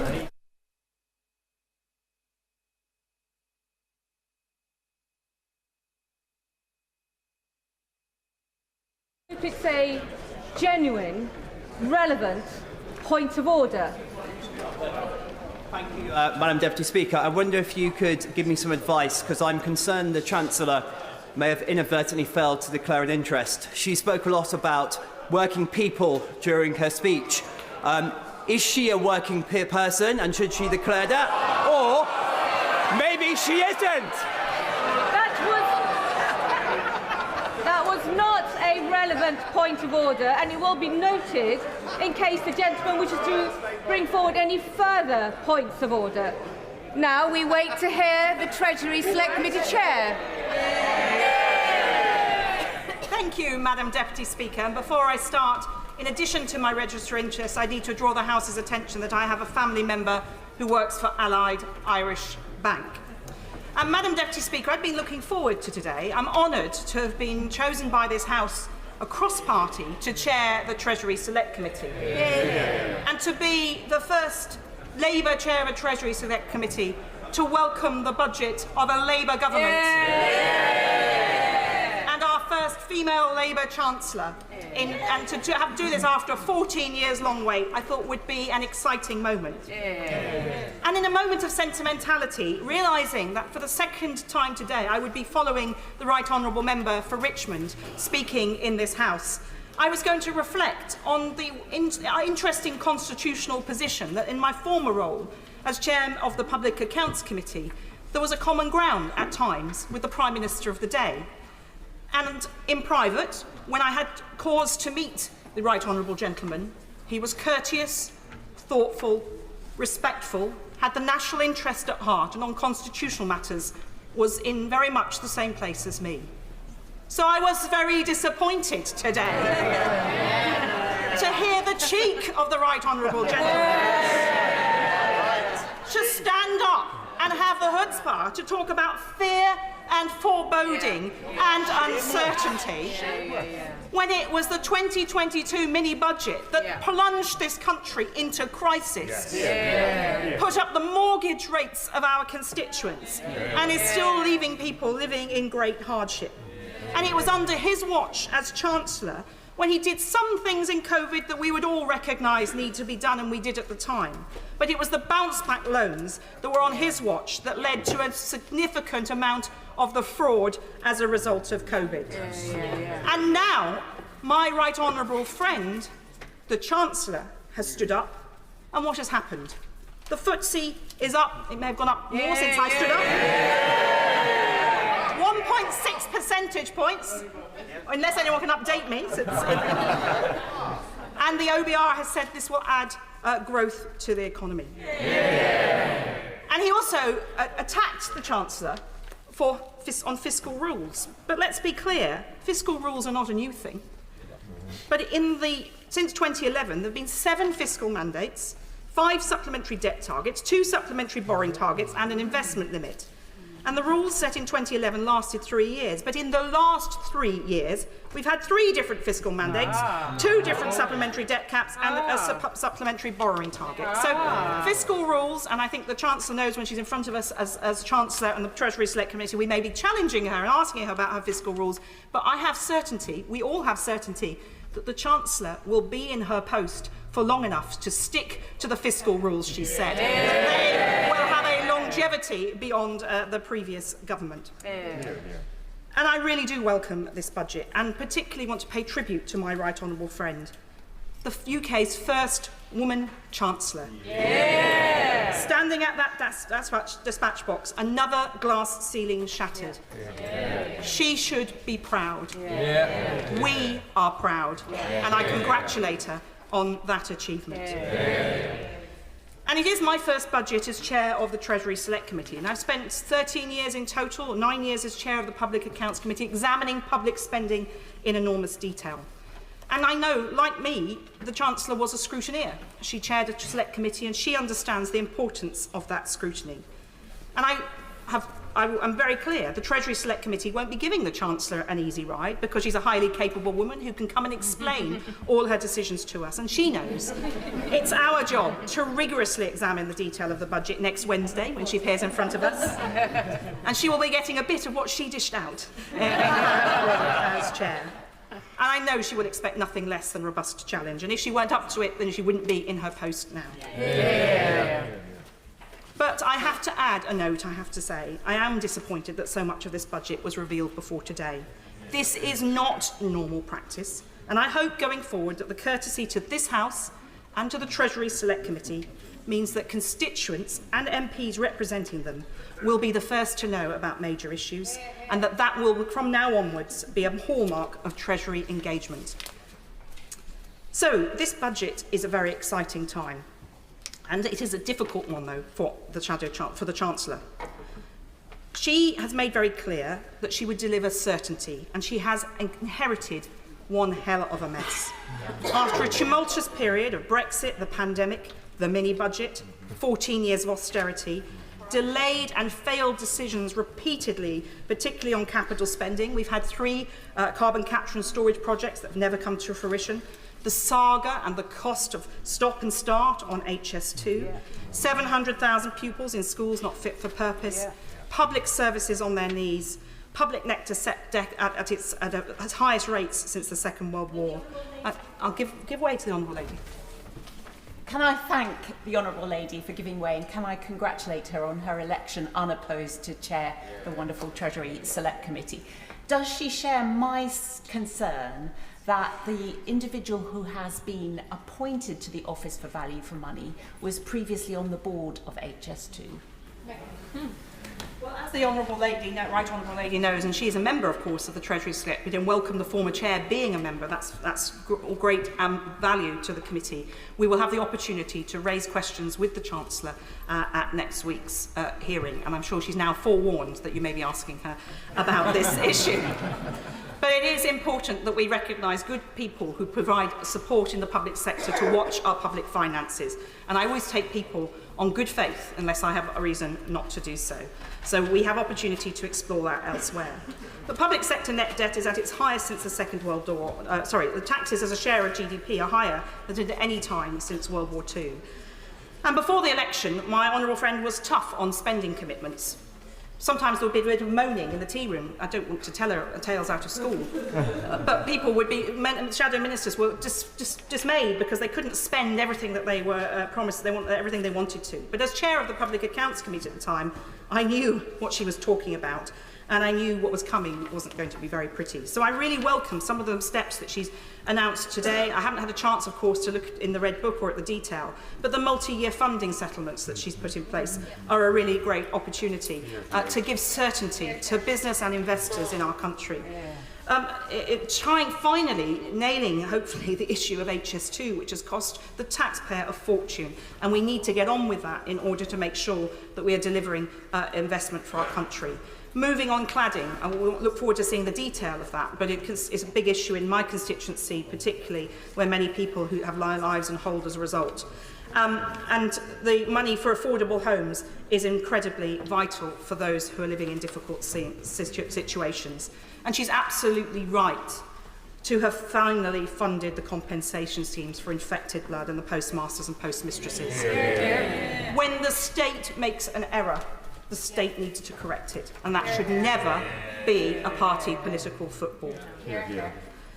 So she's had to make tough choices, and she's set out in clarity with her fiscal rules and to provide clarity to the markets and a long-term trajectory for investment and growth. And net financial debt was something that we, of course, on the Treasury Committee will watch closely to see how the benefit is measured. And it's important, though, for taxpayers and the market that we do that. And she will be more aware than anyone about the impact on the market if she doesn't manage this very carefully. But international investors also may use the existing or the pre-existing debt model. So I'd be interested to talk to her when she comes in front of us about how she sees this playing in the international arena. I'll give way to the Honourable Lady.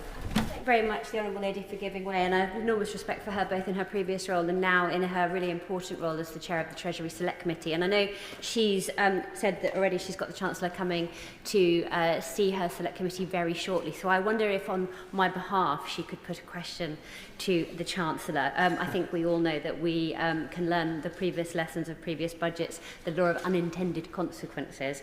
And on this budget, the thing that concerns me most is the combination of raising employers' national insurance, cutting the threshold at which they start paying it, and raising the minimum wages. The business that will most be impacted by those are businesses that employ a lot of people on low wages, businesses like care homes and childcare settings. So I wonder if she could ask the Chancellor, will there be special support for them? Because otherwise those will be money that will be passed on. Make clear. The Honourable Lady is very experienced in this House, and she's made her point, and she'll have obviously the opportunity to speak in this budget debate, no doubt.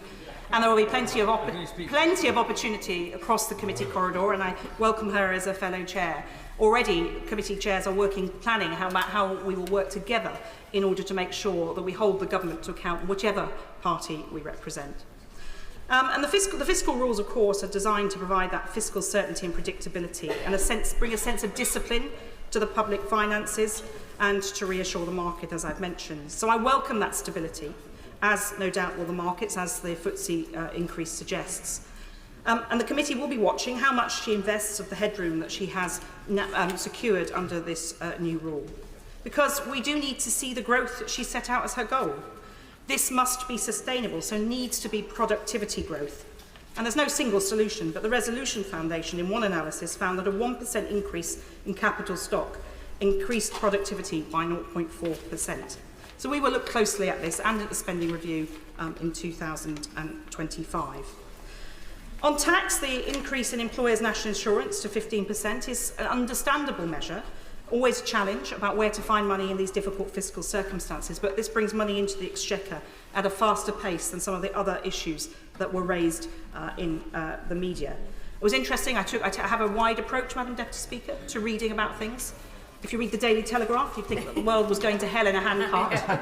And if you read more measured commentary, I think the Chancellor will be judged well on what she's achieved today. So there are obviously, exactly as the Right Honourable Lady opposite has raised, there are issues about how these interact. And we will, of course, as a Treasury Select Committee, be examining those along with sister committees and make sure that I'll give way to the Honourable Gentleman. Decent and patient in doing so. Can I just ask her, through her committee, whether she would look very carefully about the Chancellor's proposals on agricultural property relief and the damage that it's very likely to do to small family farms, farm-owned farms, and especially to tenants who are likely to be evicted as a consequence of this. Will she look at what this might do, not just for basic justice, but for food security in this country? Well said. Madam Deputy Speaker, if I was the sort of person to get big-headed at the number of members who are asking me to do things that probably aren't in my remit, I could extend the remit of the Treasury Select Committee and its power infinitely, it seems. Of course, it is his own Right Honourable friend, the member for Orkney-Shetland, who chairs the EFRA Select Committee.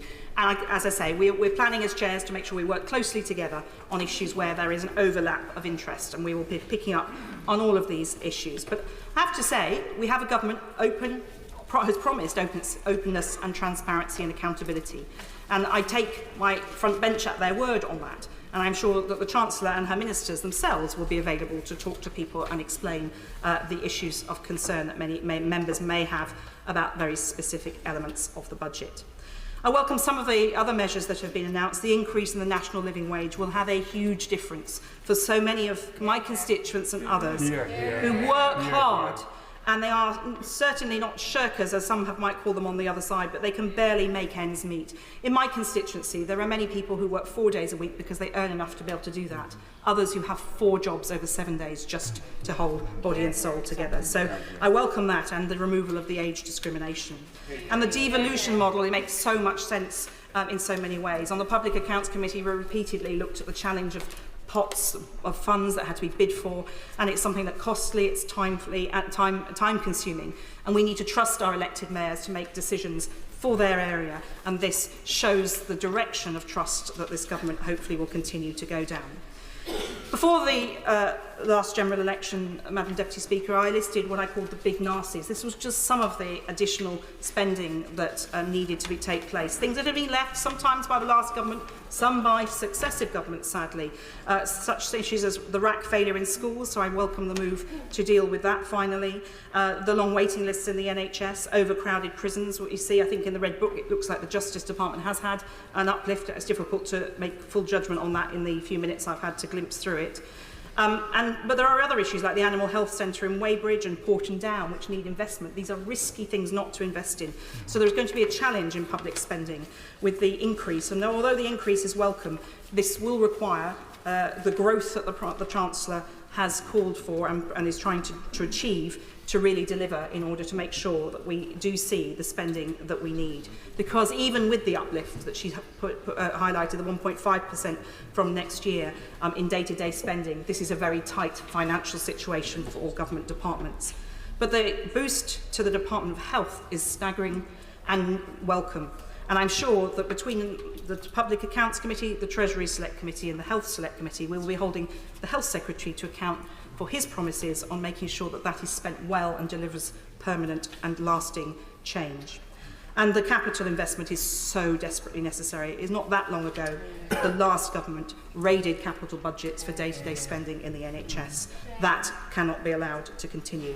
And the investment in defence, absolutely necessary. There is a huge gap in the defence equipment plan, which I know my right honourable friend is all over, and she is right to increase that. And I look forward to that path to 2.5% of GDP on defence. Never again should we be going below that. Local government, although it has a boost, is going to be very squeezed, and we will be working again with sister committees to look at that. The Chancellor has also promised, Madam Deputy Speaker, to close the tax gap and reduce it. This is very bold and difficult to deliver. So again, the committee will be looking closely at how this is dealt with, as well as the recovery of fraud monies, which is can be very challenging to deliver in any particular timescale. So, Madam Deputy Speaker, it is a privilege to be here as a... I'll give way to the Chairman of the Public Accounts Committee. New Chair of the Select Committee, and I congratulate her on her new role. There was one very welcome bit in the budget today, and that was the funding of the infected blood schemes and the Post Office Horizon schemes. That is welcome, but would she join me in urging the Chancellor to make sure that these amounts are quickly paid out so that those victims, we're hearing on them almost every day on the media, are rapidly compensated and they can get their lives back to normal? Madam Deputy Speaker, it seems when you become chair of the Public Accounts Committee, there's something that we share in common, and one is that we hear good promises made by governments of different colours that don't always deliver as they should. And he is absolutely right. In fact, the National Audit Office, at my request, pulled together a document looking at compensation schemes, because they are often differently put together, although these have now been set, and they're often not delivering as well as others. We think of Windrush as well in that mix. So it is important, and I'm sure the Chancellor, he may be offering his services to the Chancellor to make sure that this money gets out of the door, and of course his committee will be examining these programmes as time goes on. But Madam Deputy Speaker, it gives me great pleasure to respond to the Chancellor today, to welcome a Labour Chancellor to her place. I wish her well, I wish the Labour government well, of course, and I want to see these results on the ground in my constituency. But as I say, without fear or favour, the Chancellor will appear in front of us over the coming years, and we will be challenging her and her ministers to make sure they stick to the promises that she's laid out today. Thank you. We now come to the leader of the Liberal Democrats, Sir Ed Davey. Thank you, Madam Deputy Speaker. It's a pleasure to follow the Chair of the Treasury Select Committee, and I wish her all the best in her new role, especially her promise to scrutinise this budget very, very closely. And I join with her in noting that this is a very historic day, the first budget that's been presented by a female Chancellor. And I want to congratulate the Chancellor, and I'm sure she's blazing the trail for women and girls who are watching our proceedings today. Madam Deputy Speaker, there can be no doubt about the enormous task that was facing the Chancellor today. After years of chaos and decline under the Conservatives, their appalling economic legacy, set out so clearly in the figures today, is being felt by people across the United Kingdom. So people were looking to this budget for a clean break with those failures of the last few years, for a sense of hope, urgency, and the promise of a fair deal. But I fear the budget won't deliver all that. The Conservatives left behind an enormous mess in our NHS, but I'm afraid it won't be fixed unless the government fixes social care too. The cost of living crisis won't be solved by hitting families, pensioners, family farms and struggling small businesses. And our economy won't grow strongly again unless we repair our broken relationship with Europe. So Liberal Democrats will continue to stand up for our constituents and press the government to be far bolder and act much faster on people's priorities. But having said that, Madam Deputy Speaker, let me also recognise there were some good things in the budget. Indeed, I would want to welcome the Chancellor's decision to move away from the Conservatives' broken fiscal rules, to allow capital investment that our country so desperately needs. I was genuinely surprised, actually, that there was no recognition from the Leader of the Opposition of the difference between capital and current spending, which is the heart of this change. I'd like to welcome the promise of full compensation for the victims of the contaminated blood scandal and the Horizon scandal, and hope that that can be delivered quickly. And I want to welcome the extra investment in our NHS. Fixing the crisis in our NHS is literally a matter of life and death. And it's also essential for growing our economy by getting people off waiting lists, fit and healthy and back into work. The Conservative Party left a health service on its knees, and we on these benches have consistently argued for more investment across the NHS. In hospital buildings, extra GPs, cancer nurses, new radiotherapy machines and much more. So I'm glad the government and the Chancellor has been listening. But Madam Deputy Speaker, people have heard bold promises of extra GPs and new hospitals before. The Conservative Party made similar promises on the NHS and then broke them.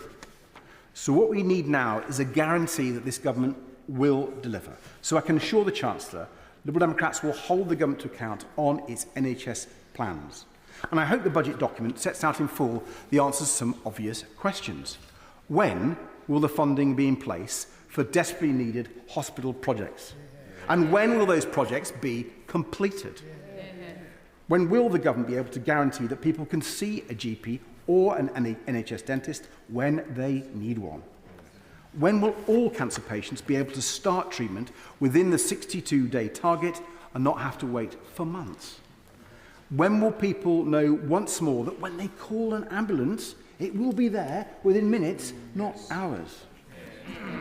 And Madam Deputy Speaker, as I said before, above all, I worry that despite the welcome extra investment announced today, the government will not be able to fix the NHS because it is ignoring the elephant in the NHS waiting room, the crisis in social care. We all know how bad it is. Hundreds of thousands of people waiting for care, many stranded in hospital beds because the care isn't in place for them to leave hospital. That's bad for them, it's bad for their loved ones, and bad for the NHS.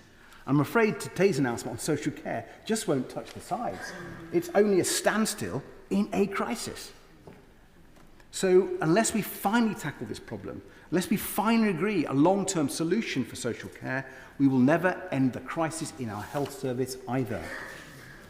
So I urge the government once again, please start cross-party talks on care without further delay. And take action now. Any solution must involve paying care workers properly to fill the 130,000 care worker vacancies so elderly and disabled people can get the care they need. The government's plan for a fair pay agreement is a step in the right direction, but it's nowhere near enough. So will the Chancellor look at our plans for a special higher minimum wage for carers? And we mustn't forget the vital role of unpaid family carers. They're heroes, keeping the entire system afloat. So I strongly welcome the Chancellor's decision to raise the earnings limit for carers' allowance. It's a good first step. But as she knows and accepted in her speech, on its own, it will not end the repayment scandal or fix the system. So can the Chancellor confirm whether the earnings limit will now be pegged in the future to at least 16 hours a week at the minimum wage? And while I'm glad that the review, as she described it, will look again at getting rid of the cliff edge for carers' allowance and the earnings limit altogether, I hope she and her colleagues will look at a broader review to give family carers the support they deserve. Madam Speaker, the Conservatives' cost of living crisis has hit family carers particularly hard, but they are not alone. Practically no one has been left untouched by rising bills, higher mortgage payments and soaring food prices. And our small businesses and self-employed have experienced a crisis of their own, dealing first with the pandemic and then with a spike in energy prices and other input costs. The Conservatives only added to that pain, hitting struggling families with stealth tax rises, betraying pensioners when they broke the triple lock, and raising national insurance for our small businesses. So I do welcome, when it comes to the cost of living, the increase in the national minimum wage, although I would urge the Chancellor to extend that higher wage to apprentices as well. But it is very concerning to see the Chancellor repeat a number of the Conservatives' mistakes today. Raising employers' national insurance is a tax on jobs and on people. The OBR report published today shows the budget will reduce real household incomes. And it will it will make the health and care crisis worse by hitting thousands of small care providers. Hitting family homes with inheritance tax changes isn't going to help. And cutting winter fuel payments will leave millions of vulnerable pensioners worried sick this winter. Instead of taking up Liberal Democrat proposals to raise the money we need, by reversing Conservative tax cuts for the big banks or asking the social media giants to pay a bit more, the Chancellor has chosen unfair tax hikes that will hurt small businesses and medium-sized businesses, the engines of our economy. They've already paid too high a price for the Conservatives' economic failures. Forcing them to pay even more simply isn't right. Another Conservative mess that I fear this budget will not begin to clean up is the crisis in local council funding. Year after year, we saw the last government slash funding while asking councils to do more and more. The result has been nothing short of a disaster. Spiralling social care costs are a huge part of this, and that's yet another reason why reform is so vital. But there's another black hole in council budgets, and that's due to the broken system for special educational needs. An extra £1 billion announced by the Chancellor is therefore welcome. And I pay tribute to my colleagues who have campaigned so hard on this, not least my honourable friend, the member for Twickenham. But I feel the crisis in SEND budgets that's been left by the Conservatives is much bigger than that. Last week, the National Audit Office laid bare the sheer scale of the problem, with half of children waiting more than the 20-week limit for an education, health and care plan, and 43% of councils at risk of bankruptcy. The severity of the crisis left by the Conservatives speaks for itself, and so we need to act with even greater urgency to tackle it. So we will be pressing the government to give this House a clear timeline for reform, because neither children, parents or councils can wait any longer. Madam Speaker, the Chancellor has said her main objective is economic growth, and she's right on that. We all agree that we need to get our economy growing strongly again so we can create the jobs and the opportunities for everyone and raise the money that our public services need. We need a real plan to do that, not just to stop things getting worse or just return to business as usual, but to build the economy of the future. An economy that is genuinely innovative, prosperous and fair. Part of that is fixing the health and care crisis. That will be crucial. So we're managing the public finances responsibly and giving businesses the certainty and stability they need to invest in our economy. And so we're investing in cheap, clean, renewable power to drive a strong recovery, bring down energy bills and create secure, well-paid jobs. And I welcome the steps the government has taken on this so far. But we must also back small businesses much more. They are the beating heart of our local economies. So I'd urge the Chancellor to go further than today's announcement on business rates and to make a historic change by overhauling the broken business rate system that's destroying our high streets and town centres. Tinkering around the edges simply won't be good enough any longer. And finally, Madam Deputy Speaker, one more crucial ingredient for growth: fixing our broken relationship with Europe. Removing the Conservatives' trade barriers would be a massive boost for British jobs, British business and the British economy. But by ruling out important steps like a youth mobility scheme or key long-term goals like membership of the single market, the government is trying to grow our economy with one arm tied behind its back. So, Madam Deputy Speaker, in July, the British people kicked out of office one of the most damaging governments in our country's history. On the Conservatives' watch, we saw living standards fall, the economy stagnate, and public services decline. And no government would have an easy time turning that around. But people were looking to this budget for hope and a genuinely new direction, for urgent action to fix health and care crisis, for a break with the last government's mistakes on tax, for a plan to grow our economy and rescue local councils on the brink, for a fair deal. Yes, there were big and difficult decisions for the Chancellor to make, but I fear she's got too many of them wrong. We needed a different budget to repair the damage done to our country and to give people the fair deal they deserve. For our constituents, these benches will push the government to do far more for our economy, NHS and care. They are what Liberal Democrats will always champion. I go to the chair of my old Select Committee, Business and Trade, Liam Byrne. Thank you very much, Madam Deputy Speaker, and let me immediately add my congratulations to our first female Chancellor who delivered an outstanding budget settlement today. It's a great pleasure, Madam Deputy Speaker, to speak in the House this afternoon because this is the first budget debate that I have spoken to in 14 years. I think that period of silence was probably more appreciated on my side of the House than on the benches opposite.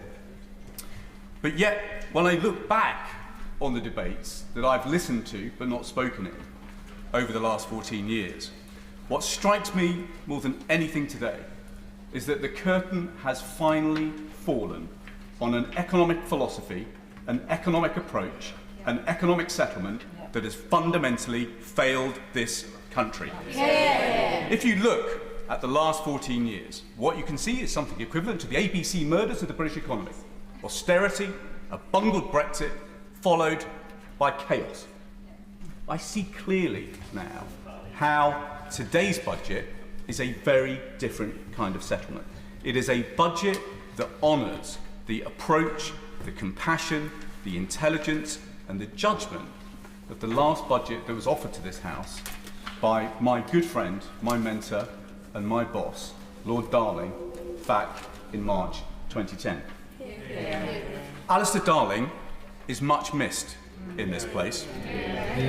He was a man of dry wit and patience and tenacity, kindness and compassion.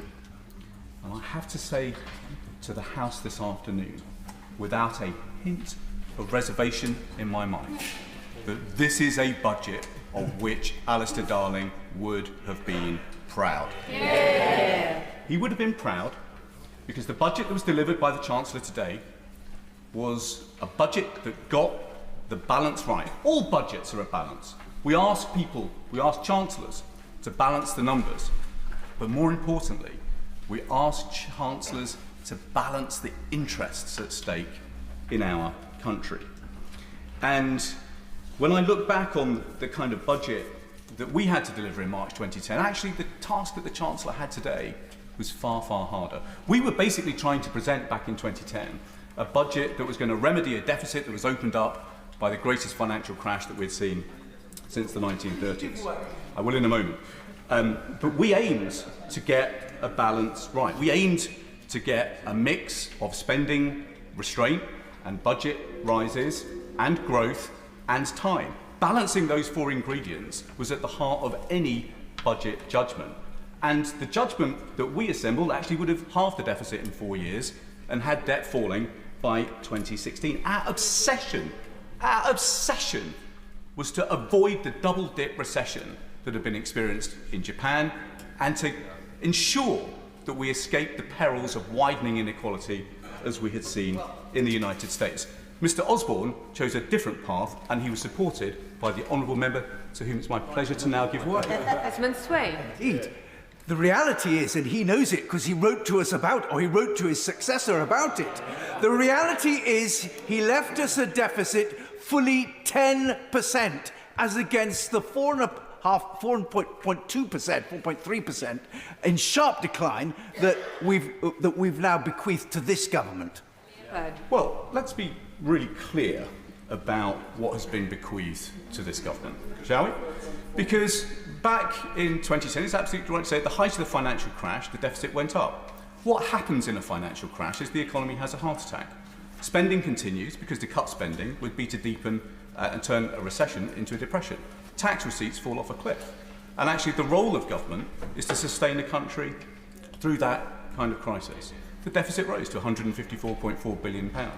Yet today, what is the interest bill that we pay on the debt that we have been bequeathed? £104 billion in interest alone. That is almost the entirety of the deficit that we had back in 2010. Why? Now, it's important for the House to recognise why. Because Mr Osborne chose a balance that was different. He chose to load his austerity programme on public spending cuts. And actually, he eventually arrived at the same settlement that Labour proposed in 2010, but he took sort of 4 or 5 years to get there. And of course, he put the economy into a recession too. I think, if memory serves me correct, Madam Deputy Speaker, he blamed it on the light snow at about that time. But of course, I will in a moment. But of course, that austerity programme was then followed by a Brexit that was bungled. And of course, that was followed by the chaos of the former Prime Minister. I give way to it. I thank my member for giving way.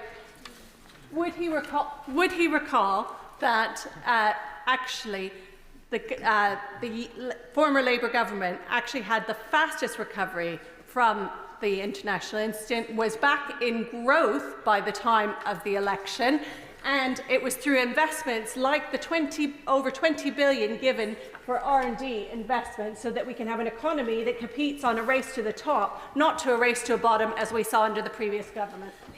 Correct, and in a way that is the point that I'm gently trying to make to the House with a very brief, and everyone will be pleased to hear a soon to conclude lesson in the fiscal consolidation of the last 14 years, because what that approach, austerity, bungled Brexit and chaos left us, is with a growth rate that fell from an average of 3% in the Labour years down to 1.6% over the last 14 years. Tax forecasts that failed time and time and time and time again. Living standards that simply did not rise in the last Parliament. Productivity growth which collapsed from about 2% a year to about 0.5% a year. Inequality that has soared, and as I have just rehearsed, debt that has multiplied to an extraordinary £2.7 trillion. Now, we used to have debates in the old days about whether the roof had been fixed while the sun was shining. And the reality is, for the last 14 years, the party opposite has been trying to patch the roof by ripping out the foundations of our economy. And that is the approach that is now drawn to a close today. Because we have only got through the last 14 years through the ingenuity, the fortitude, the kindness and the compassion of the people that we represent. And that, however, those are people who deserve a better approach, and that is what they got from the Chancellor today. What we have got, I think, is an approach that Alistair Darling would have well appreciated. A budget balance, not simply in the numbers, but in the balance of interests. And if we look at some of the numbers that have been set out in the Red Book today, you can actually see the guts of that different approach. We all know, everybody knows in this, we might as well be honest in this House today, we all know that the original sin of the British economy is a failure in the investment rate. And what has been happening over the last 14 years is an approach to trying to stimulate investment that has relied on tax cuts and tax cuts and tax cuts and tax cuts. And what the Chancellor has done today is end the insanity of trying the same thing over and over and over and over again and expecting different results. When you look at the surge in capital investment that has been delivered by this budget, we are seeing £104 billion extra, which is being surged into capital investment in this economy. The Chancellor was absolutely right. What we heard at the annual meetings of the IMF and the World Bank last week is a very clear message from the IMF that unless we raise the fixed rate of investment in our economy, then we are not going to improve living standards, we are not going to improve the growth rate, we are not going to pay down the debt, and we are not going to improve living standards. And so the approach that the Chancellor has taken today is extremely welcome. When you look at the budget forecasts that have been set out, you can see that over the forecast period, we will now see the rate of fixed investment increase in our economy by somewhere between 6 and 7%. That is still probably not enough to catch up with our competitors, but it is a hell of a good start, and crucially, it is a departure from what is a failed economic philosophy for stimulating investment that we have seen over the last 14 years. After 14 years of failure, Madam Deputy Speaker, it was time to try something new, and that is what the Chancellor has given us today. Now, what that allows us to do is to strike a new bargain with business, where we can say to the business community, look, we will put £104 billion extra of capital investment into the economy. We will make sure that you've got the roads and the railway systems and the digital infrastructure which you need for your markets to function. We will make sure that you've got a workforce that is actually healthy and well, fit for work and well trained. We will make sure that there is investment in the skills that you need in your business, and we will make sure that your workers actually stand a hope in hell of getting a home somewhere near where they work. We will make sure that there is investment in research and development. Why? Because if you put it all together, we have the greatest entrepreneurs in the world. Our entrepreneurs have been making history by inventing the future since the age of the Industrial Revolution. But they need good people, they need good ideas, and they need access to capital markets, which they do not have today, and this budget begins to make that available. I give way to the Honourable Lady. I thank the Honourable Gentleman for giving way. Would he also remember, and would the Chancellor remember, that working people also live in rural areas? I was very disappointed in the Chancellor's speech that the word rural was only mentioned twice in an hour, and that as an aside. No mention was made of the southwest of England, where there are serious pockets of deprivation, except Cornwall, but the rest of but no towns, but the rest of the southwest where we suffer from a lack of public transport. And would the honourable member agree with me that public transport and access to public transport and access to primary care is absolutely vital for working people in rural areas? 100% agree. But that is why I would gently say to honourable and right honourable members across the House, which is that isn't free. And actually, if we want to make sure that there are good transport links, and there are good digital links, and there is a workforce that is healthy and well, and there is a workforce that is trained, and that there is a rich ecosystem of ideas, then the money's got to come from somewhere. And so the sensible decisions that have been made, I think, to increase borrowing in order to fund a higher level of fixed capital investment, I think is wise, and I think the investment into public services is wise too, and I very much hope that it will benefit her constituency too. But the key point here is that if you increase the kind of investment on the scale that we have seen today, that will improve the profitability of businesses in this country. And on the Business and Trade Committee, we look forward, of course, to scrutinising the detail, making sure the government has got the balance right, because goodness knows it's hard enough to get this budget, this balance right in a budget, never mind translating that into legislation. But what I would say to the House is that that bargain for business has got to consist of two sides. On the one hand, we create a better business environment through high capital investment, but on the other, we've got to give workers a pay rise. If you think about the fall in the labour share of income in this country, it's fallen precipitously since the 1950s. If the labour share of national income was as high today as it was in 1955, On average, a worker would be receiving this year a pay packet that was over £7,000 bigger. And that is why we have got to get the balance right between, yes, ensuring that business is more profitable, but second, making sure that workers, frankly, get a bigger share of national income too.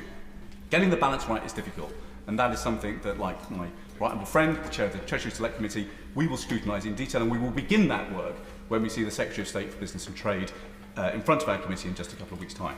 There is one final point, Madam Deputy Speaker, that I wanted to make, which is about where I wanted to see the Chancellor go further. Amongst the worst of the Chancellor's inheritance is the yawning gulf in inequality that scars our country. We have a moral emergency in this country, where sales of super yachts and luxury cars and big mansions are at an all-time high. At exactly the same time, as the queues for food banks have never been greater. And there is no mystery to this. Over the last 14 years, the combination of easy money and low taxes on capital income mean the top 1% in our country, the luckiest top 1%, are 41 times richer than everybody else. Now, did they work 41 times harder? Were they 41 times cleverer? Did they win the lottery? Well, in a way, they did. Because £850 billion worth of quantitative easing held interest rates in our country down by about 1%. That triggered 3/4 of the rise in asset prices that we've seen over the last 14 years. And of course, if you're in the top 1%, then you will own assets and you will have seen a windfall gain.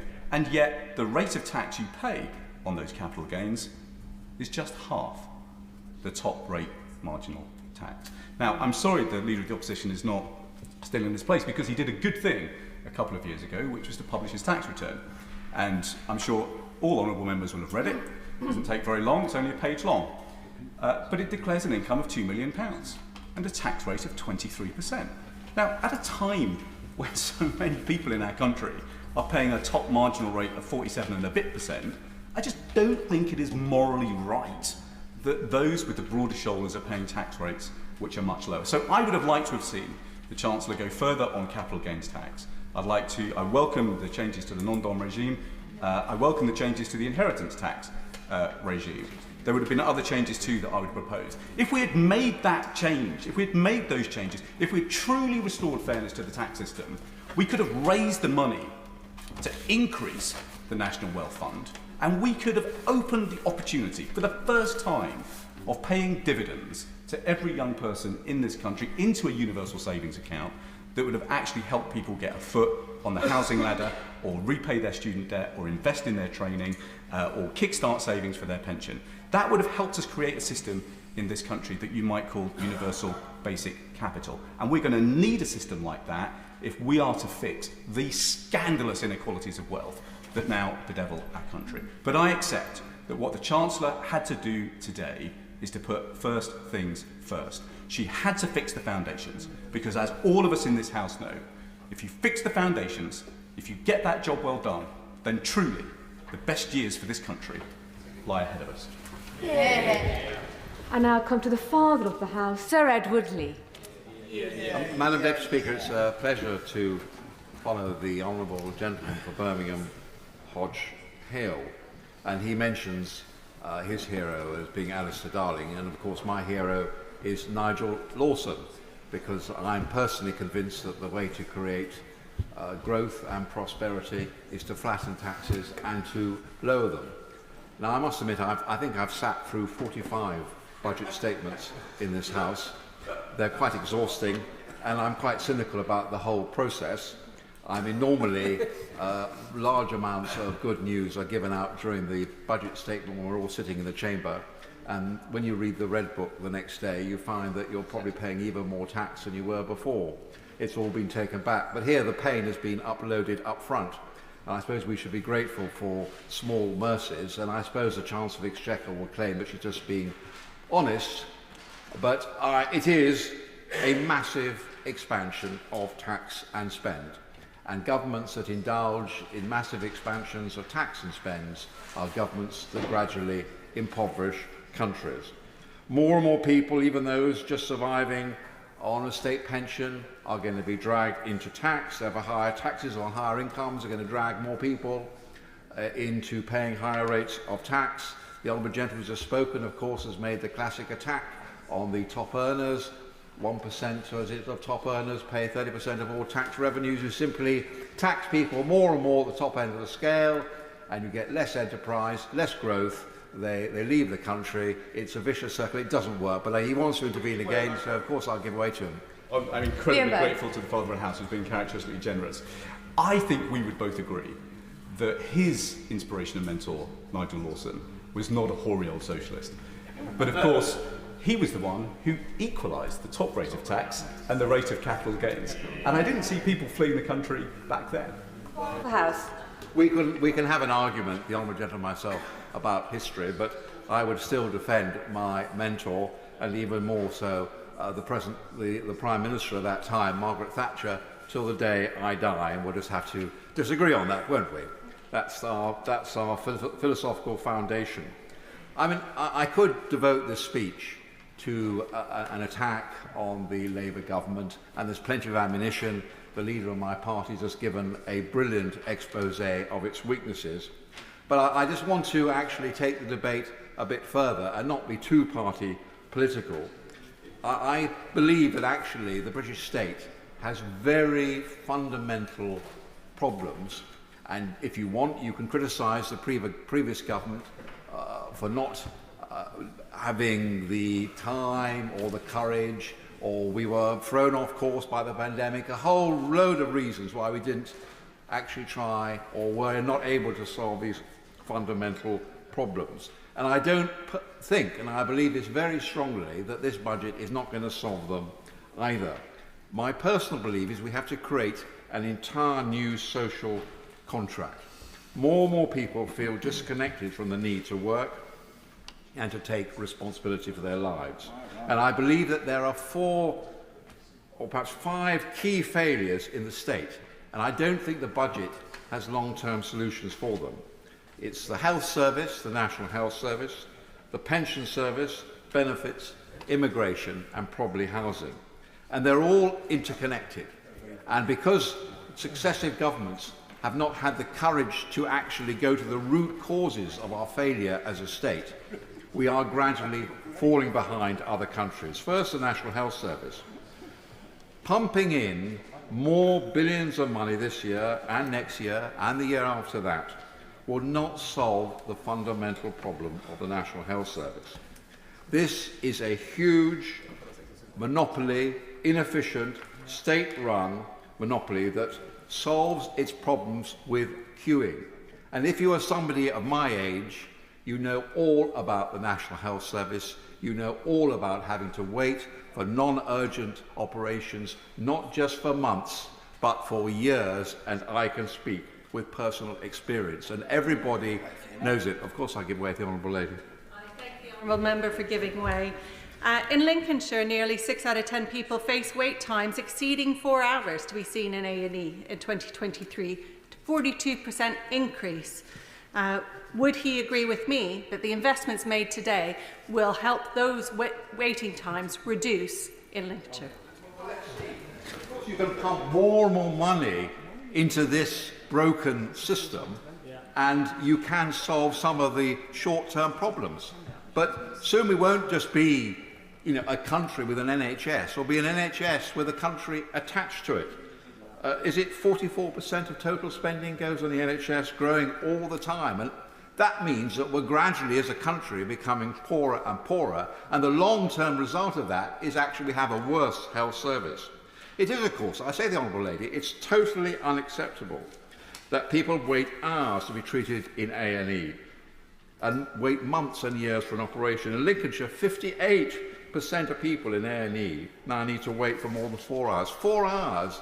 And I can tell the House of horror stories of my constituents waiting up to 24 hours. Now, this is not happening in any other developed country. It is totally unacceptable. And surely everyone in this House can unite around there should be an absolute principle that those who paid into the system for years to be treated with dignity and expeditiously. I mustn't give away too much because I'm just preventing other people getting in. Right. A study of 18 developed countries shows that the UK is in the bottom 3 when it comes to survival rates for common cancer, strokes and heart attacks. Lord Darcy's review found that 14,000 avoidable deaths per year were due to long waits in A&E. Now, this drags our life expectancy statistics down and down and down.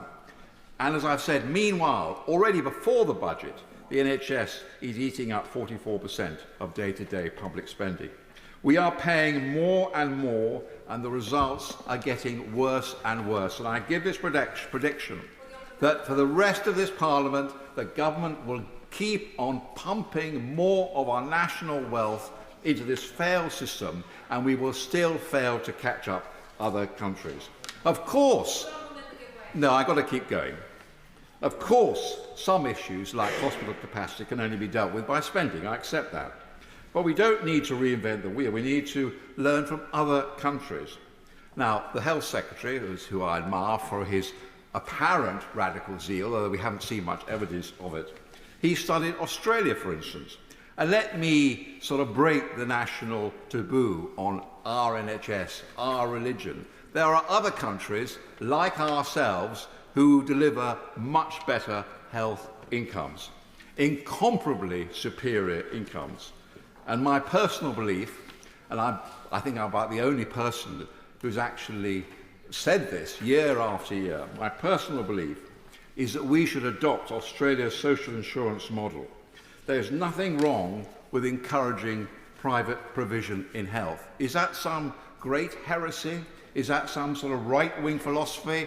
Only not followed by any, not followed by, it's followed by France, it's followed by Germany, it's followed by Australia, it's followed by the Netherlands. All these other countries produce much better health incomes. Now, Australia slowly developed a hybrid system of state and private health insurance. Everyone has a universal public health insurance, but workers are encouraged to purchase private health insurance on top of this.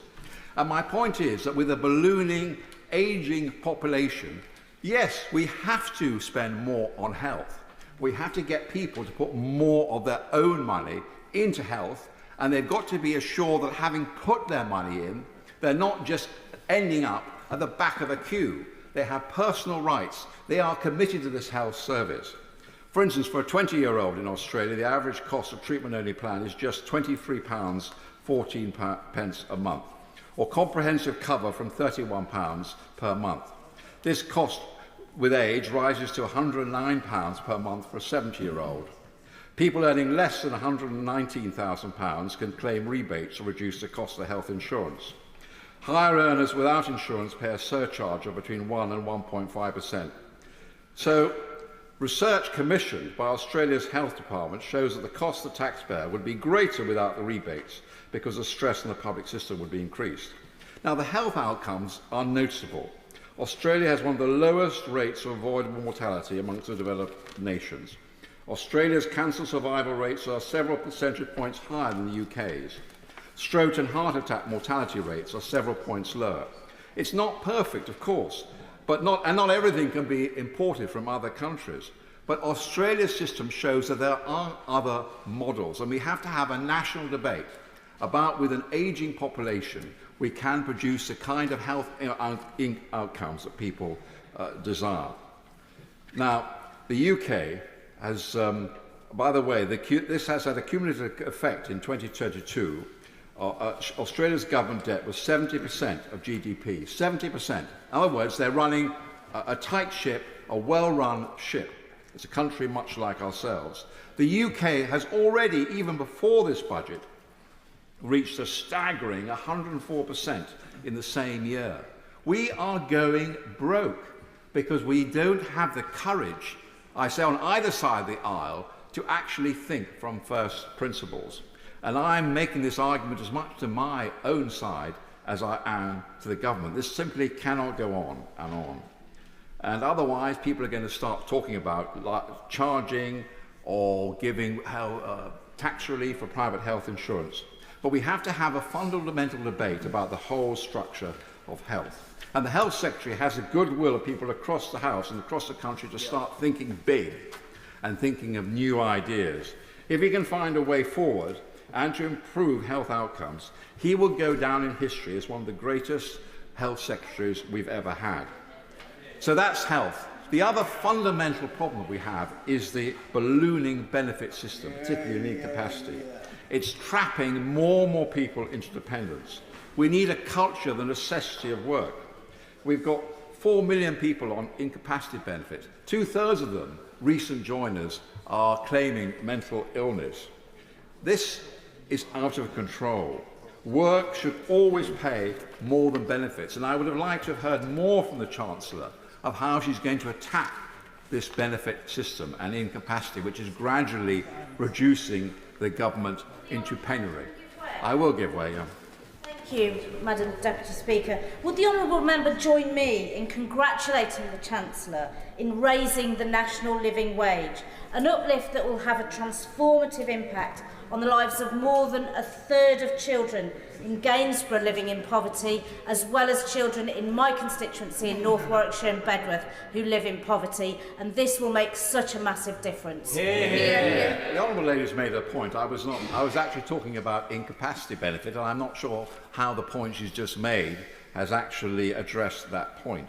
The culture of living off the state for years when you are capable of doing some work needs to be stamped out, and we've got to work together in the House to actually get people off benefit, to help them. It's not just reducing their benefit, it's actually having innovative schemes that the former Social Security Secretary was trying to bring about, to try and encourage people back into work and making their whole lives better and more productive. Third, tackling benefits, of course, is a vital ingredient of curbing immigration. What is the spur for mass immigration? It's that health and social care simply can't get enough workers for the salaries that they are paying. There are too many people on benefit. We're dragging more and more people from all over the world into our system. We need to insist that anyone entering the country earns at least average UK earnings. We cannot go on undercutting our native workers with cheap foreign labour. We have to pay decent wages in our care service. We have to reform the whole benefit structure that people actually do want to work. We cannot solve our problems with mass immigration.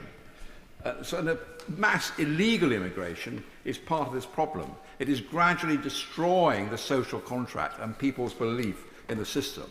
And the government has to have a plan to deal with it, which basically means arresting people when they land illegally on these shores and offshoring them. Now, the other great problem that we haven't really addressed in our national psyche is this whole pension system. You know, I got to declare an interest. I'm of pensionable age. We have an ever-increasing, and some of them will be very happy when I retire from this House. But I do try and tell the truth according to my own lights and say difficult truths. The fact is we have more and more elderly people, more and more sick people, more and more people with multiple health problems. We're all committed to keeping the triple lock, and I would get into awful deep water if I say that this is becoming increasingly unaffordable. But of course, actually, if the portion of the state spending devoted to pensions increases every year in real terms, you gradually ensure that the country cannot pay its way. So we have to, and again, it's a difficult truth that nobody yet has had the courage to address. We have to do more to encourage private pensions. Not, and I say this to Chancellor, not seeing private pension pots as a convenient thing to raise. I served on the Social Security Committee many years ago under the late, great Frank Field, a man immensely respected on both sides of the aisle. We studied countries like Chile that were making this explicit, that we should create a contributory pension system. So people were encouraged to put more people in their pensions, to plan for their old age. This is the only way, with an ageing population, that we can solve our problems. In addition to all this, of course, wokery and human rights legislation, I'm afraid, are gradually eating away into our... Well, they all laugh, but it's true. Many people feel that they're not part of the way this country is run. This is just lessons that the government has to learn. For 14 years, well, now she's tried again and again, so I'll give way. You again? Yeah. Good for you. I thank the honourable member for giving way. He mentions that many people do not feel part of how this country has been run. And for the last 14 years, we've seen regressive budgets that have hit the poorest hardest. Does the member welcome with me that our budget is progressive and, in fact, distributes the burden where it is most well-shouldered? Yeah. Well, if the honourable lady thinks that, I wish her luck. But I fear that we're just going to gradually paper over the cracks. And I'll criticise my own side on this. For 14 years, ministers went along with the Liberal consensus talking about our NHS, papering over the cracks of NHS with more and more money, employing more and more nurses and doctors, and getting worse and worse outcomes. Meanwhile, productivity nosedived, mass immigration reached unimaginable heights to keep public services going. We've got to be honest. We're now in opposition. If we're not honest now, and I welcome the fact that one of our leadership candidates is saying we've got to start from first principles. So that's what I'm trying to do, start from first principles of how we're going to recreate the British state. Mrs. Thatcher, I worked for her in opposition when she was leader of the opposition in the 1970s. She did that. We need a whole new intellectual drive on the way that Keith Joseph and the Institute of Economic Affairs, they did that in opposition. They created a new, vibrant, conservative philosophy to how we could solve the deep-seated problems in this country. The budget could have been an opportunity, but it's still, I'm afraid, the old tax and spend instinct of the Labour Party. And I agree with the Labour Party that housing is a great failure of our state. Of course, we need a massive house-building drive, or more appropriately, a flat-building campaign. The easy way out is to take good agricultural land and greenbelt land, particularly around London. Instead, we need an incentive to incentivise building in cities and build on brownfield sites. Now, I fear I've wearied the House, and I'll stop now. We fear we've wearied you. Speak forever. And no doubt these difficult words about the National Health Service or triple lock or something will be used by a Labour Party spokesman for years to come, if anybody's interested at all. But I do hope that we have the intellectual courage to try and solve the real problems in our society.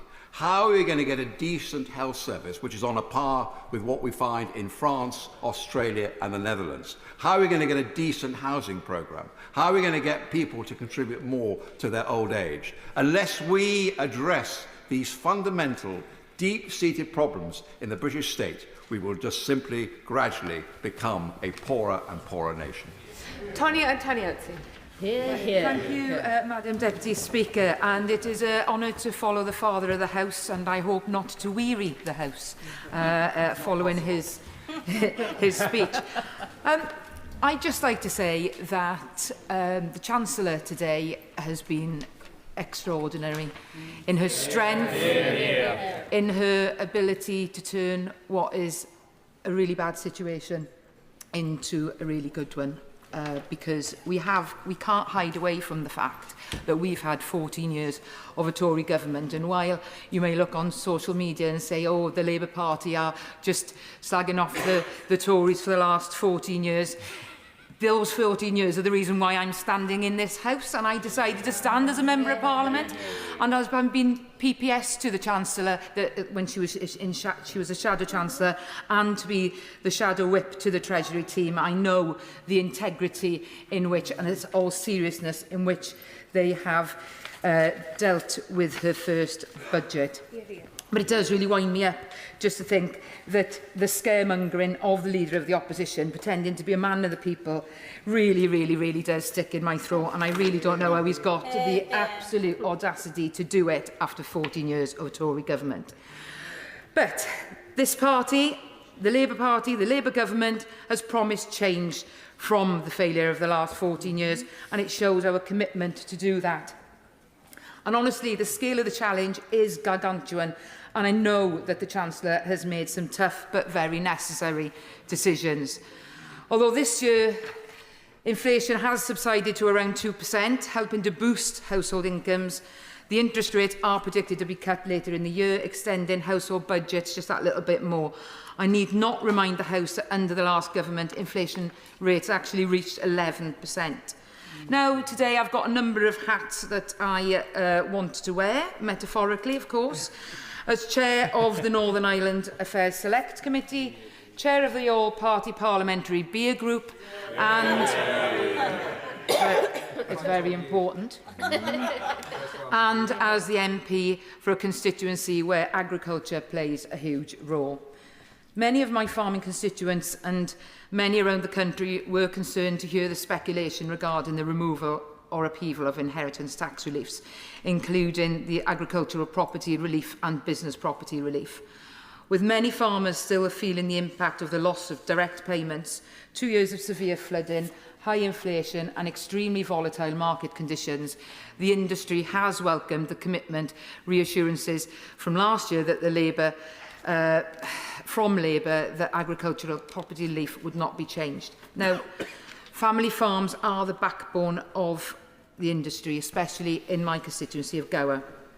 These people whom farming is in their blood, they don't do it for financial benefit, because for many of them there isn't much money in it.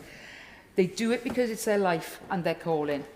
The 100% rate of relief continuing for the first £1 million of combined agriculture and business assets to help protect family farms and businesses is most welcome. But I would appreciate an opportunity to discuss with the Chancellor or the DEFRA Secretary and the Treasury team how we can ensure that family farms who may just come over that threshold can continue to play the role they do in our country, and how we can support them through this change and avoid any unintended consequences. I am hopeful that measures announced in the budget today will help the industry by driving ambition and investment.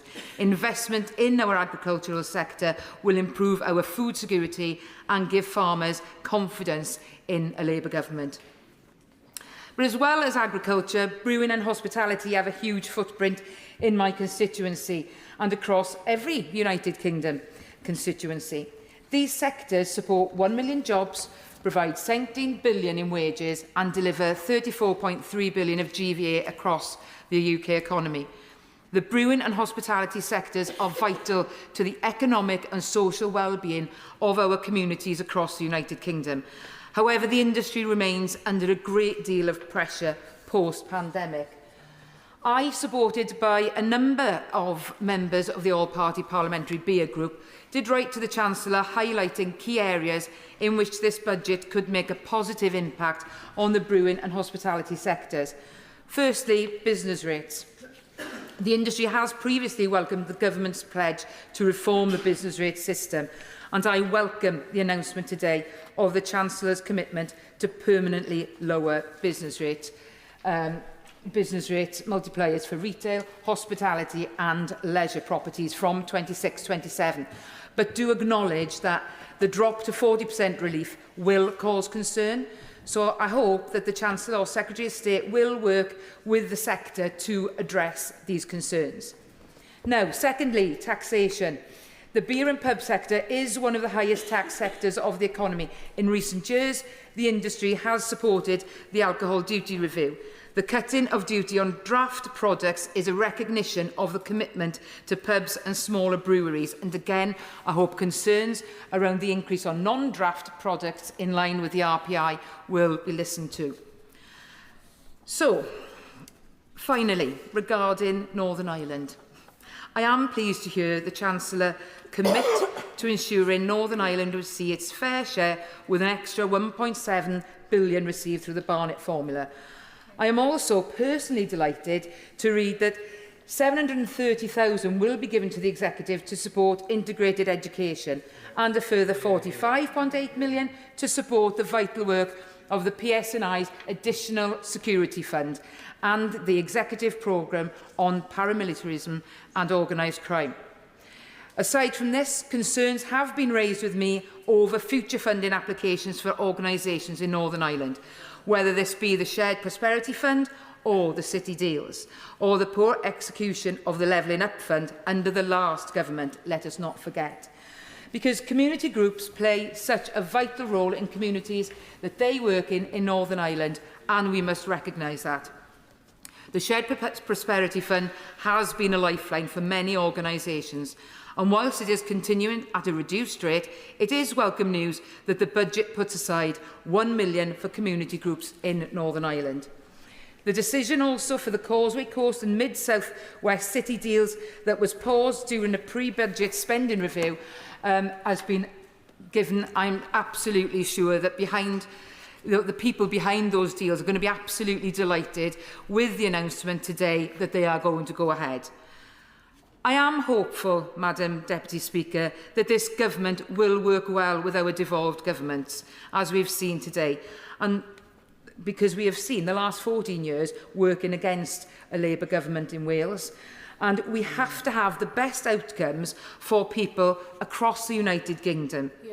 The increase in funding through the Barnett formula does show positive commitment to devolution.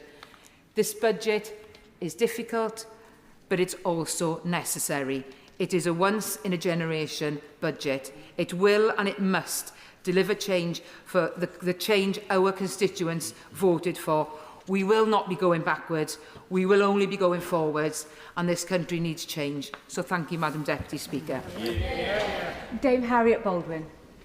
Thank you very much, Madam Deputy Speaker, and it's a pleasure to follow the Honourable Lady from the Gower. I don't think I wear quite as many hats as she does, but it was interesting to hear her perspective on today's budget, because I have a different one, Madam Deputy Speaker. I think my issue with today's budget is not the political choices that the Chancellor has chosen to make, because clearly she has the mandate to make any changes she wishes. My problem with today's budget is that it's a budget of broken promises to the electorate. I think that that's a dreadful thing to do in terms of trust in politicians, and I also want to highlight some of the economic choices that I think that the Chancellor has got wrong today. Turning to the broken promises, the first one was when, during the election campaign, the Chancellor said time and time again that she would not, and I quote, fiddle the figures. Today, she clearly has broken that promise. She has announced a multi-billion-pound change to the UK's borrowing, and she announced it overseas, Madam Deputy Speaker, and not first to this Parliament. I know how angry you and the Speaker are about that. And as we all know, and as the IFS have said, borrowing is not a free lunch.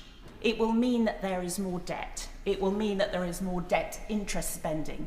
And I haven't had a chance to question the Office for Budget Responsibility yet in detail on their numbers, but I think from an initial look at their charts, it looks as if the amount of additional borrowing that was announced today by far exceeds anything in the mini-budget in late 2022.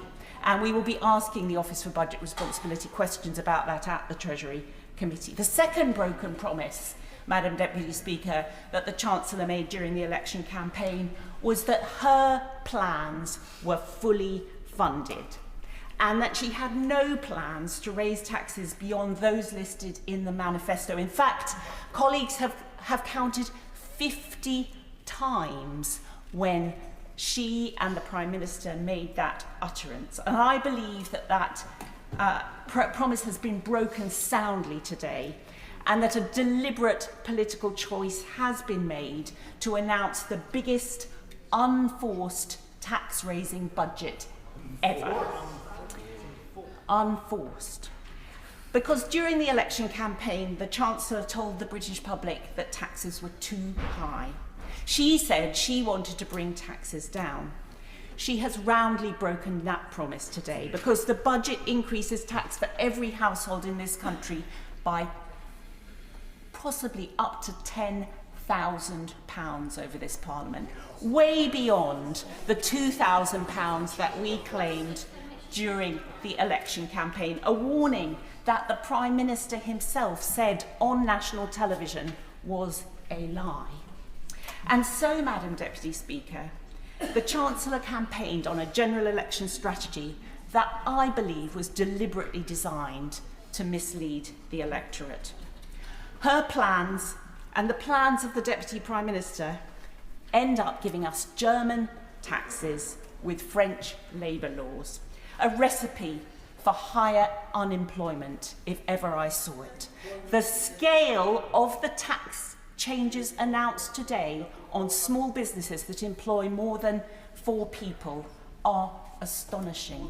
The opposition benches will let that sink in. I will not give way to my honourable friend who so often gave evidence to the Treasury Select Committee, and I recall that I had to press him on the fact that NHS productivity has not yet returned to the level it was before the pandemic. If it was able to do that, he told us on the record that that would be worth £20 billion in terms of additional NHS output. So, Madam Deputy Speaker, the Chancellor promised that she wanted to focus on growth. That is her mission.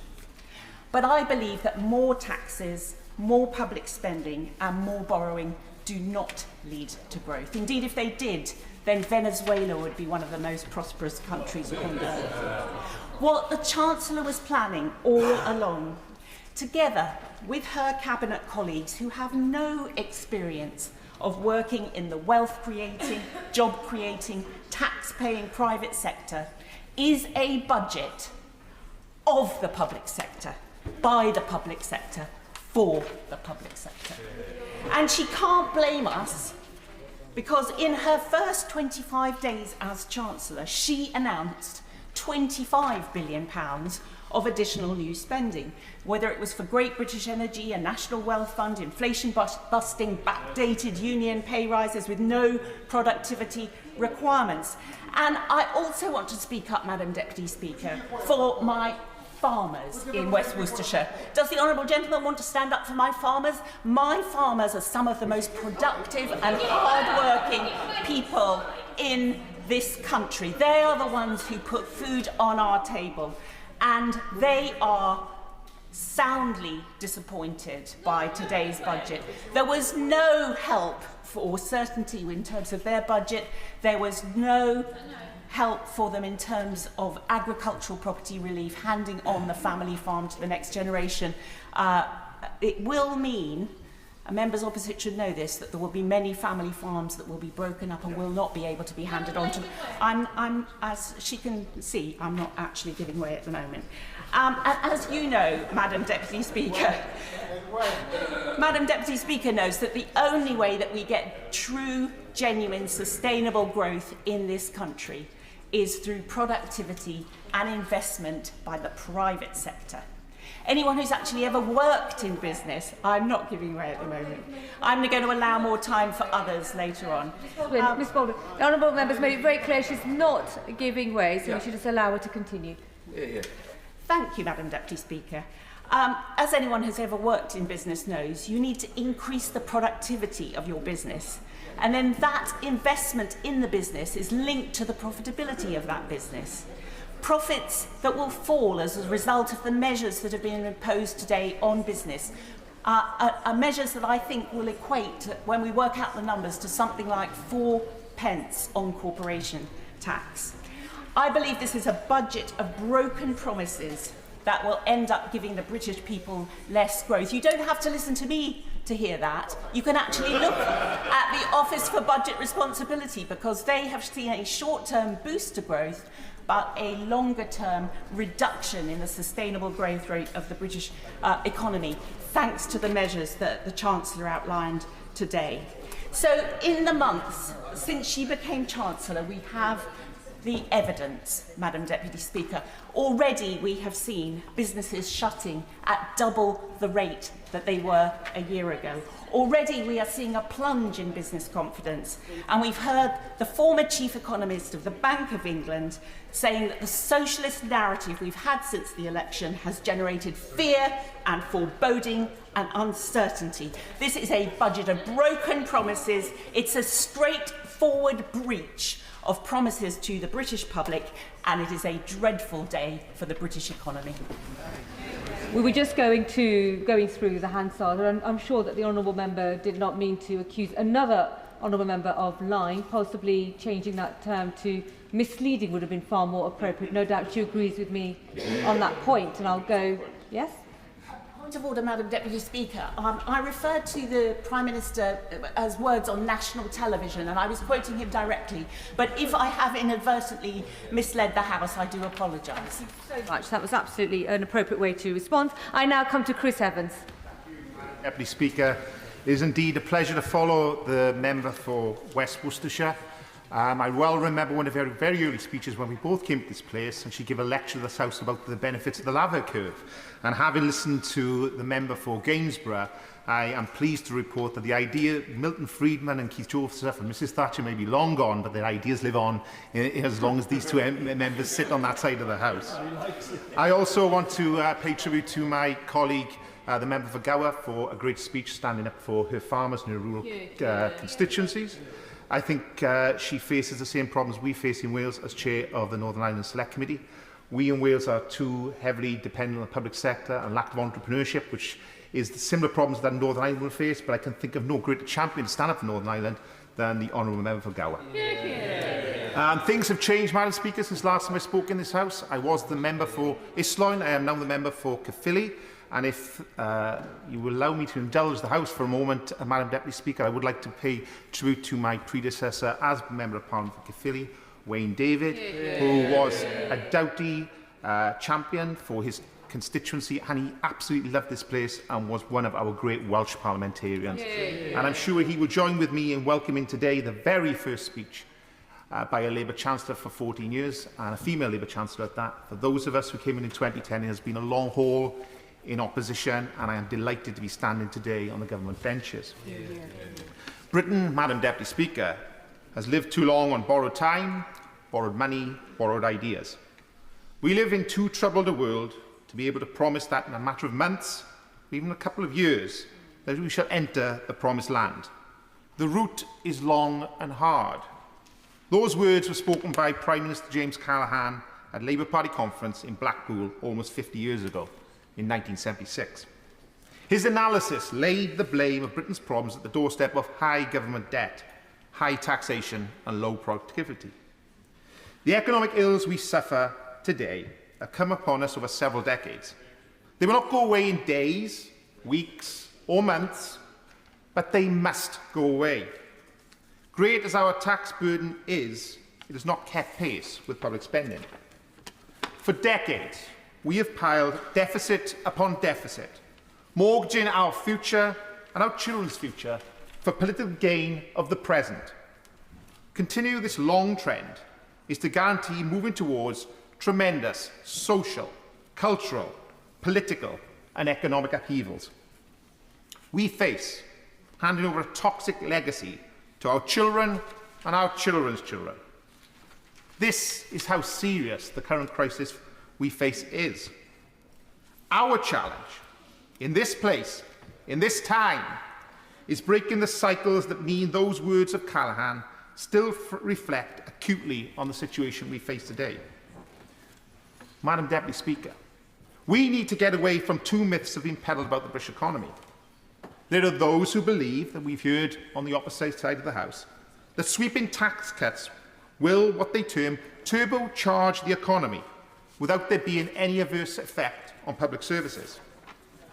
They will cite the 1980s as a golden age, but taxes could be cut when the government could rely on receipts from North Sea oil and the privatised industries. In 2024, that is not an option. A tax cut would only come at the price of cutting public services. It's a lesson we should have learned from the infamous fiscal event of September 2022. Speak to most people, and their experience of government is poor, whether trying to book a medical appointment or simply renew a passport. That position is intolerable. The second myth is that if we chuck enough money at a problem, somehow it will solve it. Madam Deputy Speaker, as someone who has served on the Public Accounts Committee for 5 years under the now chairman for the Treasury Committee. That idea is almost laughable. Take the Ajax programme, which was meant to provide a new armoured vehicle for our army, initially meant to be delivered in 2017. It is now 2024 and is still not complete. Meanwhile, north of £3 billion of public money has been wasted. Both soldiers and the public purse have suffered the consequences of a wasteful mess that created unsuitable, unsafe and largely unusable vehicles. The National Audit Office called it flawed from the start and noted it was suffering from problems that plagued other defence programmes. The programme is now even yet to be delivered and faces the threat of being obsolete despite the mammoth cost to the taxpayer. We cannot, Madam Deputy Speaker, to allow a system in which regular mistakes are the norm and are simply part of the culture. You cannot have civil servants shaking their shoulders and say that's the way it is. This is public money they are spending. An estimated £7.3 billion was lost to fraud related to COVID-19 schemes from 2020 to 2022, according to the National Audit Office. £2.9 billion was spent on PPE that was deemed unusable for frontline services. Now, I welcome the Chancellor's announcement today about the COVID Corruption Commissioner, but it should not have happened in the first place. Most recently, hundreds of millions of pounds went down the drain for the failed Rwanda scheme. Now, whatever you think about those schemes, what message does that give to those who are working hard to pay into the system every month and ask for more and more of their hard-earned money in taxes? Ronald Reagan once said, yes, I have quoted somebody of the right wing, government is not the solution to our problem. Government is the problem. Well, I believe that bad government is the real problem here. Government can't do everything, but it can do some things well. Raising the minimum wage announced today is one of those examples. However, we cannot go on the way we have been going. There is no future in giving the government departments more and more money if it's only going to be wasted. If there is a black hole in the department's budget, then the system created that. More money is not going to change wasteful practices. There needs to be fundamental reform in the way we manage major projects. The Chancellor has announced some productive measures today, but if we do not stop money leaking out of government through wastefulness and mistakes, then we are failing the taxpayer. We need to be strict with ourselves when it comes to projects and government spending. We need the chair of the Office for Value for Money, announced in July, to report annually to this House. They need to be tasked with several questions about each project. Is it on time? Is it delivering value for money? If not, it is necessarily we have to be ruthless. We either take the decision to carry on with projects doomed to lose money, or we take a step back. Do less, but do it better, and start creating more things that we can export abroad. As the Chancellor recognised in her speech, we cannot borrow indefinitely, and we cannot keep asking hard-working people for more and more, whilst governments make costly errors and ask the taxpayer to pick up the bill. Investment to rebuild is necessary, and the government is right to protect the most vulnerable from shouldering an increased burden. It is time, however, for a root and branch reform of the civil service, with a realistic economic policy that considers the state of the public finances as they are, not as we wish or hope they were. I am hopeful this budget has done that today. In closing, Madam Deputy Speaker, if we do not act now, in 50 years' time, will future generations be speaking of the same elements? If they do, then it means simply we have failed. We have effected no real change in our time in this place. Callaghan raised these problems 50 years ago. Our duty is to ensure that we do not spend another 50 years stuck in the same place. I call the SNP Treasury spokesperson, Dave Dugan. Thank you, Madam Deputy Speaker. 4 months ago, the people took the Labour Party at their word and voted for change. Well, it didn't take long for it to become clear that the Labour Party was offering not change for the better, but change for the worst.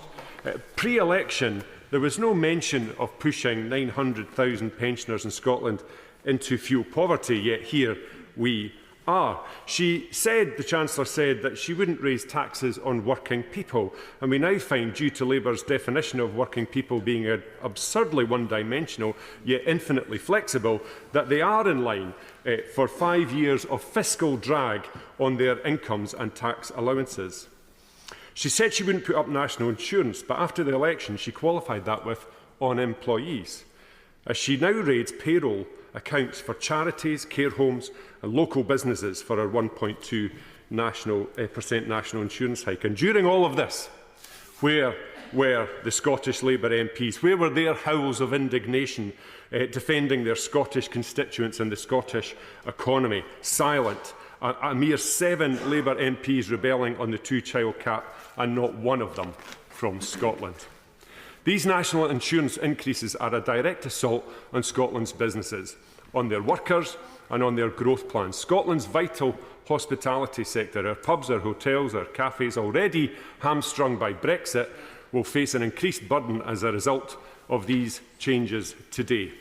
A punishing tax hike hitting many of Scotland's 340,000 SMEs hardest. The very companies who drive growth, reinvest locally, who sustain 1.2 million Scottish jobs, 42.4% of all private sector turnover in Scotland, and who sponsor local groups and clubs, all caught in the crosshairs of this anti-small business Labour Chancellor.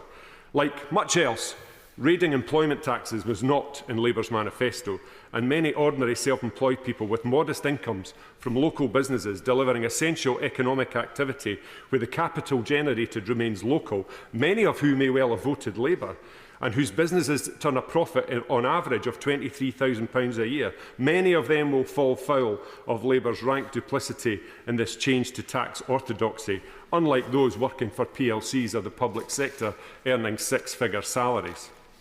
This national insurance hike, the threshold down to £5,000 and the rate up to 15%, a £25 billion double whammy tax on jobs, plain and simple.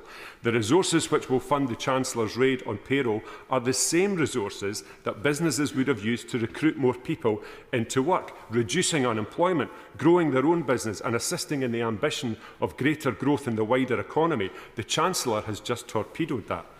And it's the same resource that would have delivered pay rises for those ordinary working people next year. Where will that resource come from now? The Chancellor notes that she's not putting up taxes on working people, and that may technically be true this year. But with next year's pay claims guaranteed to be suppressed by her raid on employers' NI, she's baking in lower wages for workers next year and in subsequent years. On the duty on whisky, the Scottish Whisky Association have described this as a hammer blow. And the Prime Minister actually promised, Madam Deputy Speaker, to back Scotch whisky to the hilt. But he should have told his Chancellor, because she's just taxed Scotch whisky to the hilt. It's completely unacceptable. And that is part of Scotland's burden. None of this is acceptable. We are not content to continue footing the bill for decisions we had no part in. We went into this election with the highest taxes in living memory, and they've just gone up again. 10 years ago, we were implored to lead the UK, not to leave the UK. And what have we got now? Government benches awash with Scottish Labour MPs, where Scotland waits for bated breath with just one of them to stand up for their constituents, where their interests lie at odds with Westminster. The Scottish Labour MPs have backed the Chancellor's 2-child cap, snaring 87,000 of our constituents' children into poverty, and voted to strip the winter fuel payment from 900,000 Scottish pensioners on ours, the coldest part of this island. If that's a local Labour champion, then I don't fancy meeting a local Labour villain on a dark night. And all of this justified by the fabled £22 billion black hole. With all this black hole hyperbole, Madam Deputy Speaker, I'd like somebody in the Treasury to put the lights on, because it might shine the white light of truth on the black holes that Labour fear to mention. The £30 billion black hole, where we've been mortgaged to the twin burdens of increased administrative costs by ripping ourselves out of the EU and lost opportunities of membership of the world's largest trading bloc. The black hole of nuclear energy, sucking billions from the taxpayer, producing the most expensive energy sometime indeterminate in the future. Or the Bank of England's £24 billion black hole for quantitative tightening, where it hasn't been discussed once in this House. Now, I want to welcome, Madam Deputy Speaker, the £12.21 minimum wage. It falls short of the £12.60 Scottish living wage, but it's a start. I welcome the £2.9 billion for defence, but I'd be interested to know if any of that's ring-fenced. And alarm bells will be ringing on farms all across Scotland after the agricultural property relief, especially as has been consistent throughout this debate, as this was specifically said that by the DEFRA Secretary prior to the election that Labour had no plans to review agricultural allowances. It's deeply worrying. Budgets will now be annual. That's good. Investment in capital investment should be 3%, and that should be a ceiling, not a floor. But long-term certainty is needed for devolved nations. I'm very happy to give way. Thank you. You may have seen the STUC today said that the Westminster blame game is over for the SNP. They have the money, they have the powers. I wonder when he stands up, will he acknowledge that this budget ends austerity and that the Scottish Government now have no more excuses for their failures? Yeah. I thank the honourable gentleman for his intervention, and indeed I will not accept that. And I'll get on to that in just a minute, if he could just bear with me for a second or two. Infrastructure, I'll get on to the block grant in particular just shortly. Infrastructure, Madam Deputy Speaker, is like a sport. If you don't do it very much, you tend not to be very good at it. See smart motorways, see Hinkley Point C, and see also HS2.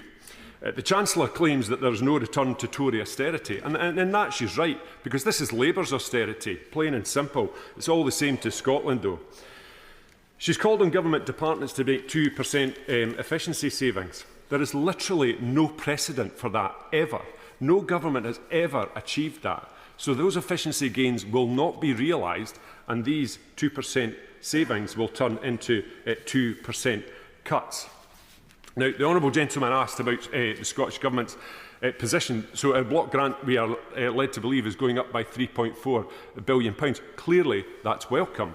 But let's look at the backstory, because that's what's important. Scottish Government now receive a lower share of UK spending than at any point in the last decade. While total UK government expenditure has decreased since 2020, Scotland's share of that expenditure has decreased faster still. In 2014, the adjusted block grant represented 8% of UK government expenditure. However, it's fallen now to 7.6%. This attrition represents a real terms cut to the Scottish budget every year since 2020, and the Scottish block grant is now worth £6.4 billion less than it was in 2021, a drop of 12.7%. So £3.4 billion, of course the Scottish Government, as we always do, will put that to tremendous use, but it still leaves us £3 billion short on where we were just 4 years ago. That's the problem with this union.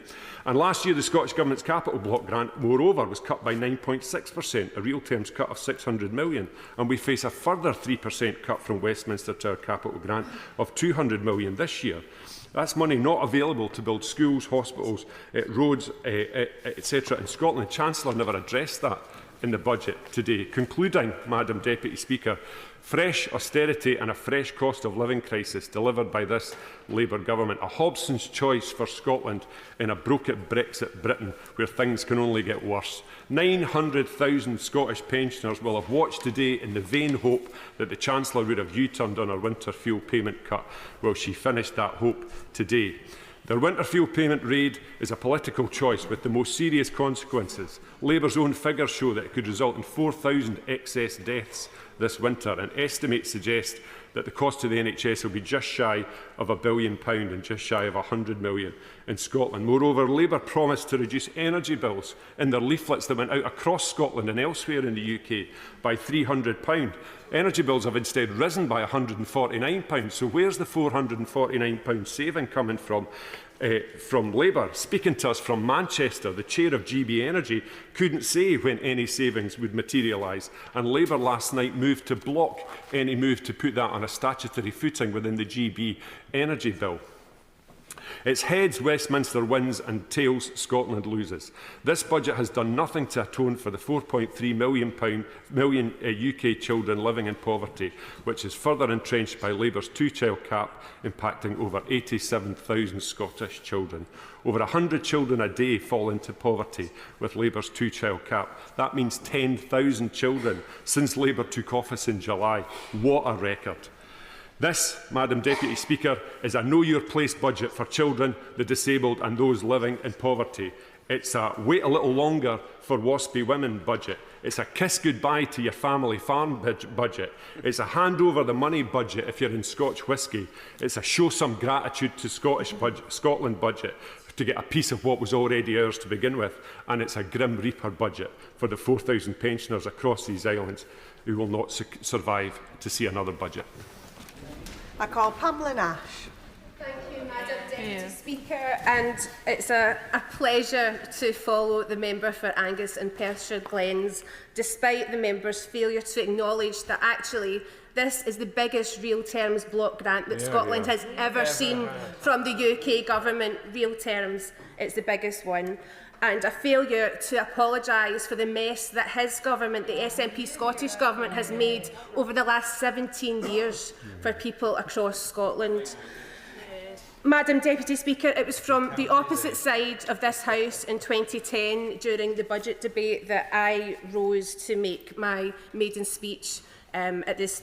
The debate was led by the Conservative Chancellor of that time, and it felt only fitting to speak for the first time in my return to the House in the budget debate today. And it seems fitting when we have our first Labour budget for many years, with our first female Chancellor, no less. With your leave, Madam Deputy Speaker, I will touch on my return to the House and on my new constituency before returning to today's debate. I'm from a working class background, the daughter of a factory worker and a car salesman, and I was raised to know that the odds were against us. I entered politics to work hard to make sure that I could even the playing field with my colleagues, giving people the homes, the education, the health care and the money in their pocket to ensure the best possible quality of life. But my last period of serving in this House from 2010 to 15 as a Scottish MP was seen only through the prism of the constitutional debate. All politics was seen through this prism, and progress in Scotland withered in its shadow. So it means the absolute world to me to be returned to this place now, to a Parliament when we are moving now from a period of stagnation in Scotland and across the UK, and can get back to fighting to improve the lives of our constituents from every single background. In Motherwell, Wishaw and Carluke, my constituency, I'm now the next door neighbour to my previous constituency. It's an area I know and love exactly the same, and I'm so excited about working with the people there in the months and years to come. With our three main towns, Motherwell, Wishaw and Carluke, the smaller towns of Forth and Law, our lovely villages and beautiful rolling fields and views of Clyde Valley, our constituency is a brilliant place to live and visit. Carluke is picturesque with its sandstone town centre and is known as a town called Courage, in recognition of three sons of the town, William Angus, Thomas Caldwell and Donald Cameron, who were each awarded the Victoria Cross, and over 2,000 men and women with local connections who have served our armed forces in the last 200 years. This is a testament to the bravery and dedication of our community, both past and present. Motherwell and Wishaw was at the heart of Scotland's industrial landscape, with the towering Ravenscraig at its centre and its closure in the early 90s having repercussions that we still feel today. Now the site is home to our state-of-the-art sports centre, the new College Lanarkshire campus and thousands of people in homes built for the future.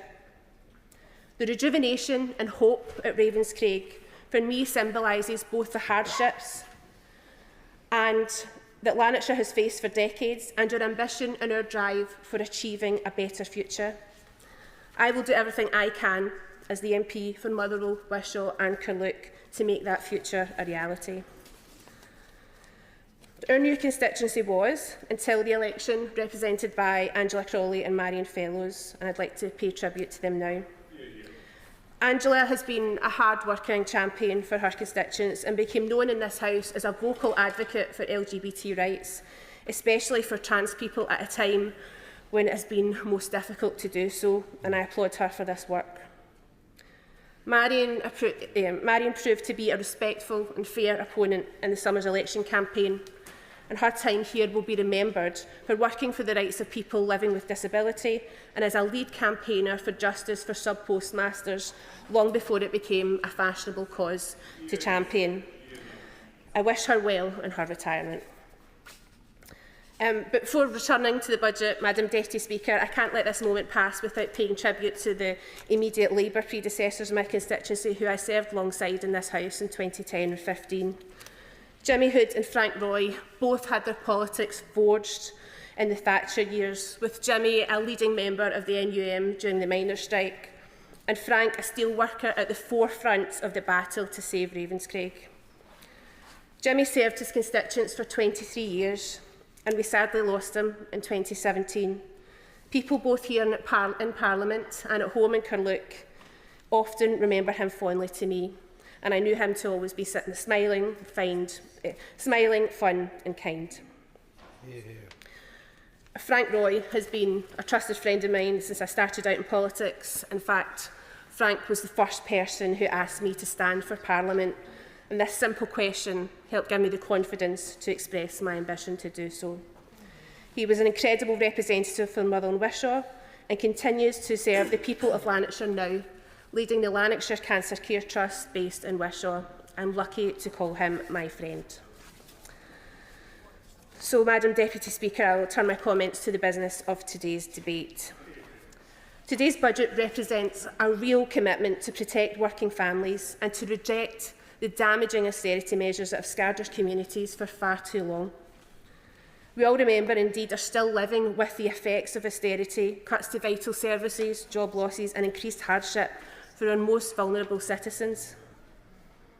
This budget unequivocally signals that this government is committed to moving away from that approach. We will not return to the failed economic model of the last 14 years that has prioritised cuts over care. Instead, we are focusing on investment and growth. The people of Motherwell, Wishaw and Carluke have felt these consequences deeply, and it is our responsibility to ensure that they do not return to that path, The country voted for change, and this budget is all about delivering the solutions that we need for a brighter future. It's the irresponsible choices of the last government that caused this mess, and it is the responsible choices of this government that will get us out of it. I can't help but have a bit of personal excitement today in this budget debate, Madam Deputy Speaker, to see an old friend deliver the budget at the dispatch box, the first woman to do so.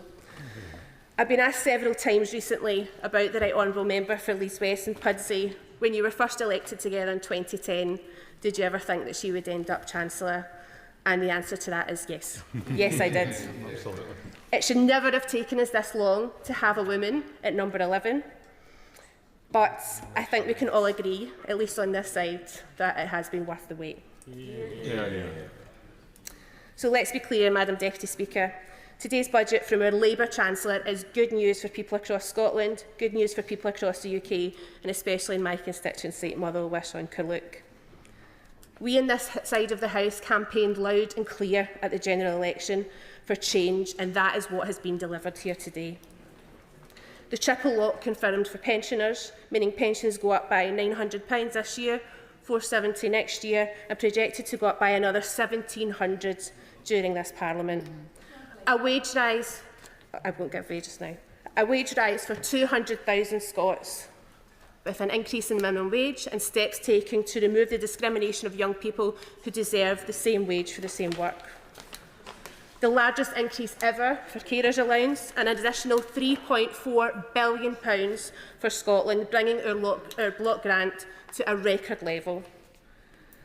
It is now the responsibility of the SNP Scottish Government to put that money to good use. Madam Deputy Speaker, you and I know that those of us in this House are a bit unusual. Political animals are not the norm. And when I speak with my constituents, they don't care if it's Labour or Tory or SNP politicians who put more money in their pockets and fix public services. They just want it done. So no more vanity projects, no more money wasted on research papers for an independence debate that people are sick of hearing about. This is real money that can alleviate real problems now. So I don't want my constituents to have to wait until the Scottish elections in 2026 for an improvement in our schools and our hospitals. This money has to get to the front line immediately, and the Scottish Government will be judged at the ballot box if they do not. I'll finish, Madam Deputy Speaker, by saying my welcome back here has been heartfelt and warm from colleagues across the House, from our doorkeepers and staff across the estate who look after us in this place every day. But the one question I'm asked over and over again still is what has changed since the last time you were here? And the truth is, not much has changed. We still work very much the same way. Perhaps a couple of changes for me. Last time I was here, I was baby of the house, and now I'm old enough to be the current holder of that title's mum. But the one enormous change from the last time that I was here is that I'm in government with this Labour Party. A Labour government. There could be no bigger change, and we're just at the start of seeing the great waves of investment, of progress and growth that this new government is going to achieve. Sir Desmond Swing. It's an enormous pleasure to follow the member for Carluke, where my cousin was until recently the minister.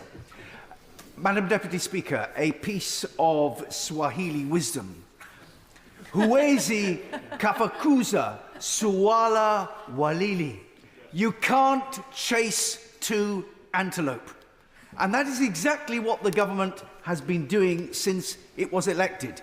It announced that its overriding priority, immediately after the election, and repeated today, was to secure economic growth by investing.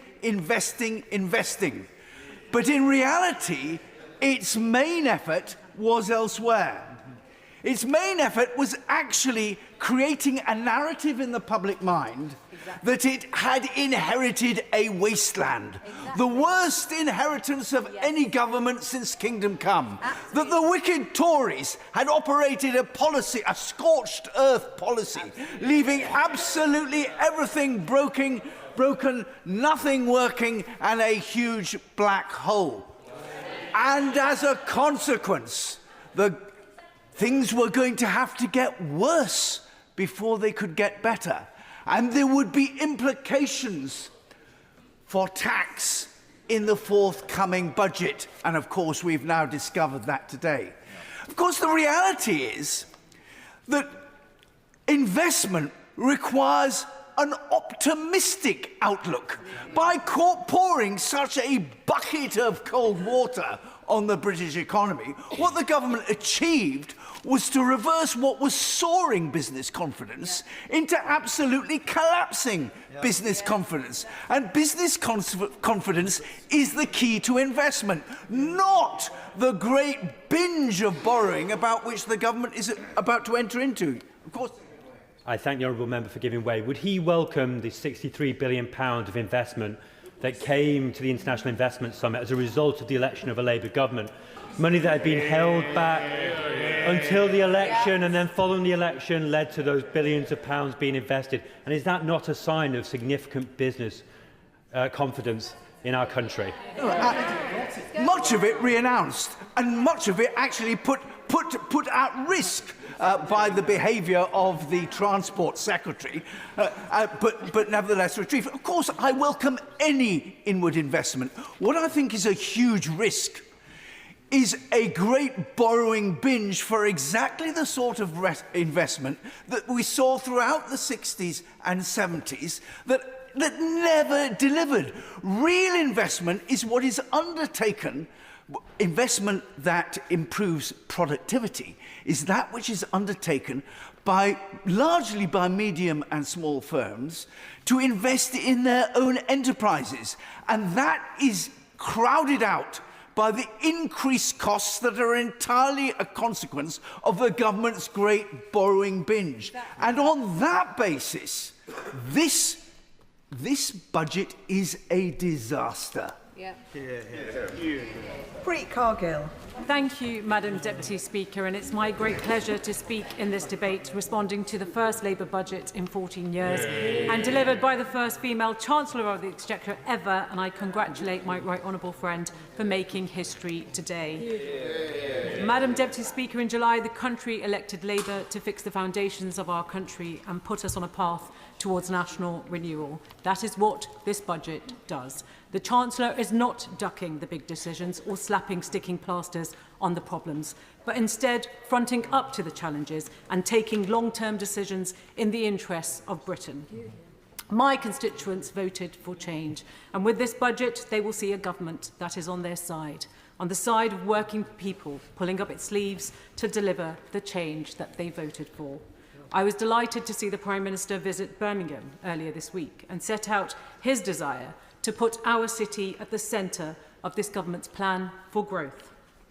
Growing our economy is the only sustainable way to fund the public services that we all rely on. So can I thank the Chancellor for the many excellent announcements in her speech. We've heard a lot of bluster from the opposition already, playing silly games with semantics over the definition of a working person, but it couldn't be clearer whose side this government is on. And can I remind members opposite that the last Parliament was the first in modern history where living standards fell. They left an economy of high taxes, low growth, low wages, public services on the floor, a pay more, get less, doom loop of stagnation and decline.